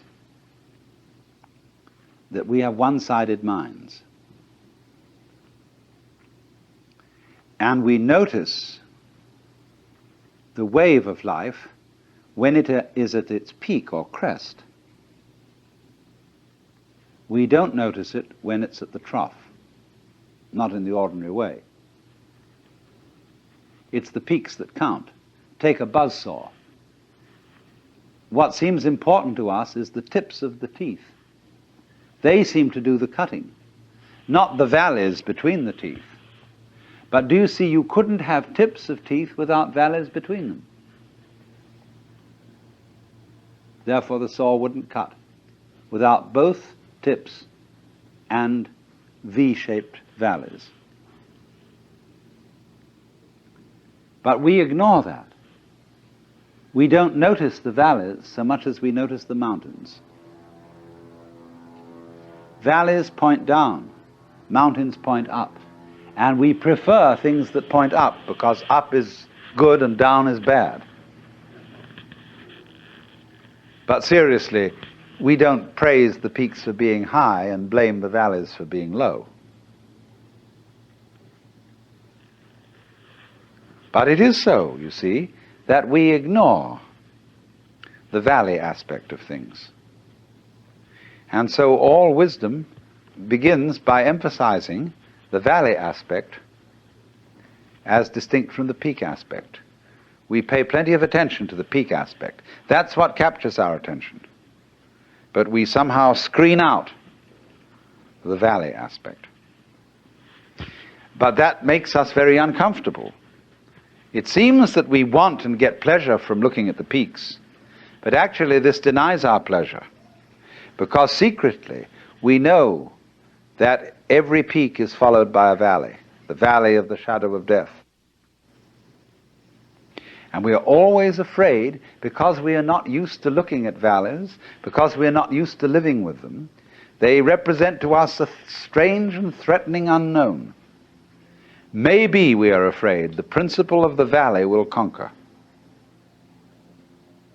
and the peaks will be overwhelmed. Maybe death is stronger than life, because life always seems to require an effort. Death is something into which you slide effortlessly. Maybe nothing will overcome something in the end. Wouldn't that be awful? And so we resist change, ignorant of the fact that change is life, and that nothing is invariably the obverse face of something. Most people are afraid of space. They ignore it, and they think space is nothing. Space and solid are two ways of talking about the same thing. Space, solid. You don't find space without solid, you don't find solids without space. If I say there's a universe in which there isn't anything but space, you almost say space between what? Space is relationship. And it always goes together with solid, like back goes with front. But the divisive mind ignores space. And it thinks that it's the solids that do the whole job, that they're the only thing that's real. That is, to put it in other words, conscious attention ignores intervals because it thinks they're unimportant. Let's consider music. When you hear music, what you really hear when you hear melody is the interval between one tone and another. The steps, as it were, on the scale. It's the interval that is the important thing. So in the same way, in the intervals between this year's leaves, last year's leaves, this generation of people and that generation, the interval is in some ways just as important, some ways more important, than what it's between. Actually, they go together. But I say the interval is sometimes more important because we underemphasize it, so I'm going to overemphasize it as a correction.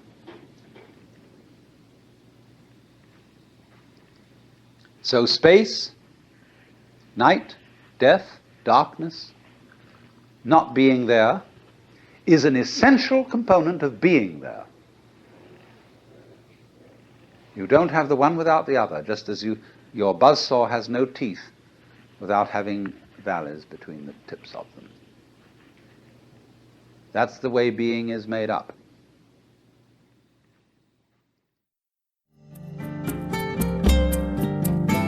This concludes Session 11 of Out of Your Mind, Essential Listening from the Alan Watts Audio Archives. Our program continues with Session 12.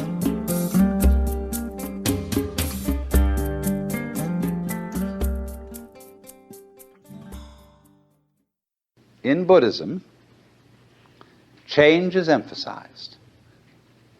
First, to unsettle people who think that they can achieve permanence by hanging on to life. And it seems that the preacher is wagging his finger at them and saying, you know, like the Scotch preacher one day saying to Sunday congregation, preaching on the text, vanity of vanities, all is vanity.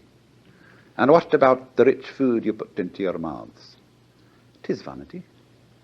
And the fine raiment you put on your backs? 'Tis vanity. And all your playing around, going to golf instead of coming to the kirk of the Sabbath? 'Tis vanity. And you'll be spending all your lives devoted to vanity. And the last day will come, the day of your death, and because you've devoted your life to vanity, you'll go down to the burning, fiery, brimstone pits of hell. And there you'll look up and say unto the Lord, oh Lord, I didn't know it. Oh Lord, I wouldn't have devoted my life to vanity if I'd known it. Oh Lord.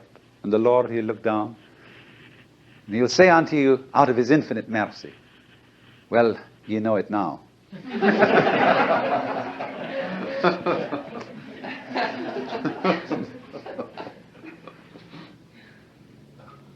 So all the preachers together, you should say, don't cling to this thing. So then, as a result of that, and now I'm going to speak in strictly Buddhist terms, the follower of the way of Buddha seeks deliverance from attachment to the world of change. He seeks nirvana, the state beyond change, which the Buddha called the unborn, the unoriginated, the uncreated, and the unformed.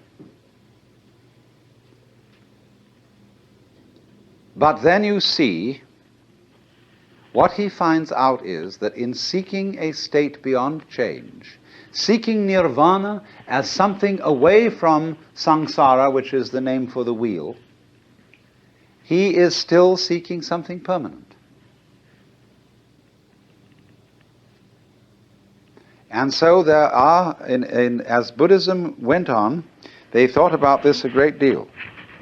And this very point was the point of division between the two great schools of Buddhism, which in the south were Theravada, the doctrine of the Thera, the elders, sometimes known disrespectfully as the Hinayana. Yana means a vehicle, a conveyance, a diligence, or a ferry boat. This is a yana. And I live on a ferry boat because that's my job. Then there is the other school of Buddhism called the Mahayana. Maha means great. Hina, little. The great vehicle and the little vehicle. Now, what is this? The Mahayanists say, your little vehicle just gets a few people who are very, very tough ascetics and takes them across the other shore to nirvana. But the great vehicle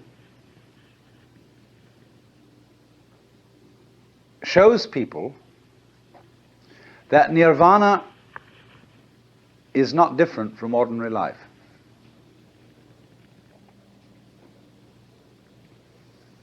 So that when you have reached nirvana, if you think, now I have attained it, now I have succeeded, now I have caught the secret of the universe, and I am at peace, you have only a false peace. You have become a stone Buddha. You have a new illusion of the changeless. So it is said that such a person is a pratyeka Buddha. That means private Buddha. I've got it all for myself. And in contrast with this kind of pratyeka Buddha who gains nirvana and stays there, the Mahayanists use the word bodhisattva.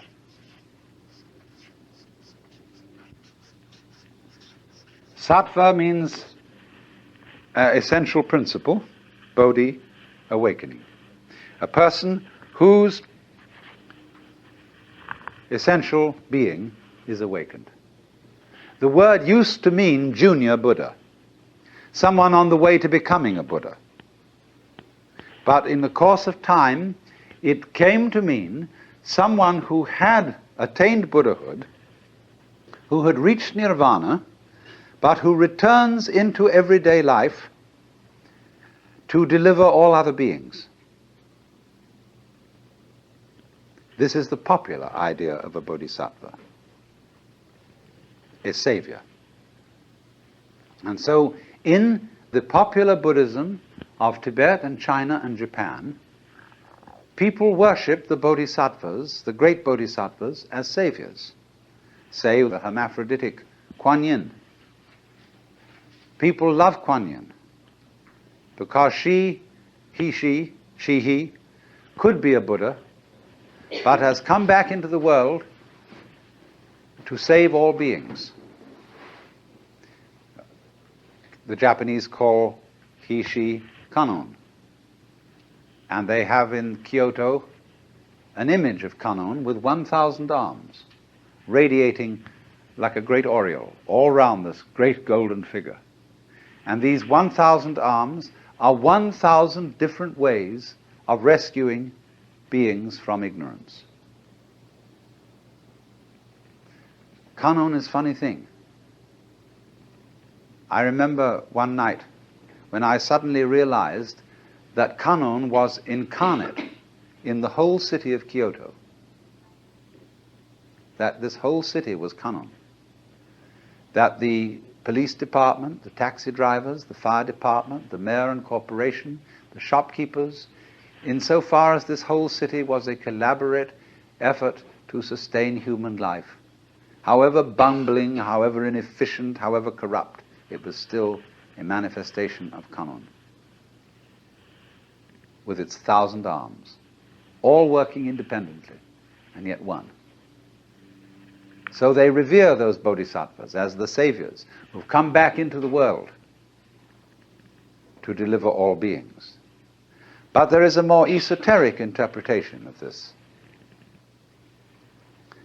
the bodhisattva returns into the world, that means he has discovered that you don't have to go anywhere to find nirvana. Nirvana is where you are, provided you don't object to it. Change, and everything is change, nothing can be held on to. To the degree that you go with a stream, you see, you are still. You're flowing with it. But to the degree you resist the stream, then you notice that the current is rushing past you and fighting with you. So swim with it. Go with it. And you're there. You're at rest. And this is, of course, particularly true when it comes to those moments when life really seems to be going to take us away. And the stream of change is going to swallow us completely. The moment of death. And we think, oh, this is it. This is the end. And so at death we withdraw. Say, no, not that. Not yet, please.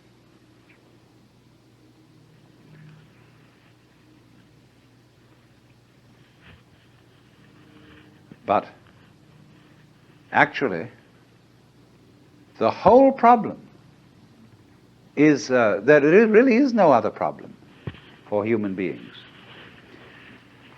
than to go over that waterfall when it comes. Just as you go over any other waterfall. Just as you go on from day to day. Just as you go to sleep at night. Be absolutely willing to die. Now, I'm not preaching. I'm not saying you ought to be willing to die and that you should muscle up your courage and somehow put on a good front when the terrible thing comes. That's not the idea at all. The point is that you can only die well if you understand this system of waves. If you understand that your disappearance as the form in which you think you are you, your disappearance as this particular organism, is simply seasonal,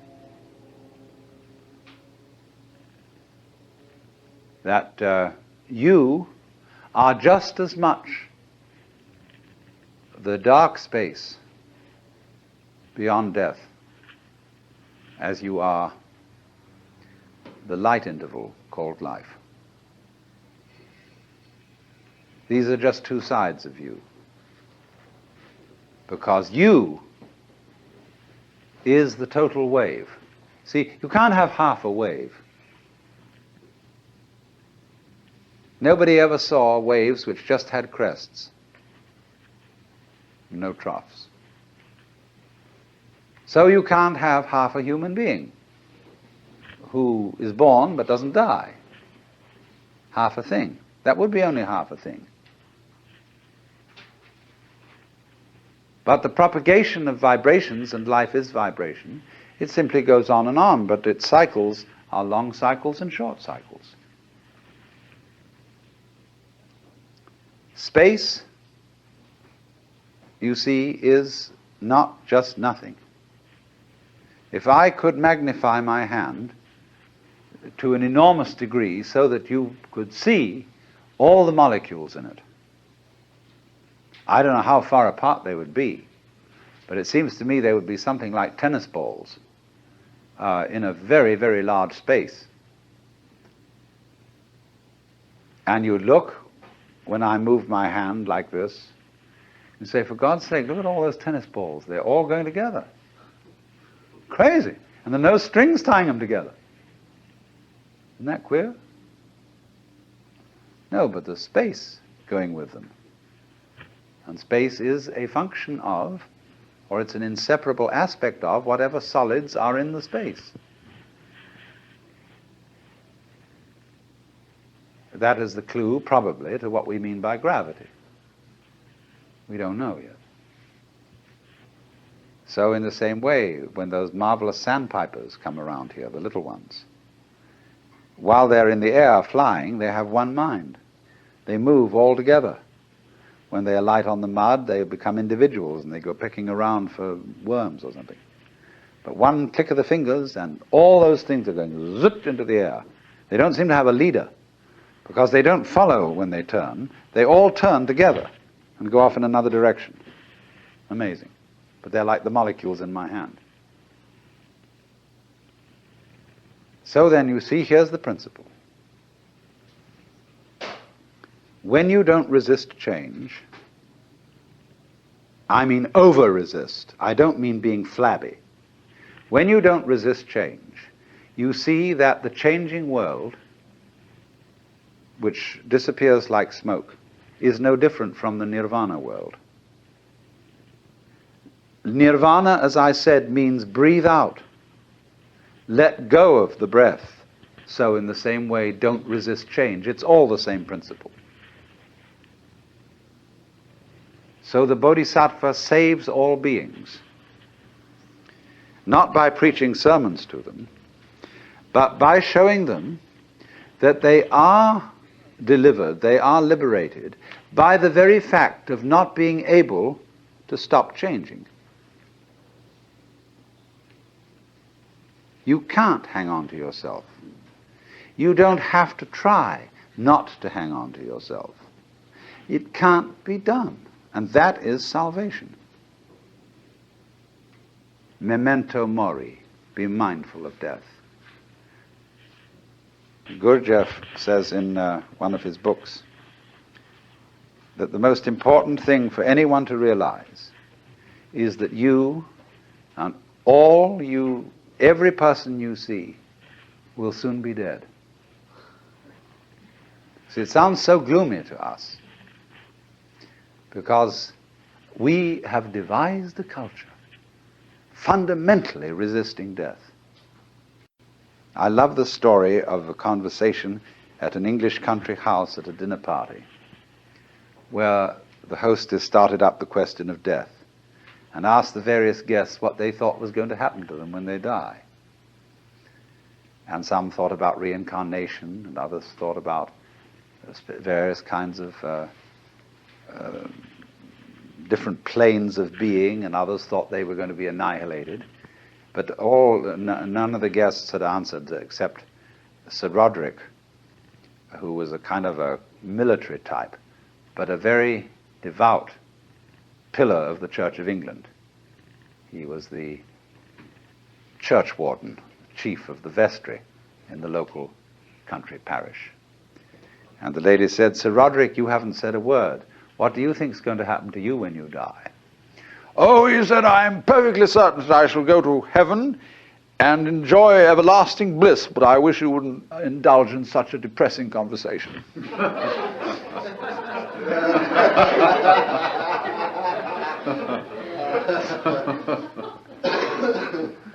That's true, isn't it? Death in the Western world is a real problem. We hush it up. We pretend it hasn't happened. Our morticians, who are very smart commercial operators, know exactly what's expected of them. And they make death just awful by pretending it doesn't happen. See what happens. You go to a hospital and you're at the end. You've got terminal cancer. And all your friends come around and they wear false smiles and they say, "Cheer up, you'll be all right. In a few days from now, you'll be back home and we'll go out for a picnic again." The doctors have their bedside man. You see, a doctor is absolutely helpless with a terminal case because a doctor's, by social definition, a healer. And he's not allowed to help you die. He's out of role. Even though, he may sneak behind the rules and do it, but he's got to heal you. So he's going to keep you indefinitely on the end of tubes and all kinds of things, while There's a certain grave demeanor to all this, and all the nurses are so pleasant and so totally distant because they know this is death. And they mayn't be frank with you. That's why they feel distant. It's not that they're not concerned. It's not that they're heartless people, but that they just don't know how to be frank, like lots of people when they meet a drunk. They don't know what to do with a drunk because he's not behaving right. And so when you're dying, you're not behaving right. You're supposed to live. See, so we don't know what to do with a dying person. We don't get around that person and say, listen, man, listen, I've got the news for you. You're going to die. And this is going to be great. Look, no more responsibilities. Don't have to pay those bills anymore. Don't have to worry about anything. You're going to just die. And let's go out with a bang. Let's have a party, see?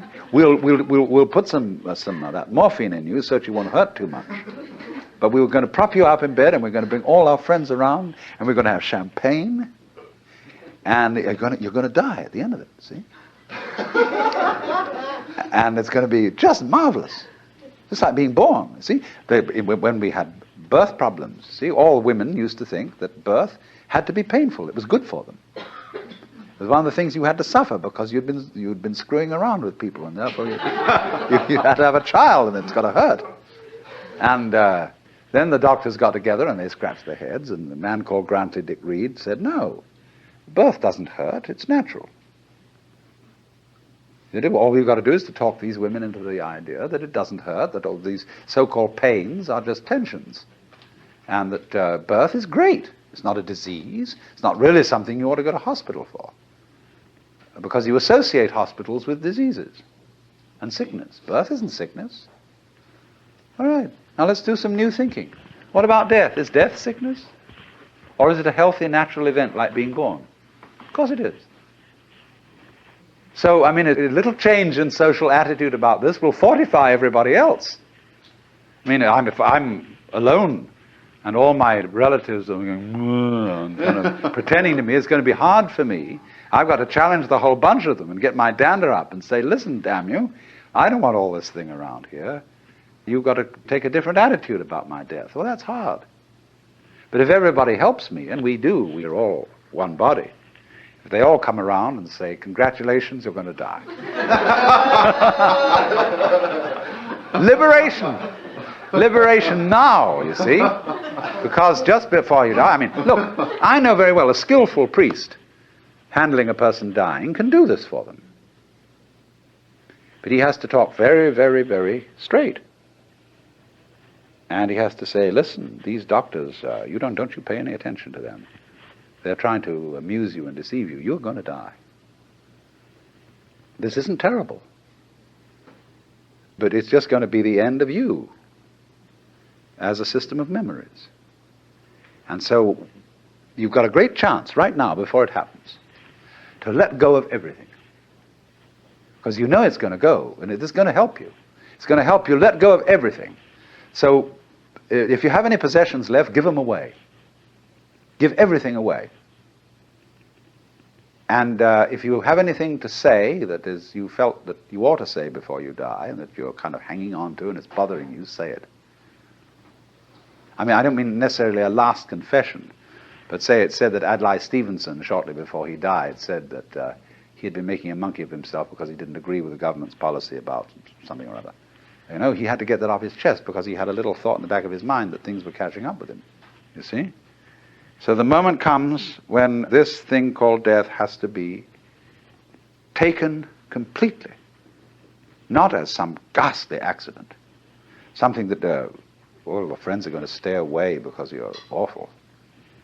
I mean, sometimes people, when they die, are in a very unpleasant physical condition. They don't smell good, they don't look good, and so on. But an enormous amount can be done with scientific methods to make things reasonably tidy from a purely sensory point of view.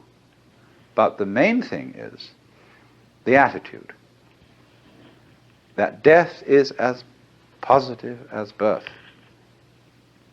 and should be a matter for rejoicing, because death is the symbol of the liberation. There is a wonderful saying that Ananda Kumaraswamy used to quote. I pray that death will not come and find me still unannihilate. In other words, that man dies happy if there is no one to die. In other words, if the ego has disappeared before death caught up with it. But you see, the knowledge of death helps the ego to disappear, because it tells you you can't hang on. So what we need, if we're going to have a good religion around, that's one of the places where it can start. Having, I don't know, well, nowadays I suppose they'd call it the Institution for Creative Dying.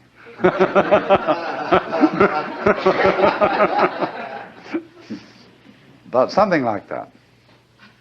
And you can have one department where you can have champagne cocktail party to die with, another department where you can have glorious religious rituals and priests and things like that, another department where you can have psychedelic drugs, another department where you can have special kinds of music, anything, you know.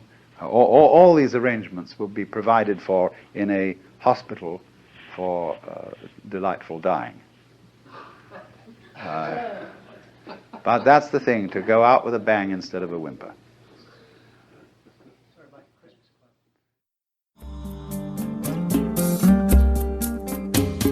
Out of Your Mind now continues with the next lecture from the World as Emptiness lecture series.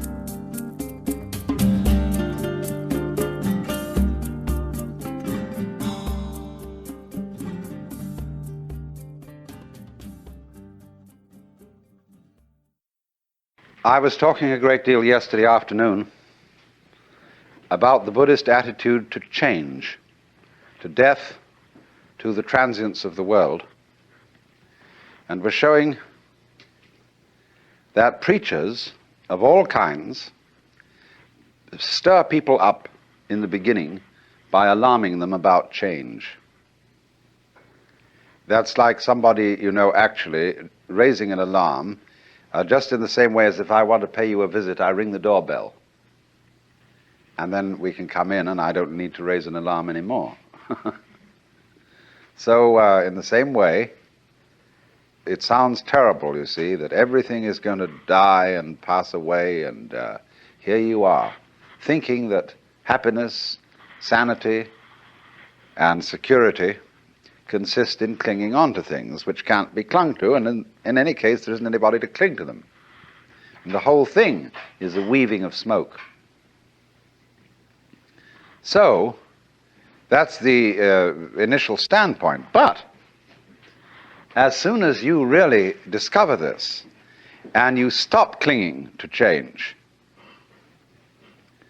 then everything is quite different. It becomes amazing. And not only do all your senses become more wide awake, not only do you feel almost that you're walking on air, but you see, finally, that there is no duality, no difference between the ordinary world and the nirvana world. They're the same world, but what makes the difference is the point of view. And of course, if you keep identifying yourself with some sort of stable entity that sits and watches the world go by, you don't acknowledge your union, your inseparability from everything else that there is. You go by with all the rest of the things, but if you insist on trying to take a permanent stand, on trying to be a permanent witness of the flux, then it grates against you, and you feel very uncomfortable. But it is a fundamental feeling in most of us that we are such witnesses. We feel that behind the stream of our thoughts, of our feelings and our experiences, there is something which is the thinker, the feeler, and the experiencer.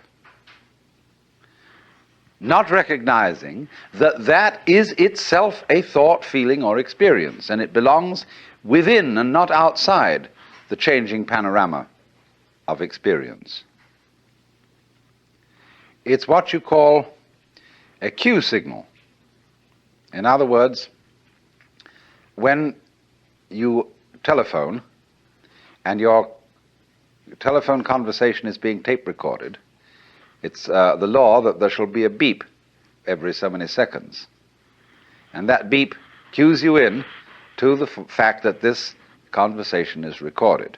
So in a very similar way, in our everyday experience, there's a beep which tells us this is a continuous experience which is mine. Beep. In the same way, for example, it is a cue signal when a composer arranges some music and he keeps in it a recurrent theme, but he makes many variations on it. Or more subtle still, he keeps within it a consistent style. So you know that it's Mozart all the way along, because it sounds like Mozart. But there isn't, as it were, a constant noise going all the way through to tell you it's continuous, although in Hindu music they do have something called the drone. There is behind all the drums and every kind of singing something that goes,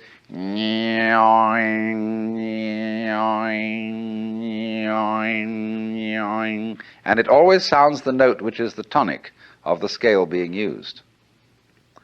But in Hindu music, that drone represents the eternal self, the Brahman, behind all the changing forms of nature.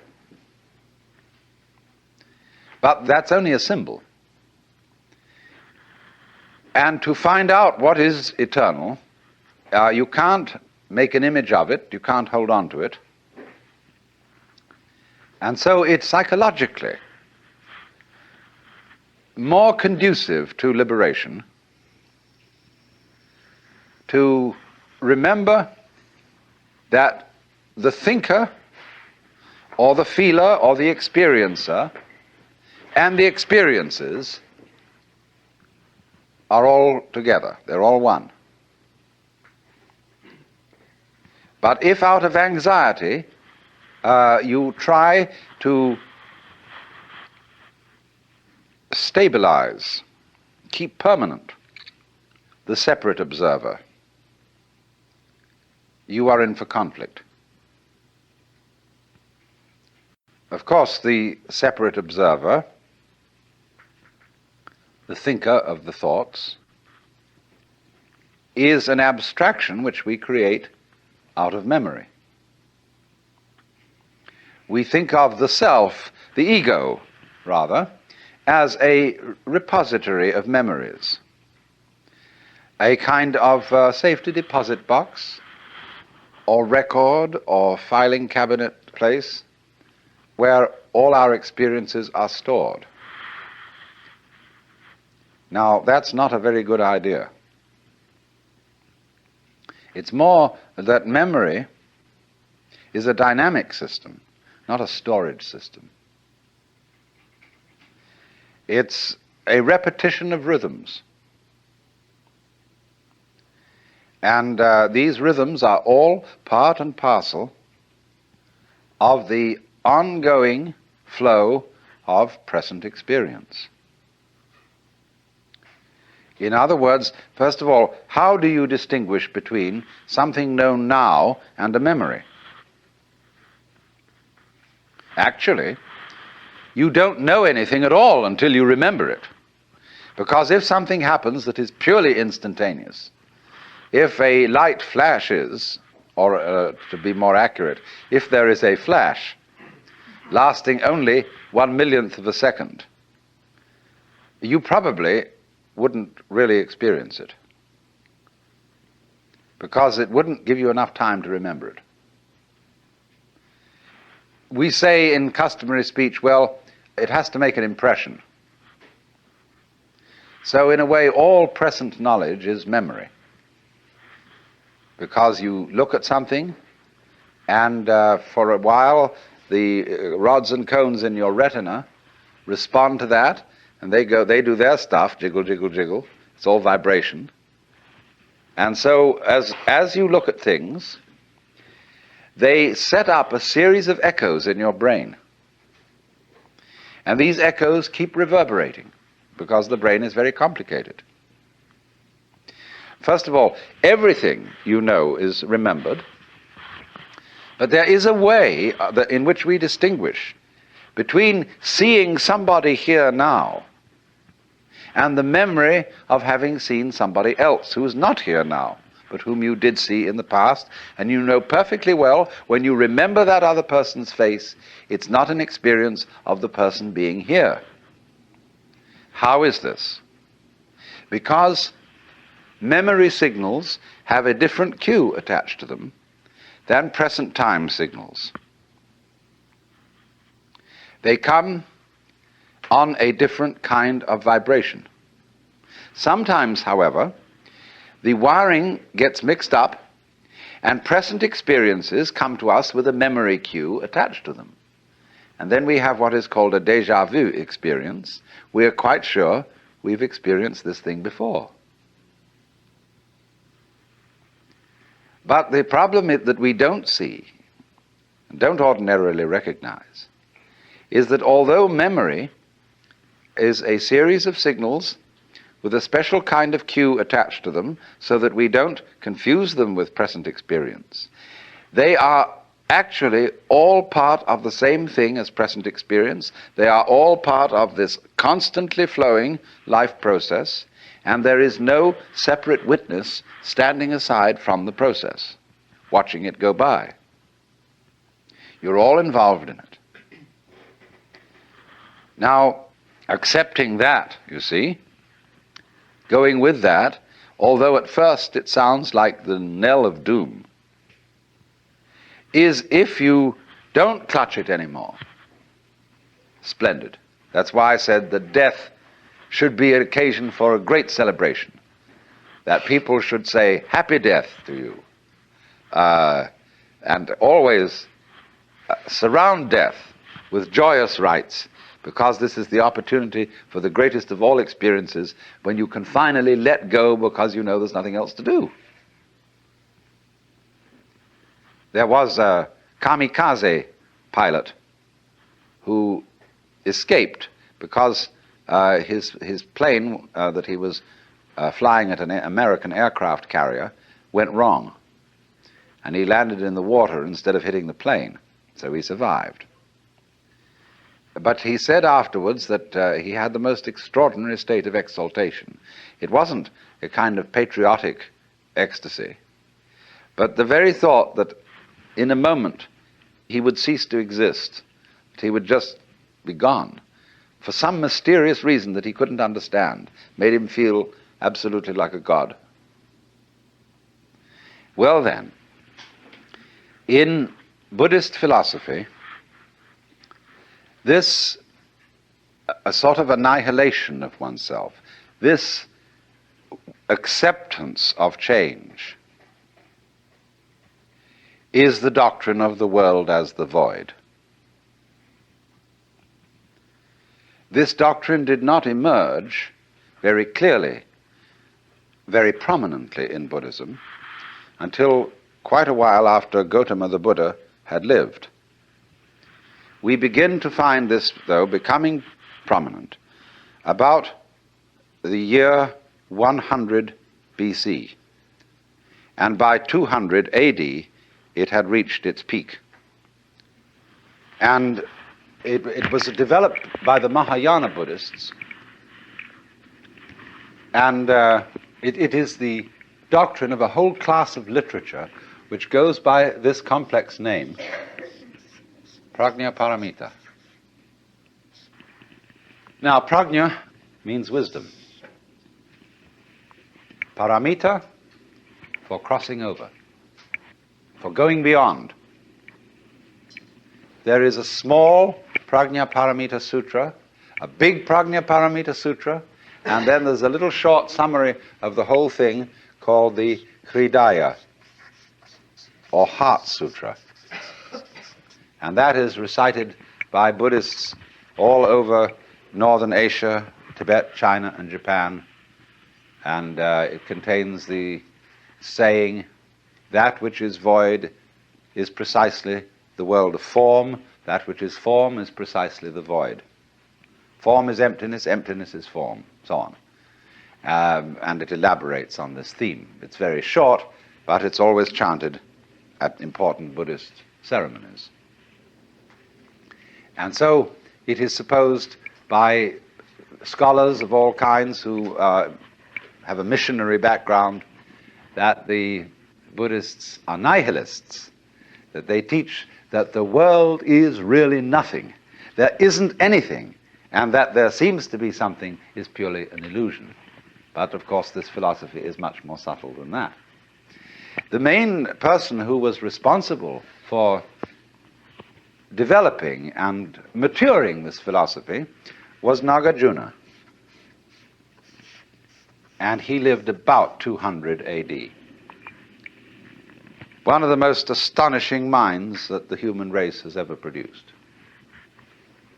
And the name of Nagarjuna's school of thought is Madhyamika, which means really the doctrine of the middle way.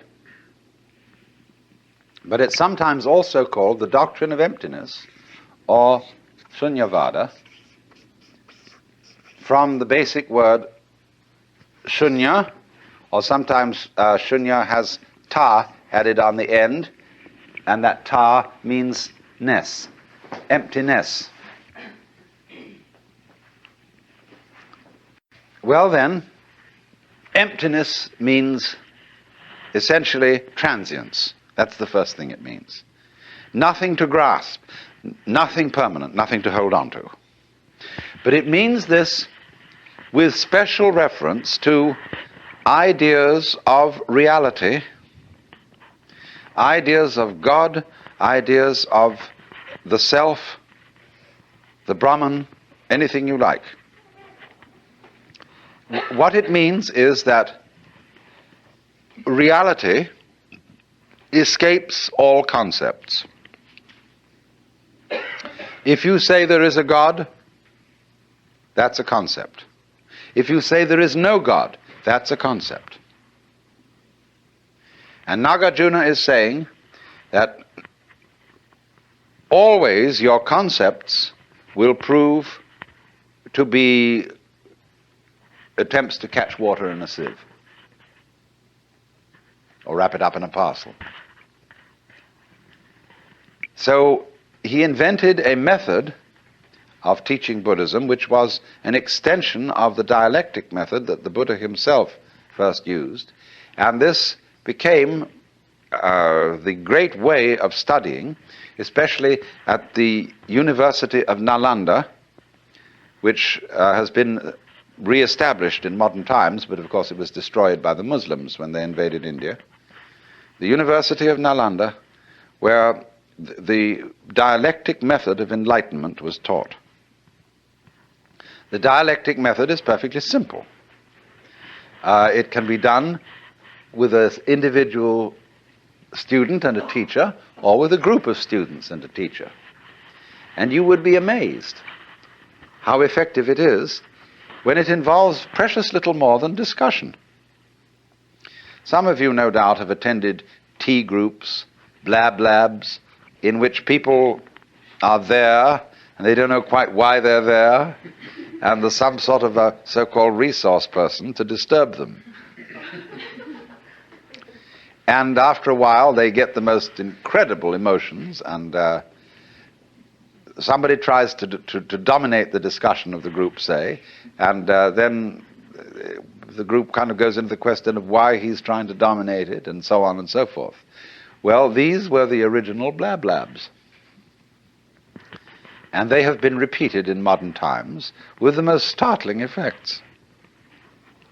That is to say, the teacher gradually elicits from his participant students what are their basic premises of life. What is your metaphysic? In the sense, I'm not using metaphysic in a kind of a spiritual sense, but what are your basic assumptions? What real ideas do you operate on as to what is right and what is wrong, what is the good life and what is not? What arguments are you going to argue strongest? Where do you take your stand? The teacher soon finds this out for each individual concerned, and then he demolishes it. He absolutely takes away that person's compass. And so they start getting very frightened and say to the teacher, all right, I see now, of course, I can't depend on this, but what should I depend on? And unfortunately, the teacher doesn't offer any alternative suggestions, but simply goes on to examine the question, why do you think you have to have something to depend on? Now, this is kept up over quite a period, and the only thing that keeps the students from going insane is the presence of a teacher who seems to be perfectly happy, but is not proposing any ideas. He's only demolishing them. So we get finally, not quite finally, to the void, the shunya. And what then? When you get to the void, there is an enormous and unbelievable sense of relief. That's nirvana. Phew, as I gave a proper English translation of nirvana. Ah, great. So they are liberated, and yet they can't quite say why or what it is that they found out. So they call it the void. But Nagarjuna went on to say, you mustn't cling to the void. You have to void the void. And so the void of non-void is the great state, as it were, of Nagarjuna's Buddhism. But you must remember that all that has been voided, all that has been denied, are those concepts in which one has hitherto attempted to pin down what is real. In Zen Buddhist texts they say, you cannot nail a peg into the sky.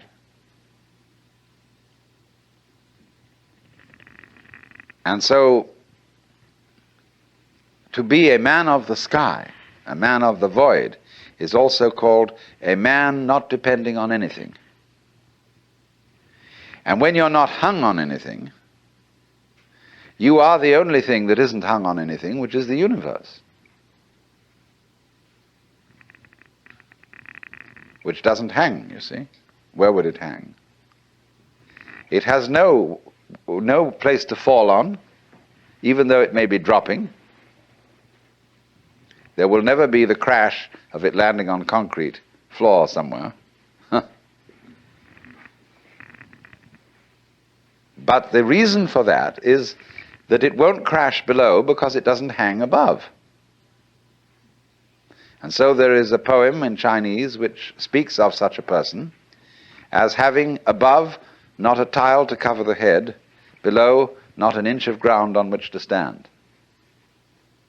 And you see, this which to people like us who are accustomed to rich imageries of the divine, the loving Father in heaven who has laid down the eternal laws,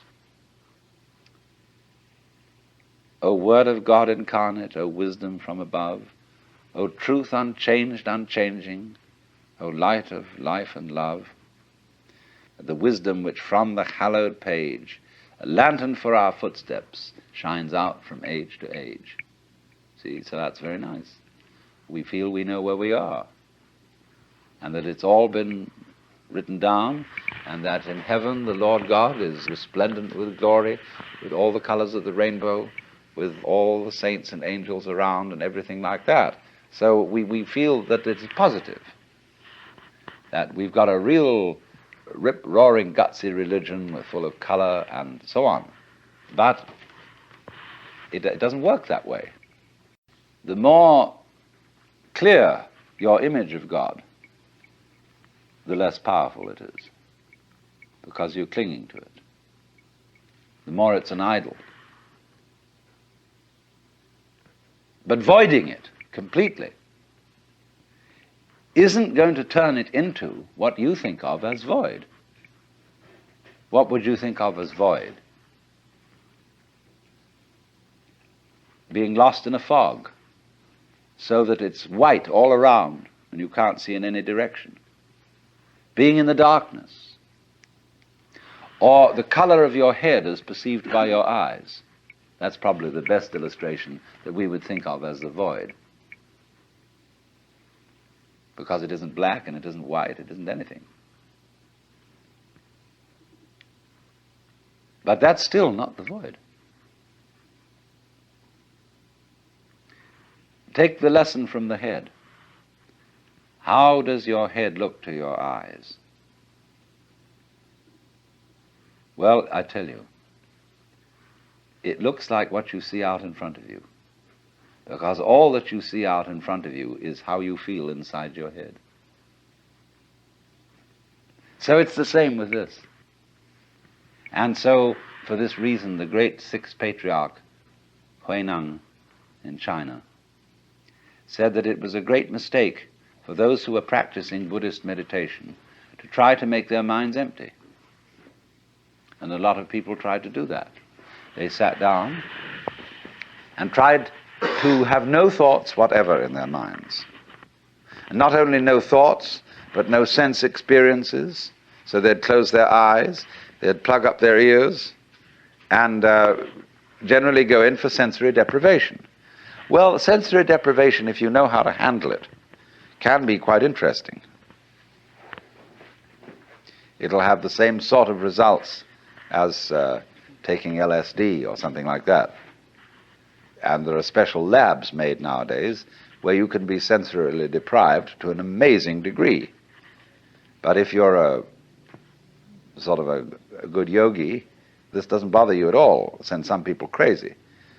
But if you dig this world, you can have a marvelous time in a sensory deprivation scene.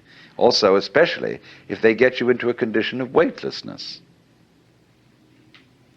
Skin divers going down below a certain number of feet, I don't know exactly how far it is, but get a sense of weightlessness. And at the same time, this deprives them of every sense of responsibility. They become alarmingly happy. And they have been known to simply take off their masks and offer them to a fish. And of course they then drown. So if you skin dive, and you have to keep your eye on the time. You have to have a water watch or a friend who's got a string attached to you if you go down that far, and at a certain specific time you know you have got to get back. However happy you feel, and however much inclined to say, survival, what the hell's the point of that? And this is happening to the men who go out into space. They will increasingly find that they have to have automatic controls to bring them back. Quite aside that they can't change in any way from the spaceship. Now, isn't that interesting? Can you become weightless here? I said a little while ago that the person who really accepts transience begins to feel weightless. When Suzuki was asked, what is it like to have experienced Satori, enlightenment, he said it's just like ordinary everyday experience, but about 2 inches off the ground. Zhuangzi, the Taoist, said, "It is easy enough to stand still. The difficulty is to walk without touching the ground." And why do you feel so heavy? It isn't just a matter of gravitation and weight. It is that you feel that you are carrying your body around. So there is a koan in Zen Buddhism. Who is it that carries this corpse around?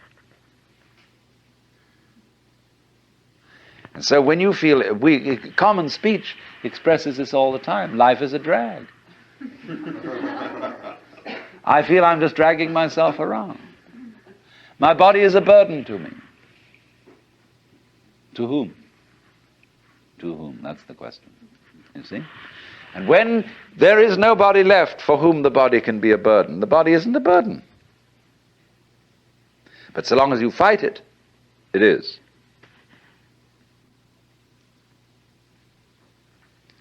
So then, when there is nobody left to resist the thing that we call change, which is simply another word for life, and when we dispel the illusion that we think our thoughts, instead of being just a stream of thoughts, and that we feel our feelings instead of being just feelings, it's like saying, to feel the feelings is a redundant expression. It's like saying, actually, I hear sounds, for there are no sounds which are not heard. Hearing is sound. Seeing is sight. You don't see sights. Sightseeing is a ridiculous word.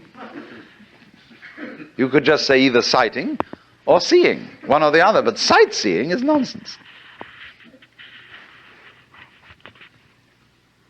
So we keep doubling our words, and this doubling is comparable to oscillation in an electrical system where there's too much feedback, where you remember in the old-fashioned telephone, where the receiver was separate from the mouthpiece, the transmitter. If you wanted to annoy someone who was abusing you on the telephone, you could make them listen to themselves by putting the receiver to the mouthpiece. But it actually didn't have that effect. It set up oscillation. It started to howl. It could be very, very hard on the ears. The same way, if you turn a television camera at the monitor, that is to say, the television set in the studio, the whole thing will start to jiggle. The visual picture will be of oscillation, like that. And the same thing happens here. When you get to think that you think your thoughts, the you standing aside the thoughts has the same sort of consequence as seeing double. And then you think, can I observe the thinker thinking the thoughts? Or, I am worried, and I ought not to worry, but because I can't stop worrying, I'm worried because I worry. And you see where that could lead to. It leads to exactly the same situation that happens in the telephone, and that is what we call anxiety, trembling. But this discipline that we're talking about of Nagarjunas abolishes anxiety, because you discover that no amount of anxiety makes any difference to anything that's going to happen.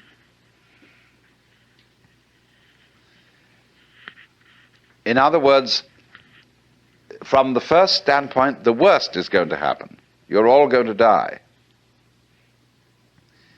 And don't just put it off in the back of your mind and say, I'll consider that later. It's the most important thing to consider now, because it enables you, it is the mercy of nature. because it's going to enable you to let go and not defend yourself all the time, waste all the energies in self-defense.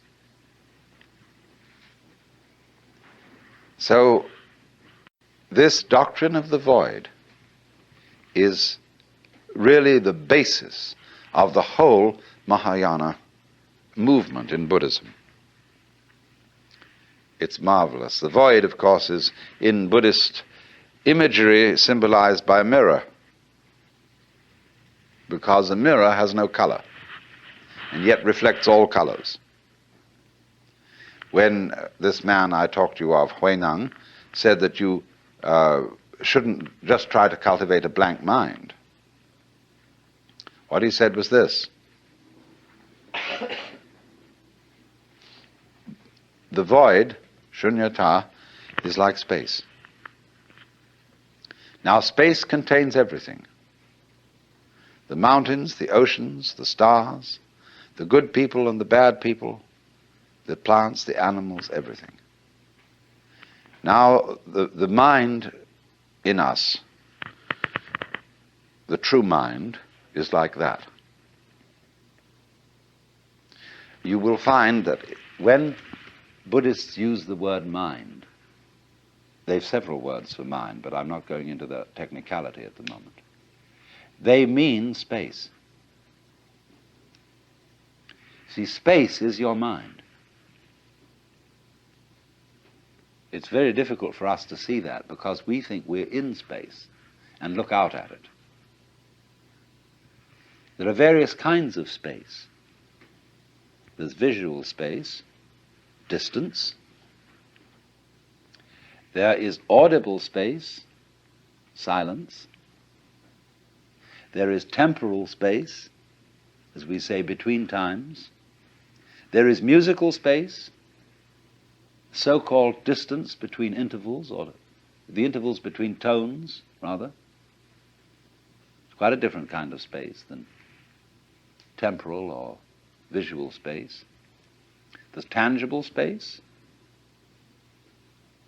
But all these spaces, you see, are the mind. They are the dimensions of consciousness. And so, this great space, which every one of us apprehends from a slightly different point of view, in which the universe moves, this is the mind.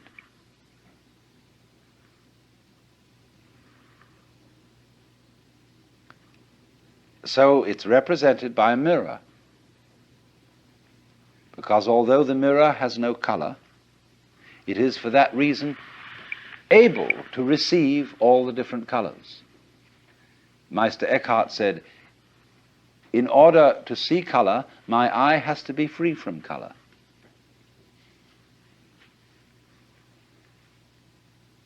So in the same way, in order not only to see, but also to hear, to think, to feel, you have to have an empty head. And the reason why you are not aware of your brain cells, unless you're only aware of your brain cells if you get a tumor or something in the brain, when it gets sick. But in the ordinary way, you're totally unconscious of your brain cells. They're void. And for that reason, you see everything else.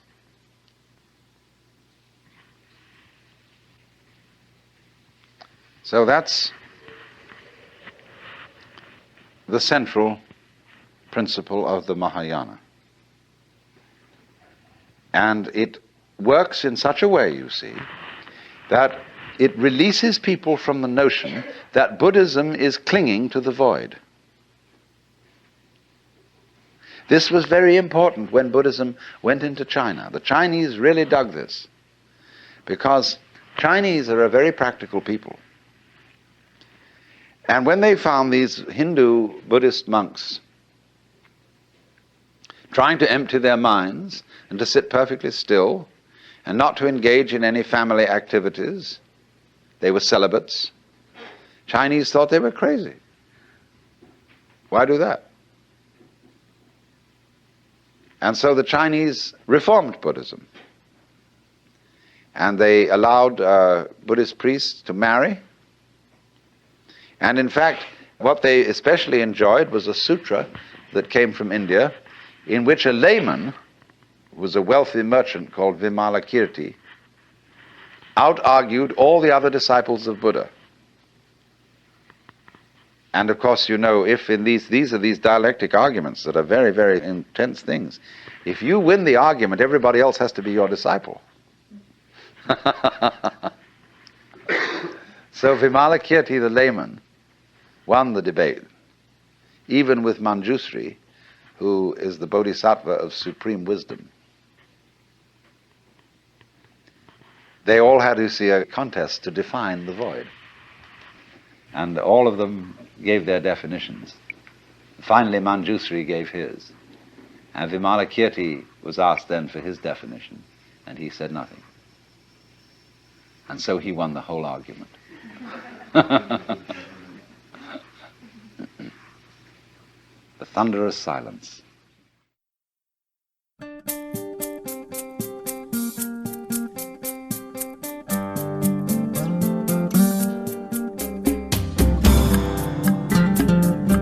This concludes Out of Your Mind, Essential Listening from the Alan Watts Audio Archives. Music by Stephen McNamara. For more information on the audio archives of Alan Watts, please visit www.alanwatts.com. For additional copies of this audio learning series, or for a complete catalog of audio, video, and music for the inner life, please visit Sounds True on the World Wide Web, www.soundstrue.com, or call Sounds True 800-333-9185, or write the Sounds True catalog, P.O. Box 8010, Boulder, Colorado 80306. Thank you for listening.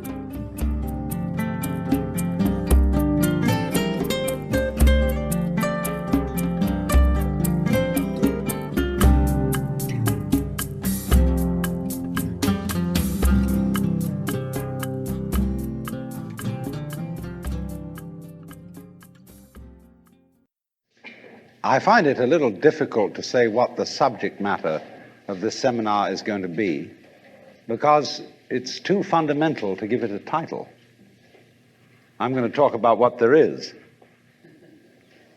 Now, the first thing, though, that we have to do is to get our perspectives with some background about the basic ideas which, as Westerners living today in the United States, influence our everyday common sense, our fundamental notions about what life is about. And there are historical origins for this which influence us more strongly than most people realize. Ideas of the world which are built into the very nature of the language we use and of our ideas of logic and of what makes sense altogether. And these basic ideas I call myth, not using the word myth to mean simply something untrue, but to use the word myth in a more powerful sense. A myth is an image in terms of which we try to make sense of the world. And we at present are living under the influence of two very powerful images, which are, in the present state of scientific knowledge, inadequate. And one of our major problems today is to find an adequate, satisfying image of the world. Well, that's what I'm going to talk about. And I'm going to go further than that, not only what image of the world to have, but how we can get our sensations and our feelings in accordance with the most sensible image of the world that we can manage to conceive. All right, now, the two images which we have been working under for 2,000 years and maybe more are what I would call two models of the universe, and the first is called the ceramic model, and the second, the fully automatic model. The ceramic model of the universe is based on the book of Genesis, from which Judaism, Islam, and Christianity derive their basic picture of the world. And the image of the world in the book of Genesis is that the world is an artifact. It is made. As a potter takes clay and forms pots out of it, or as a carpenter takes wood and makes tables and chairs out of it. Don't forget, Jesus is the son of a carpenter and also the Son of God.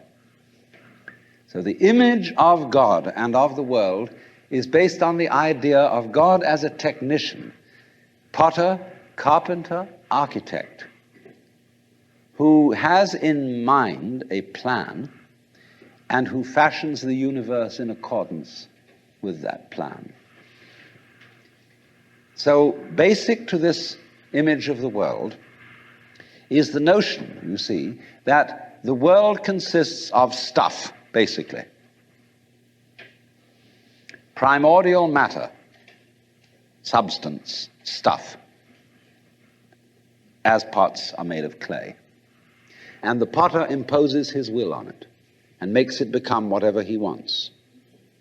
And so in the book of Genesis, the Lord God creates Adam out of the dust of the earth. In other words, he makes a clay figurine, and then he breathes into it, and it becomes alive, because the clay becomes informed. By itself, it is formless. It has no intelligence, and therefore it requires an external intelligence and an external energy to bring it to life and to put some sense into it. And so in this way, we inherit a conception of ourselves as being artifacts, as being made. And it is perfectly natural in our culture for a child to ask its mother, "How was I made?" Or "Who made me?" And this is a very, very powerful idea, but for example, it is not shared by the Chinese or by the Hindus. A Chinese child would not ask its mother, "How was I made?" A Chinese child might ask its mother, "How did I grow?" Which is an entirely different procedure from making. You see, when you make something, you put it together, you arrange parts, or you work from the outside to the in, as a sculptor works on a stone or as the potter works on clay. But when you watch something growing, it works in exactly the opposite direction. It works from the inside to the outside. It expands, it burgeons, it blossoms, and it happens all over itself at once. In other words, the original simple form, say, of a living cell in the womb, progressively complicates itself. And that's the growing process, and it's quite different from the making process. And so there is, for that reason, a fundamental difference between the made and the maker. And this image, this ceramic model of the universe, originated in cultures where the form of government was monarchical,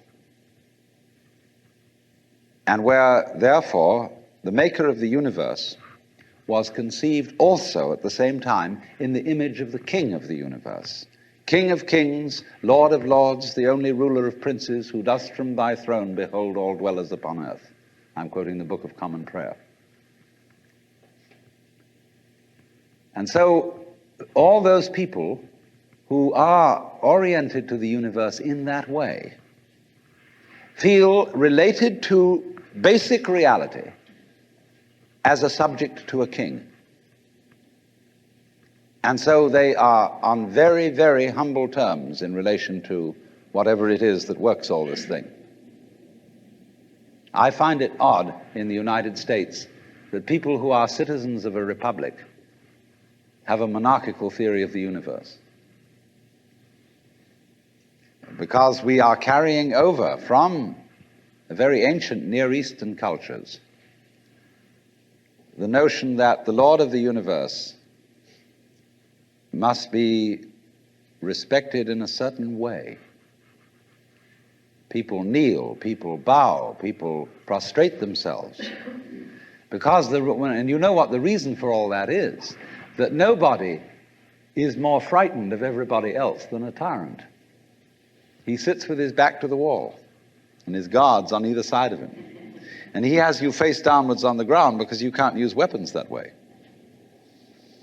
When you come into his presence, you don't stand up and face him because you might attack. And he has reason to fear that you might, because he's ruling you all. And the man who rules you all is the biggest crook in the bunch, because he's the one who's succeeded in crime. The other people are pushed aside because the criminals, the people we lock up in jail, are simply the people who didn't make it. So naturally, the real boss sits with his back to the wall and his henchmen on either side of him. And so when you design a church, what does it look like?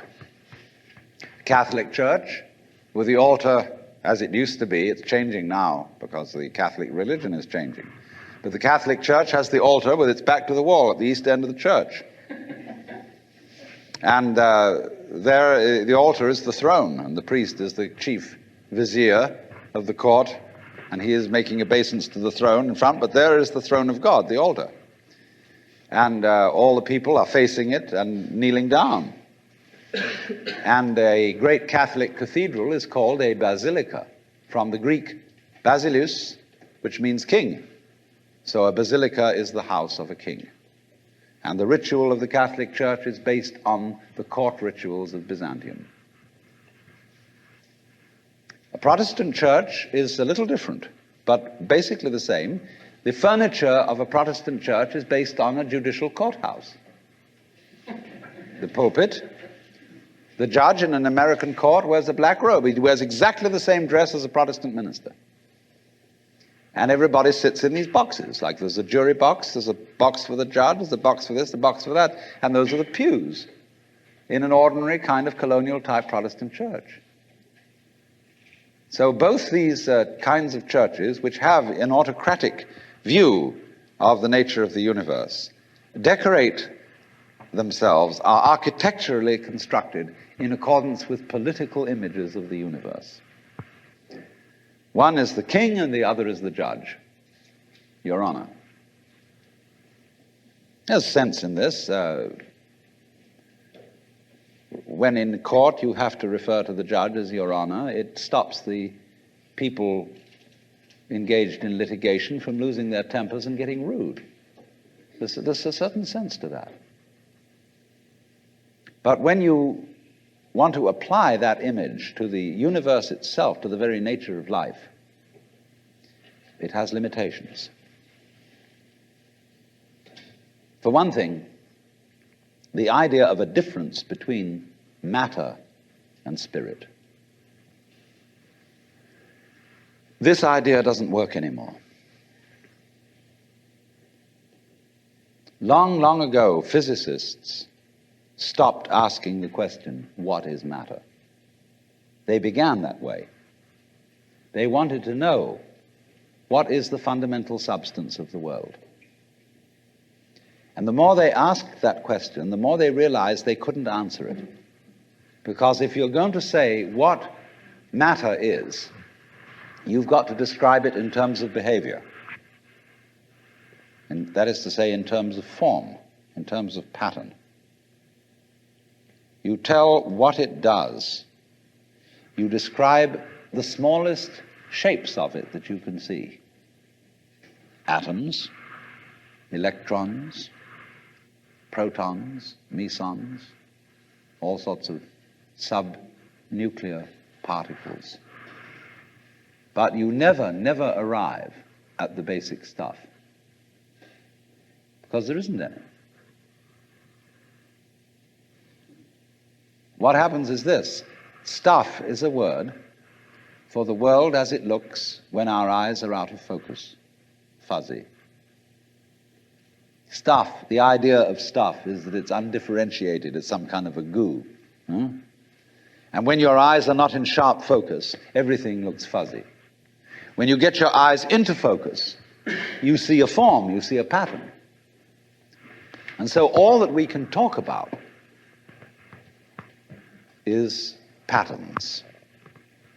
So the picture of the world in the most sophisticated physics of today is not formed stuff, potted clay, but pattern.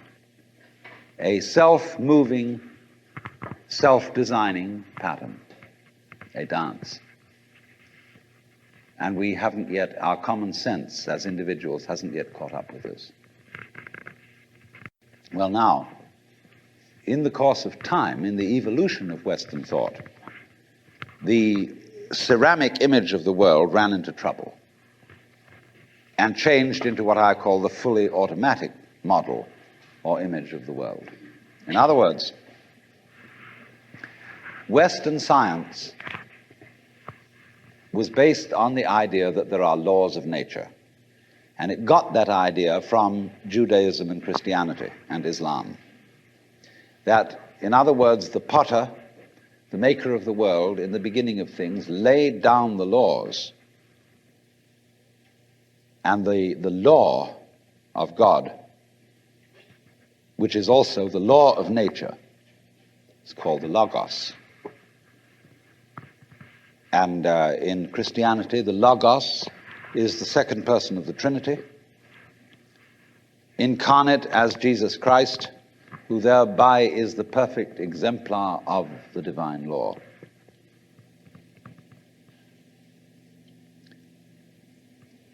So we have tended to think of all natural phenomena as responding to laws, as if, in other words, the laws of the world were like the rails on which a streetcar or a tram or a train runs. And these things exist in a certain way, and all events respond to these laws. You know that limerick, there was a young man who said, "Damn, for it certainly seems that I am a creature that moves in determinate grooves. I'm not even a bus, I'm a tram."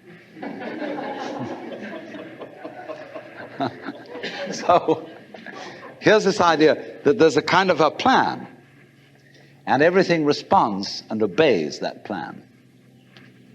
Well, in the 18th century, Western intellectuals began to suspect this idea. And what they suspected is whether there is a lawmaker, whether there is an architect of the universe. And they found out, or they reasoned, that you don't have to suppose that there is. Why? Because the hypothesis of God does not help us to make any predictions.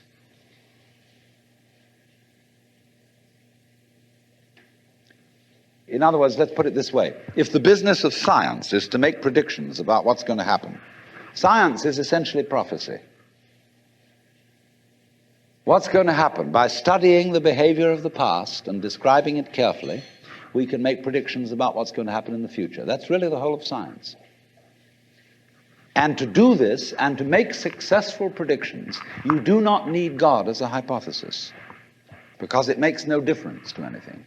If you say everything is controlled by God, everything is governed by God, that doesn't make any difference to your prediction of what's going to happen.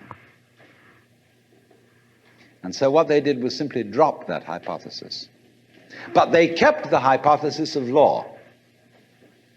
Because if you can predict, if you can study the past and describe how things have behaved, and you've got some regularities in the behavior of the universe, you call that law. Although it may not be law in the ordinary sense of the word, it's simply regularity. And so what they did was they got rid of the lawmaker and kept the law.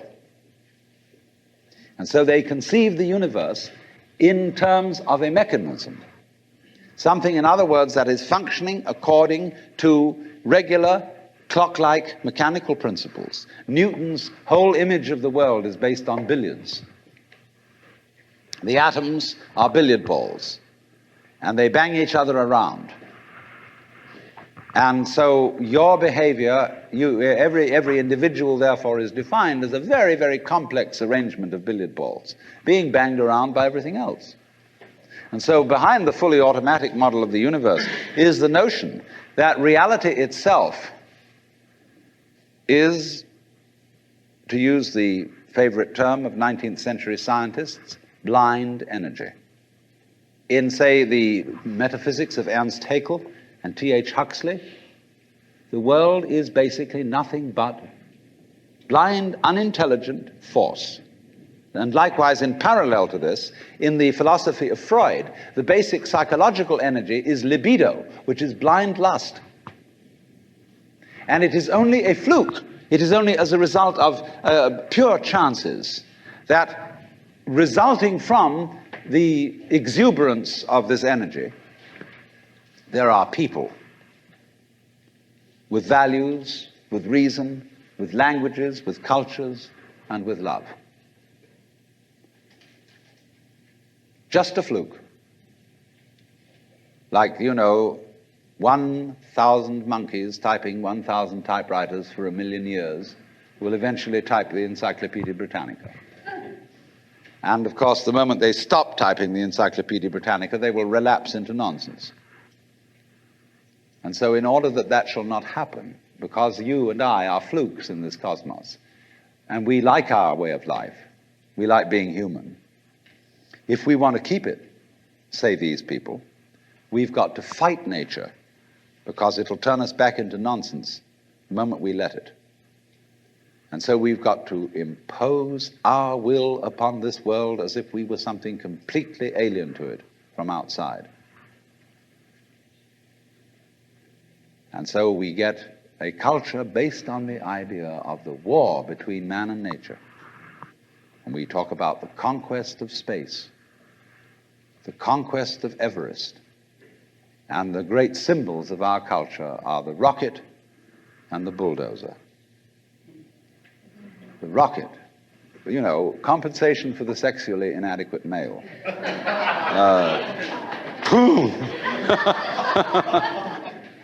So we're going to conquer space. We're in space already, way out.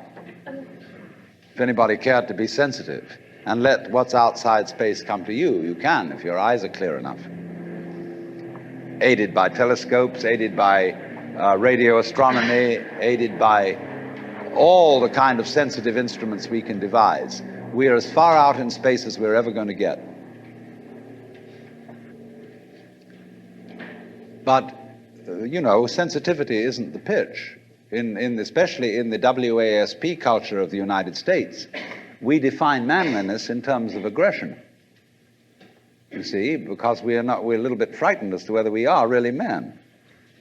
And so we put on this great show of being a tough guy. It's completely unnecessary. If you have what it takes, you don't need to put on that show. You don't need to beat nature into submission. Why be hostile to nature? Because after all, you are a symptom of nature. You, as a human being, you grow out of this physical universe in just exactly the same way that an apple grows off an apple tree. So let's say the tree which grows apples is a tree which apples, using apple as a verb. And a world in which human beings arrive is a world that peoples. And so the existence of people is symptomatic of the kind of universe we live in. Just as spots on somebody's skin are symptomatic of chickenpox. But we have been brought up by reason of our two great myths, the ceramic and the fully automatic, not to feel that we belong in the world. So our popular speech reflects it. We say, I came into this world. You didn't. You came out of it. We say, face facts.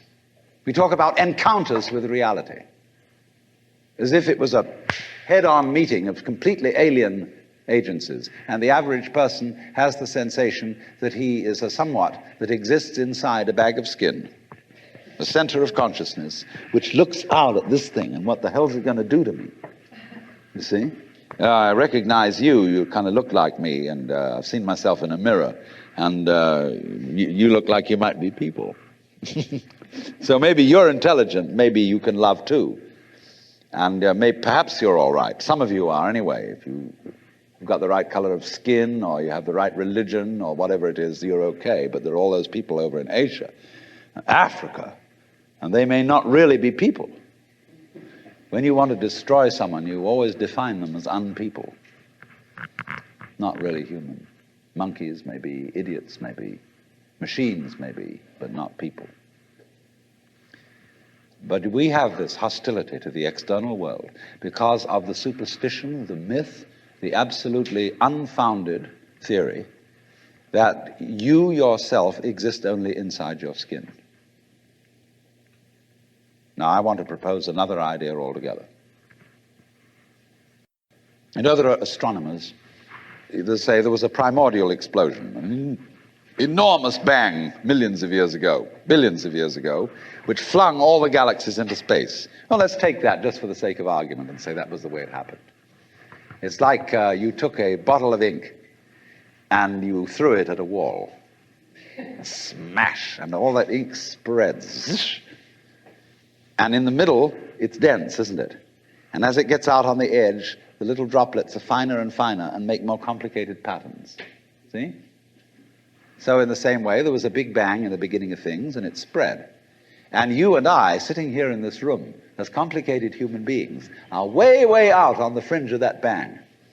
We're the complicated little patterns on the end of it. Very interesting. But so we define ourselves as being only that. If you think that you are only inside your skin, you define yourself as one very complicated little curlicue, way out on the edge of that explosion, way out in space and way out in time.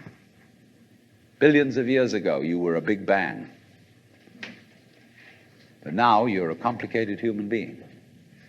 And then we cut ourselves off like this and don't feel that we're still the big bang. But you are. Depends how you define yourself. You are actually, if this is the way things started, if there was a Big Bang in the beginning, you're not something that is a result of the Big Bang on the end of the process. You are still the process. You are the Big Bang, the original force of the universe, coming on as whoever you are. See, when I meet you, I see not just what you define yourself as, Mr. So-and-so, Miss So-and-so, Mrs. So-and-so. I see every one of you as the primordial energy of the universe coming on at me in this particular way. I know I'm that too. But we've learned to define ourselves as separate from it. And so what I would call a kind of a basic problem we've got to go through first is to understand that there are no such things as things. That is to say, separate things or separate events. That is only a way of talking. And if you can understand this, you're going to have no further problems. I once asked a group of high school children, what do you mean by a thing? And first of all, they gave me all sorts of synonyms. They said it's an object, which is simply another word for a thing. It doesn't tell you anything about what you mean by a thing. And finally, a very smart girl from Italy who was in the group said a thing is a noun. And she was quite right. A noun isn't a part of nature, it's a part of speech. There are no nouns in the physical world. There are no separate things in the physical world either. See, the physical world is wiggly. But clouds, mountains, trees, people are all wiggly. And only when human beings get working at things, they build buildings in straight lines and try and make out that the world isn't really wiggly. But here are we sitting in this room all built on straight lines, but each one of us is as wiggly as all get out. Now then, when you want to get control of something that wiggles, it's pretty difficult, isn't it?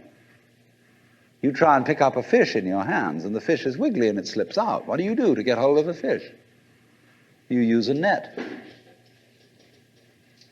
And so the net is the basic thing we have for getting hold of the wiggly world. And so if you want to get hold of this wiggle, you've got to put a net over it. And I can number the holes in a net. So many holes up, so many holes across. And if I can number these holes, I can count exactly where each wiggle is in terms of a hole in that net.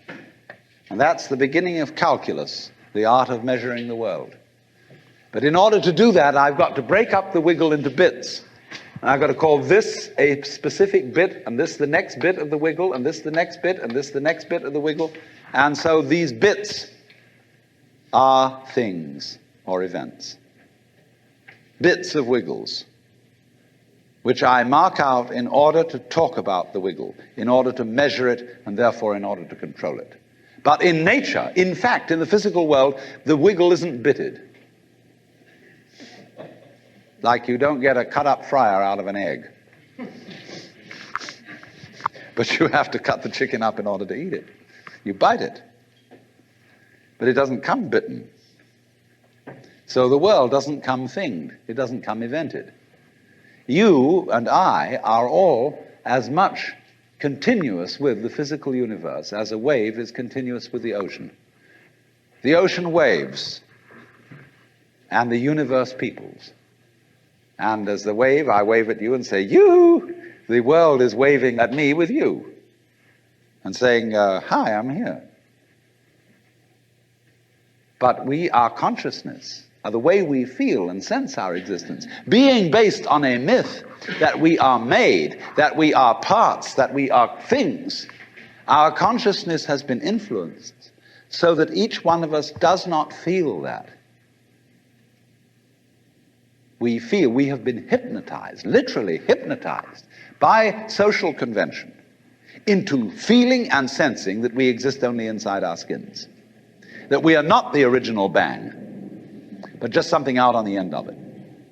And therefore we are scared stiff.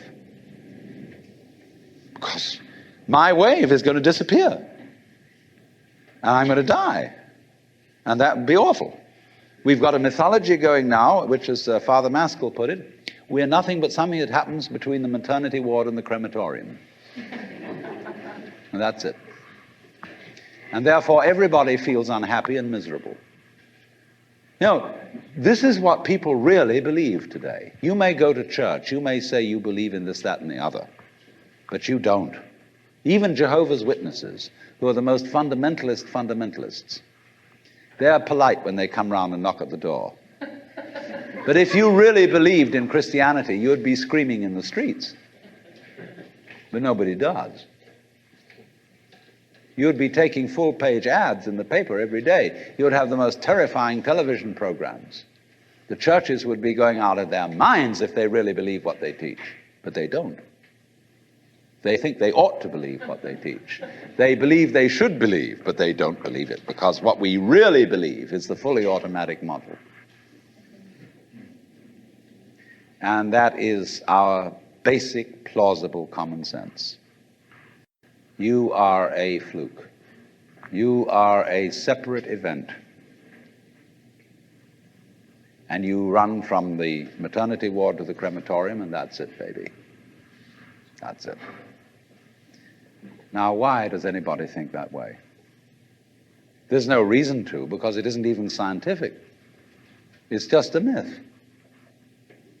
And it's invented by people who wanted to feel a certain way. They want to play a certain game. See, the game of God got embarrassing. The idea of God as the potter, the architect of the universe, is good, and it makes you feel that life is, after all, important. There is someone who cares. It has meaning, it has sense, and you are valuable in the eyes of the Father. But after a while, it gets embarrassing. And you realize that everything you do is being watched by God. He knows your tiniest, inmost feelings and thoughts, and you say after a while, quit bugging me. I don't want you around. So you become an atheist, just to get rid of it. Then you feel terrible after that, because you got rid of God, but that means you got rid of yourself. You're just nothing but a machine. And your idea that you're a machine is just a machine too. So if you're a smart kid, you commit suicide. Camus said there is only really one serious philosophical question, which is whether or not to commit suicide. I think there are 4 or 5 serious philosophical questions. The first one is, who started it? The second is, are we going to make it? The third is, where are we going to put it? The fourth is, who's going to clean up? And the fifth, is it serious? But still, should you or not commit suicide? This is a good question. Why go on? And you only go on if the game is worth the candle. Now, the universe has been going on for an incredible long time. And so really, a satisfactory theory of the universe has to be one that's worth betting on. That's it seems to me, absolutely elementary common sense. If you make a theory of the universe which isn't worth betting on, why bother? Just commit suicide. But if you want to go on playing the game, you've got to have an optimal theory for playing the game. Otherwise, there's no point in it.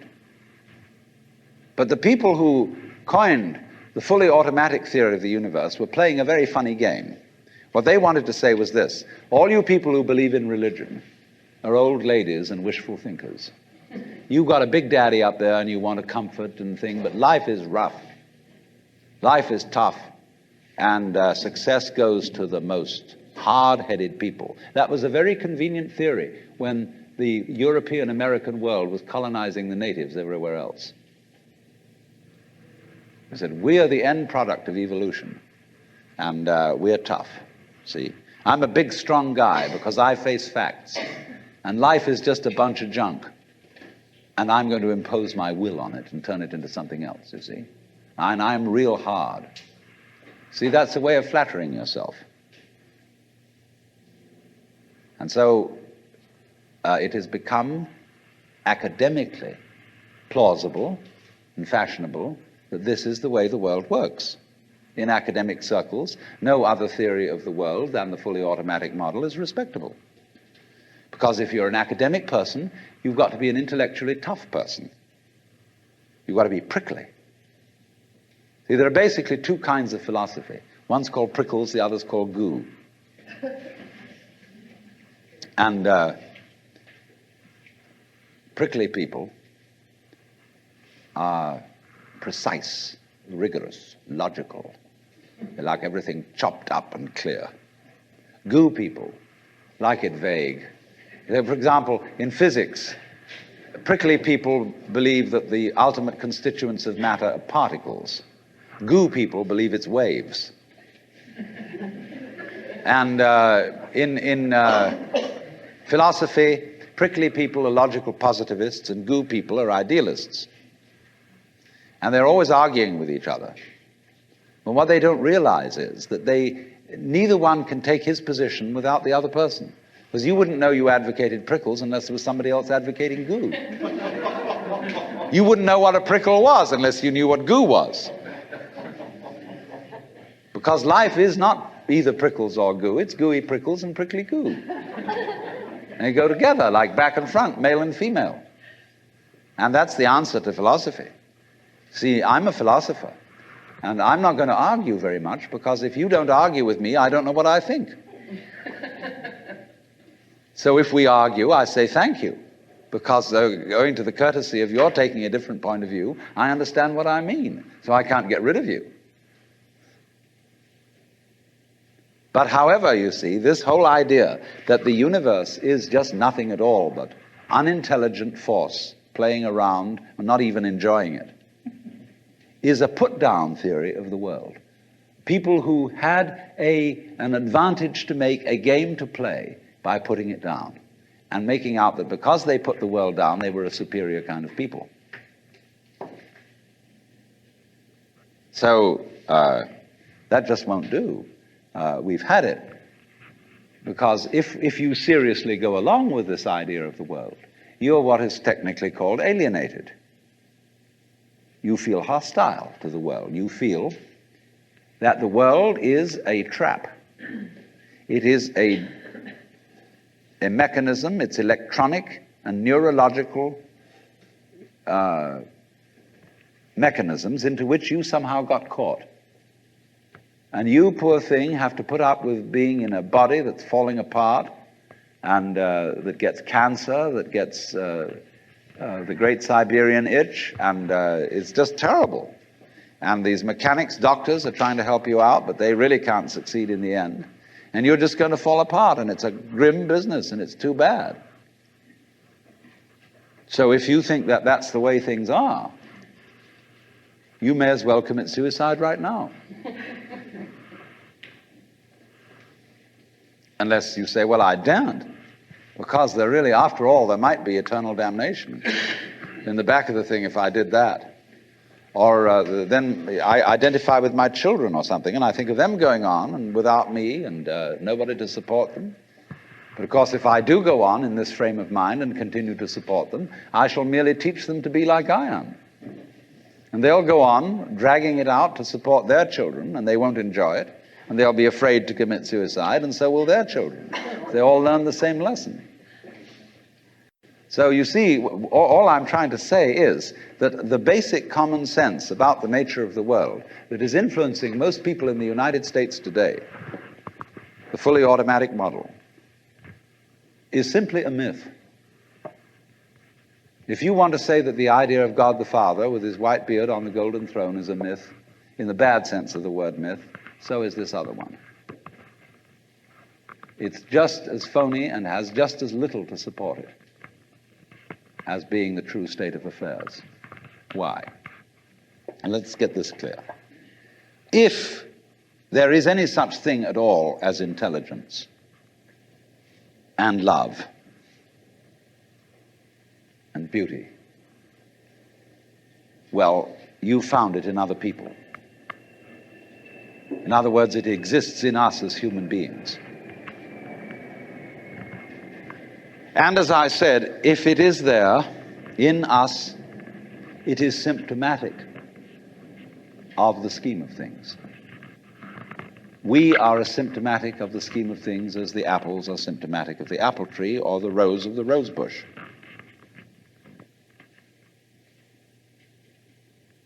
The earth is not a big rock infested with living organisms, any more than your skeleton is bones infested with cells.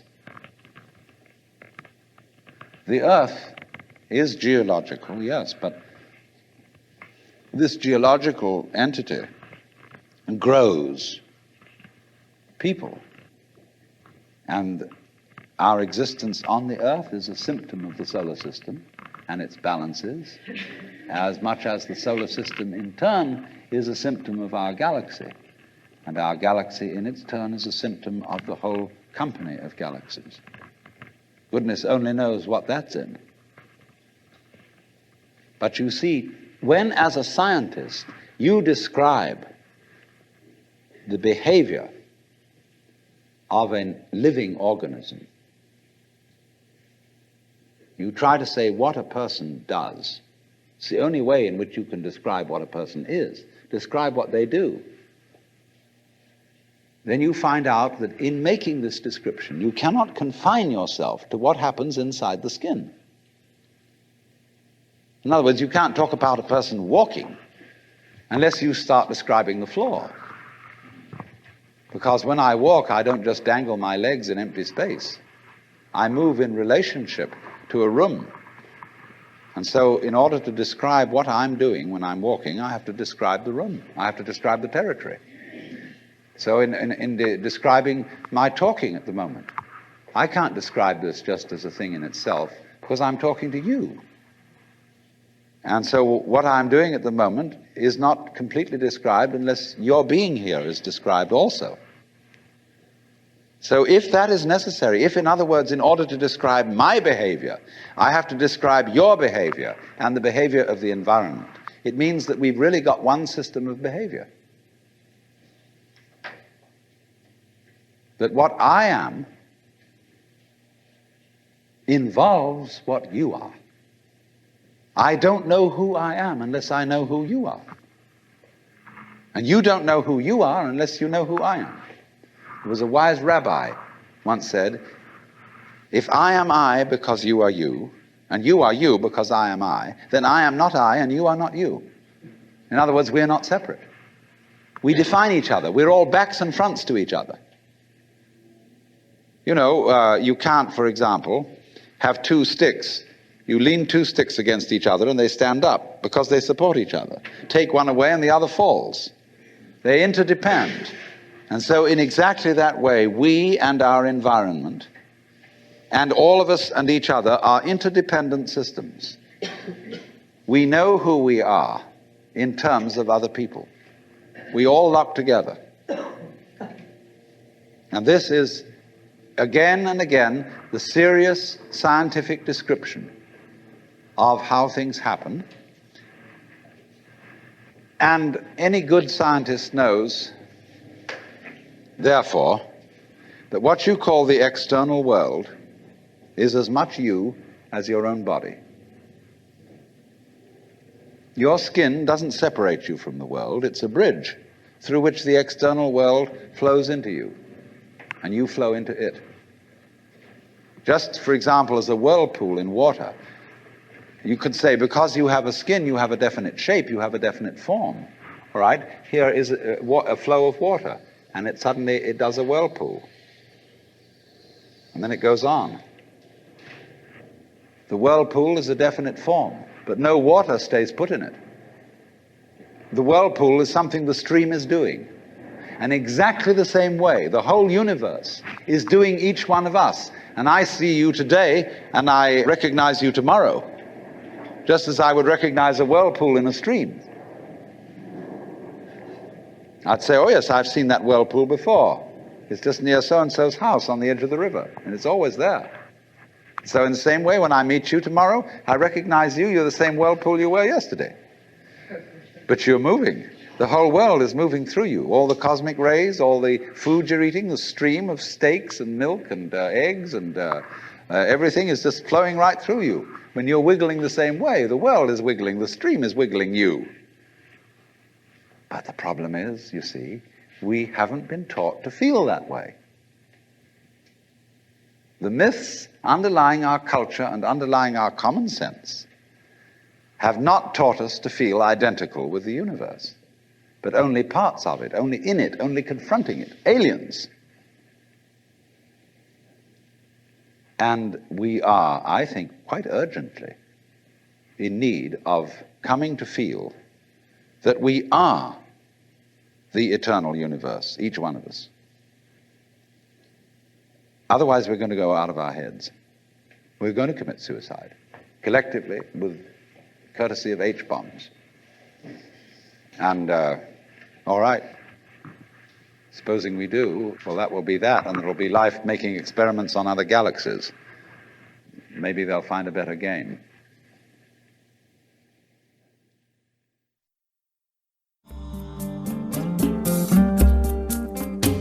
Out of Your Mind now continues with the next lecture from the Nature of Consciousness lecture series.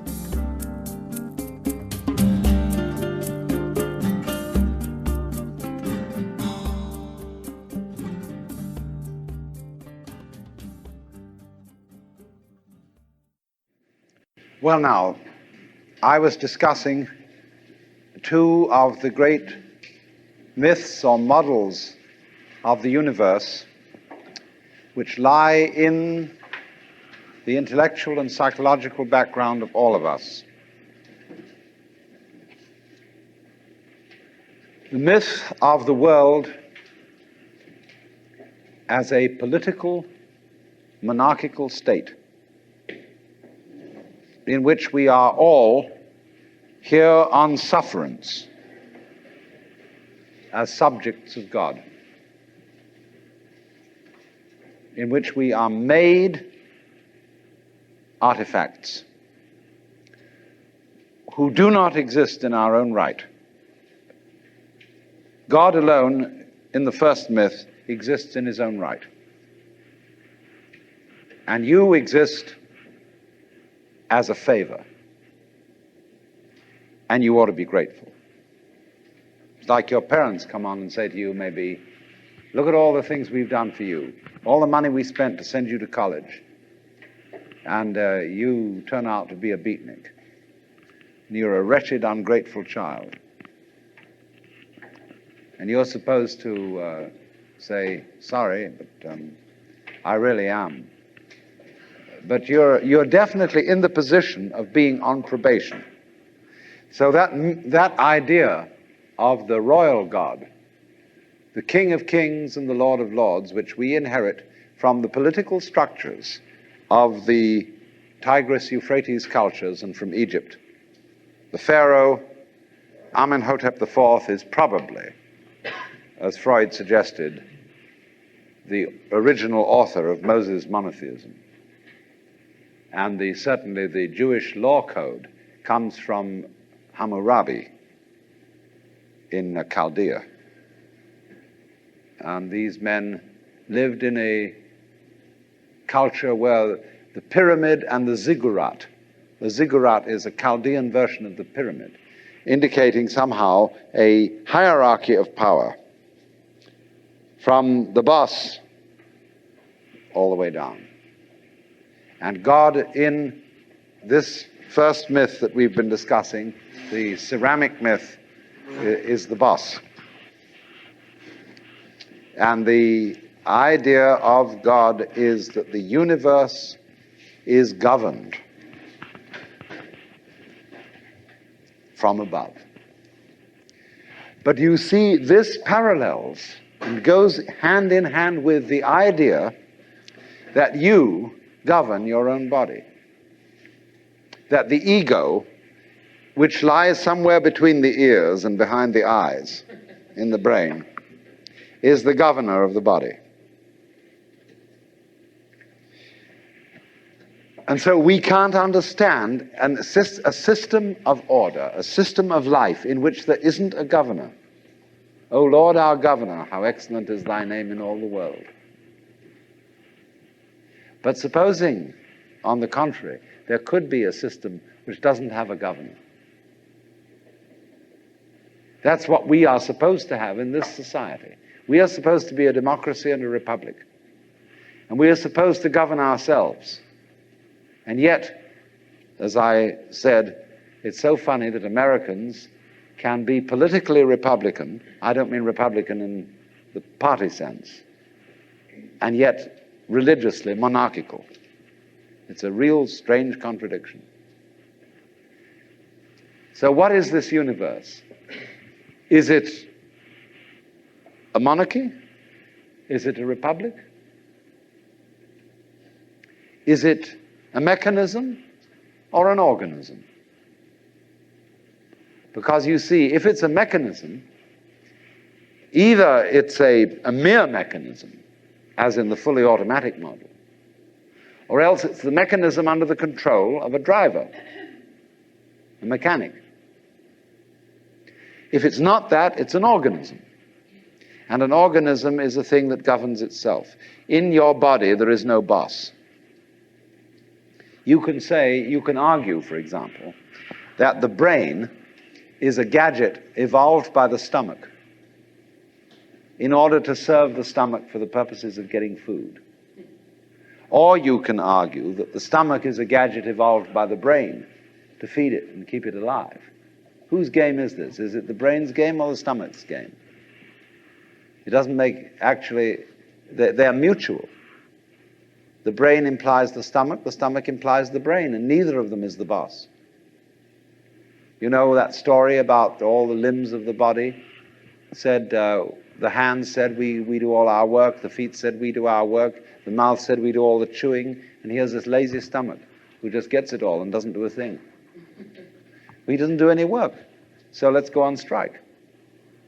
And the hands refused to carry, the feet refused to walk, the mouth refused to chew. And said, now, we're on strike against the stomach. But after a while, all of them found themselves getting weaker and weaker and weaker and weaker because they didn't recognize that the stomach fed them. So there is the possibility then that we are not in the kind of system that these two myths delineate, that we are not living in a world where we ourselves, in the deepest sense of self, are outside reality and somehow in a position that we have to bow down to it and say, as a great favor, please preserve us in existence. Nor are we in a system which is merely mechanical and in which we are nothing but flukes trapped in the electrical wiring of a nervous system which is fundamentally rather inefficiently arranged. What's the alternative? Well, we can put the alternative in another image altogether. And I will call this not the ceramic image, not the fully automatic image, but the dramatic image. Consider the world as a drama. What's the basis of all drama? The basis of all stories, of all plots, of all happenings. It's the game of hide and seek.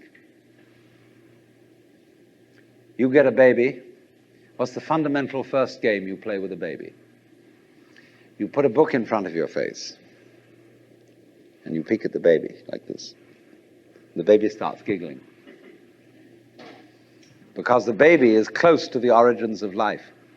It comes from the womb really knowing what it's all about, but it can't put it into words. See, what every child psychologist really wants to know is to get a baby to talk psychological jargon and explain how it feels.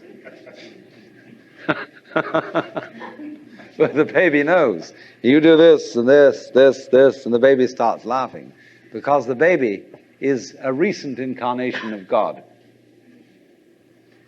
And the baby knows, therefore, that hide and seek is the basic game.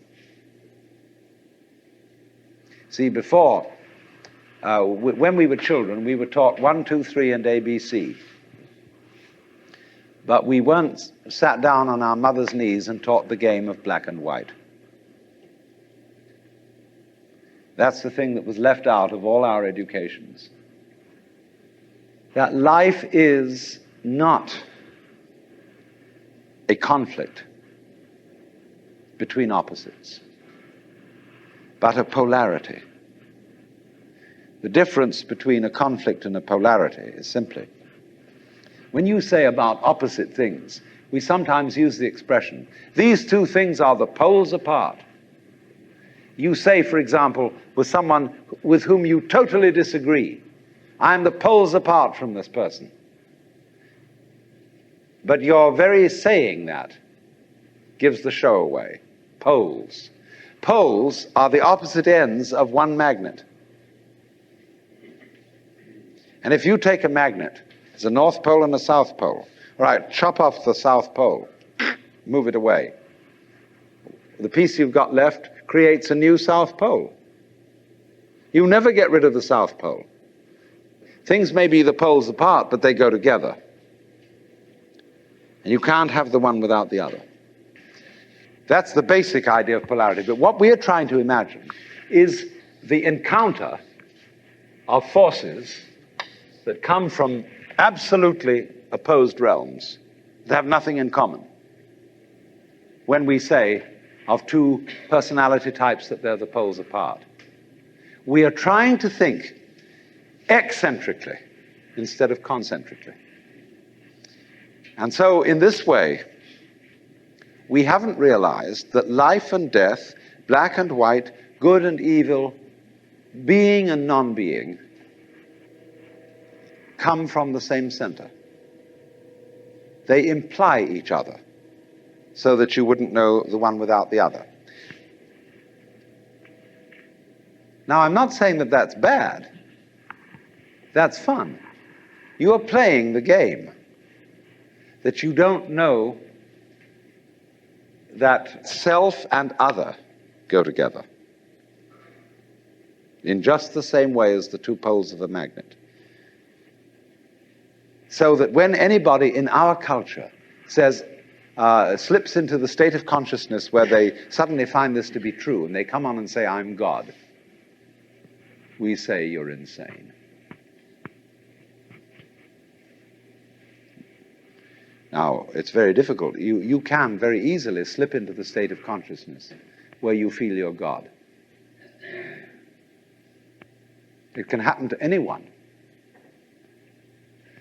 Just in the same way as you can get the flu or measles or something like that, you can slip into the state of consciousness.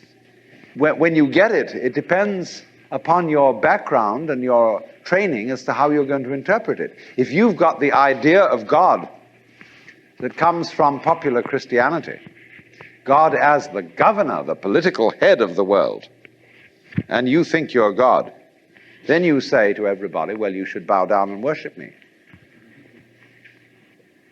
But if you're a member of Hindu culture and you suddenly tell all your friends, I'm God, instead of saying you're insane, they say, congratulations, at last you found out.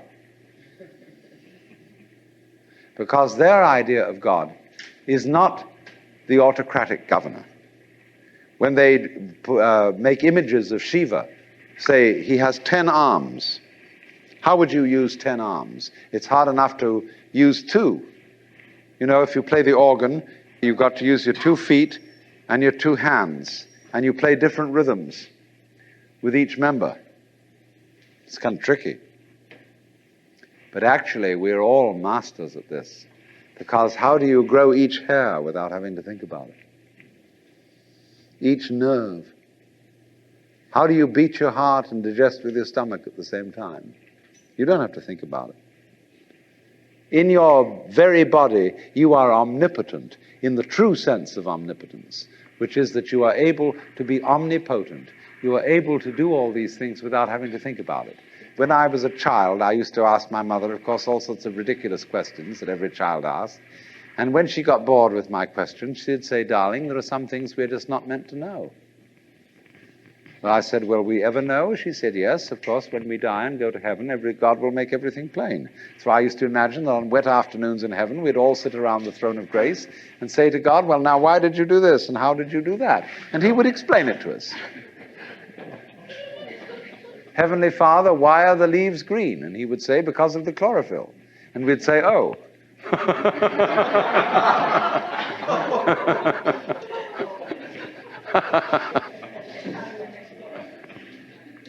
But in the Hindu universe, you would say to God, how did you make the mountains?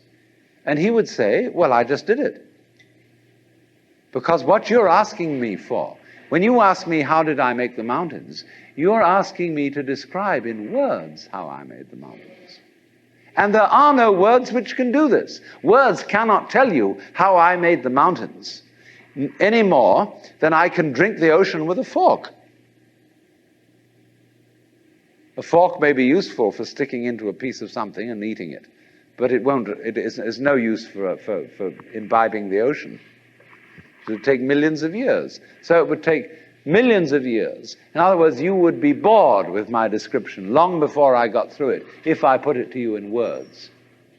Because I didn't create the mountains with words. I just did it. Like you open and close your hand. You know how to do this, but can you describe in words how you do it? But you do it. You are conscious, aren't you? Do you know how you manage to be conscious? Do you know how you beat your heart? Can you say in words, explain correctly how this is done? You do it, but you can't put it into words. Because words are too clumsy. And yet you manage this expertly for as long as you're able to do it.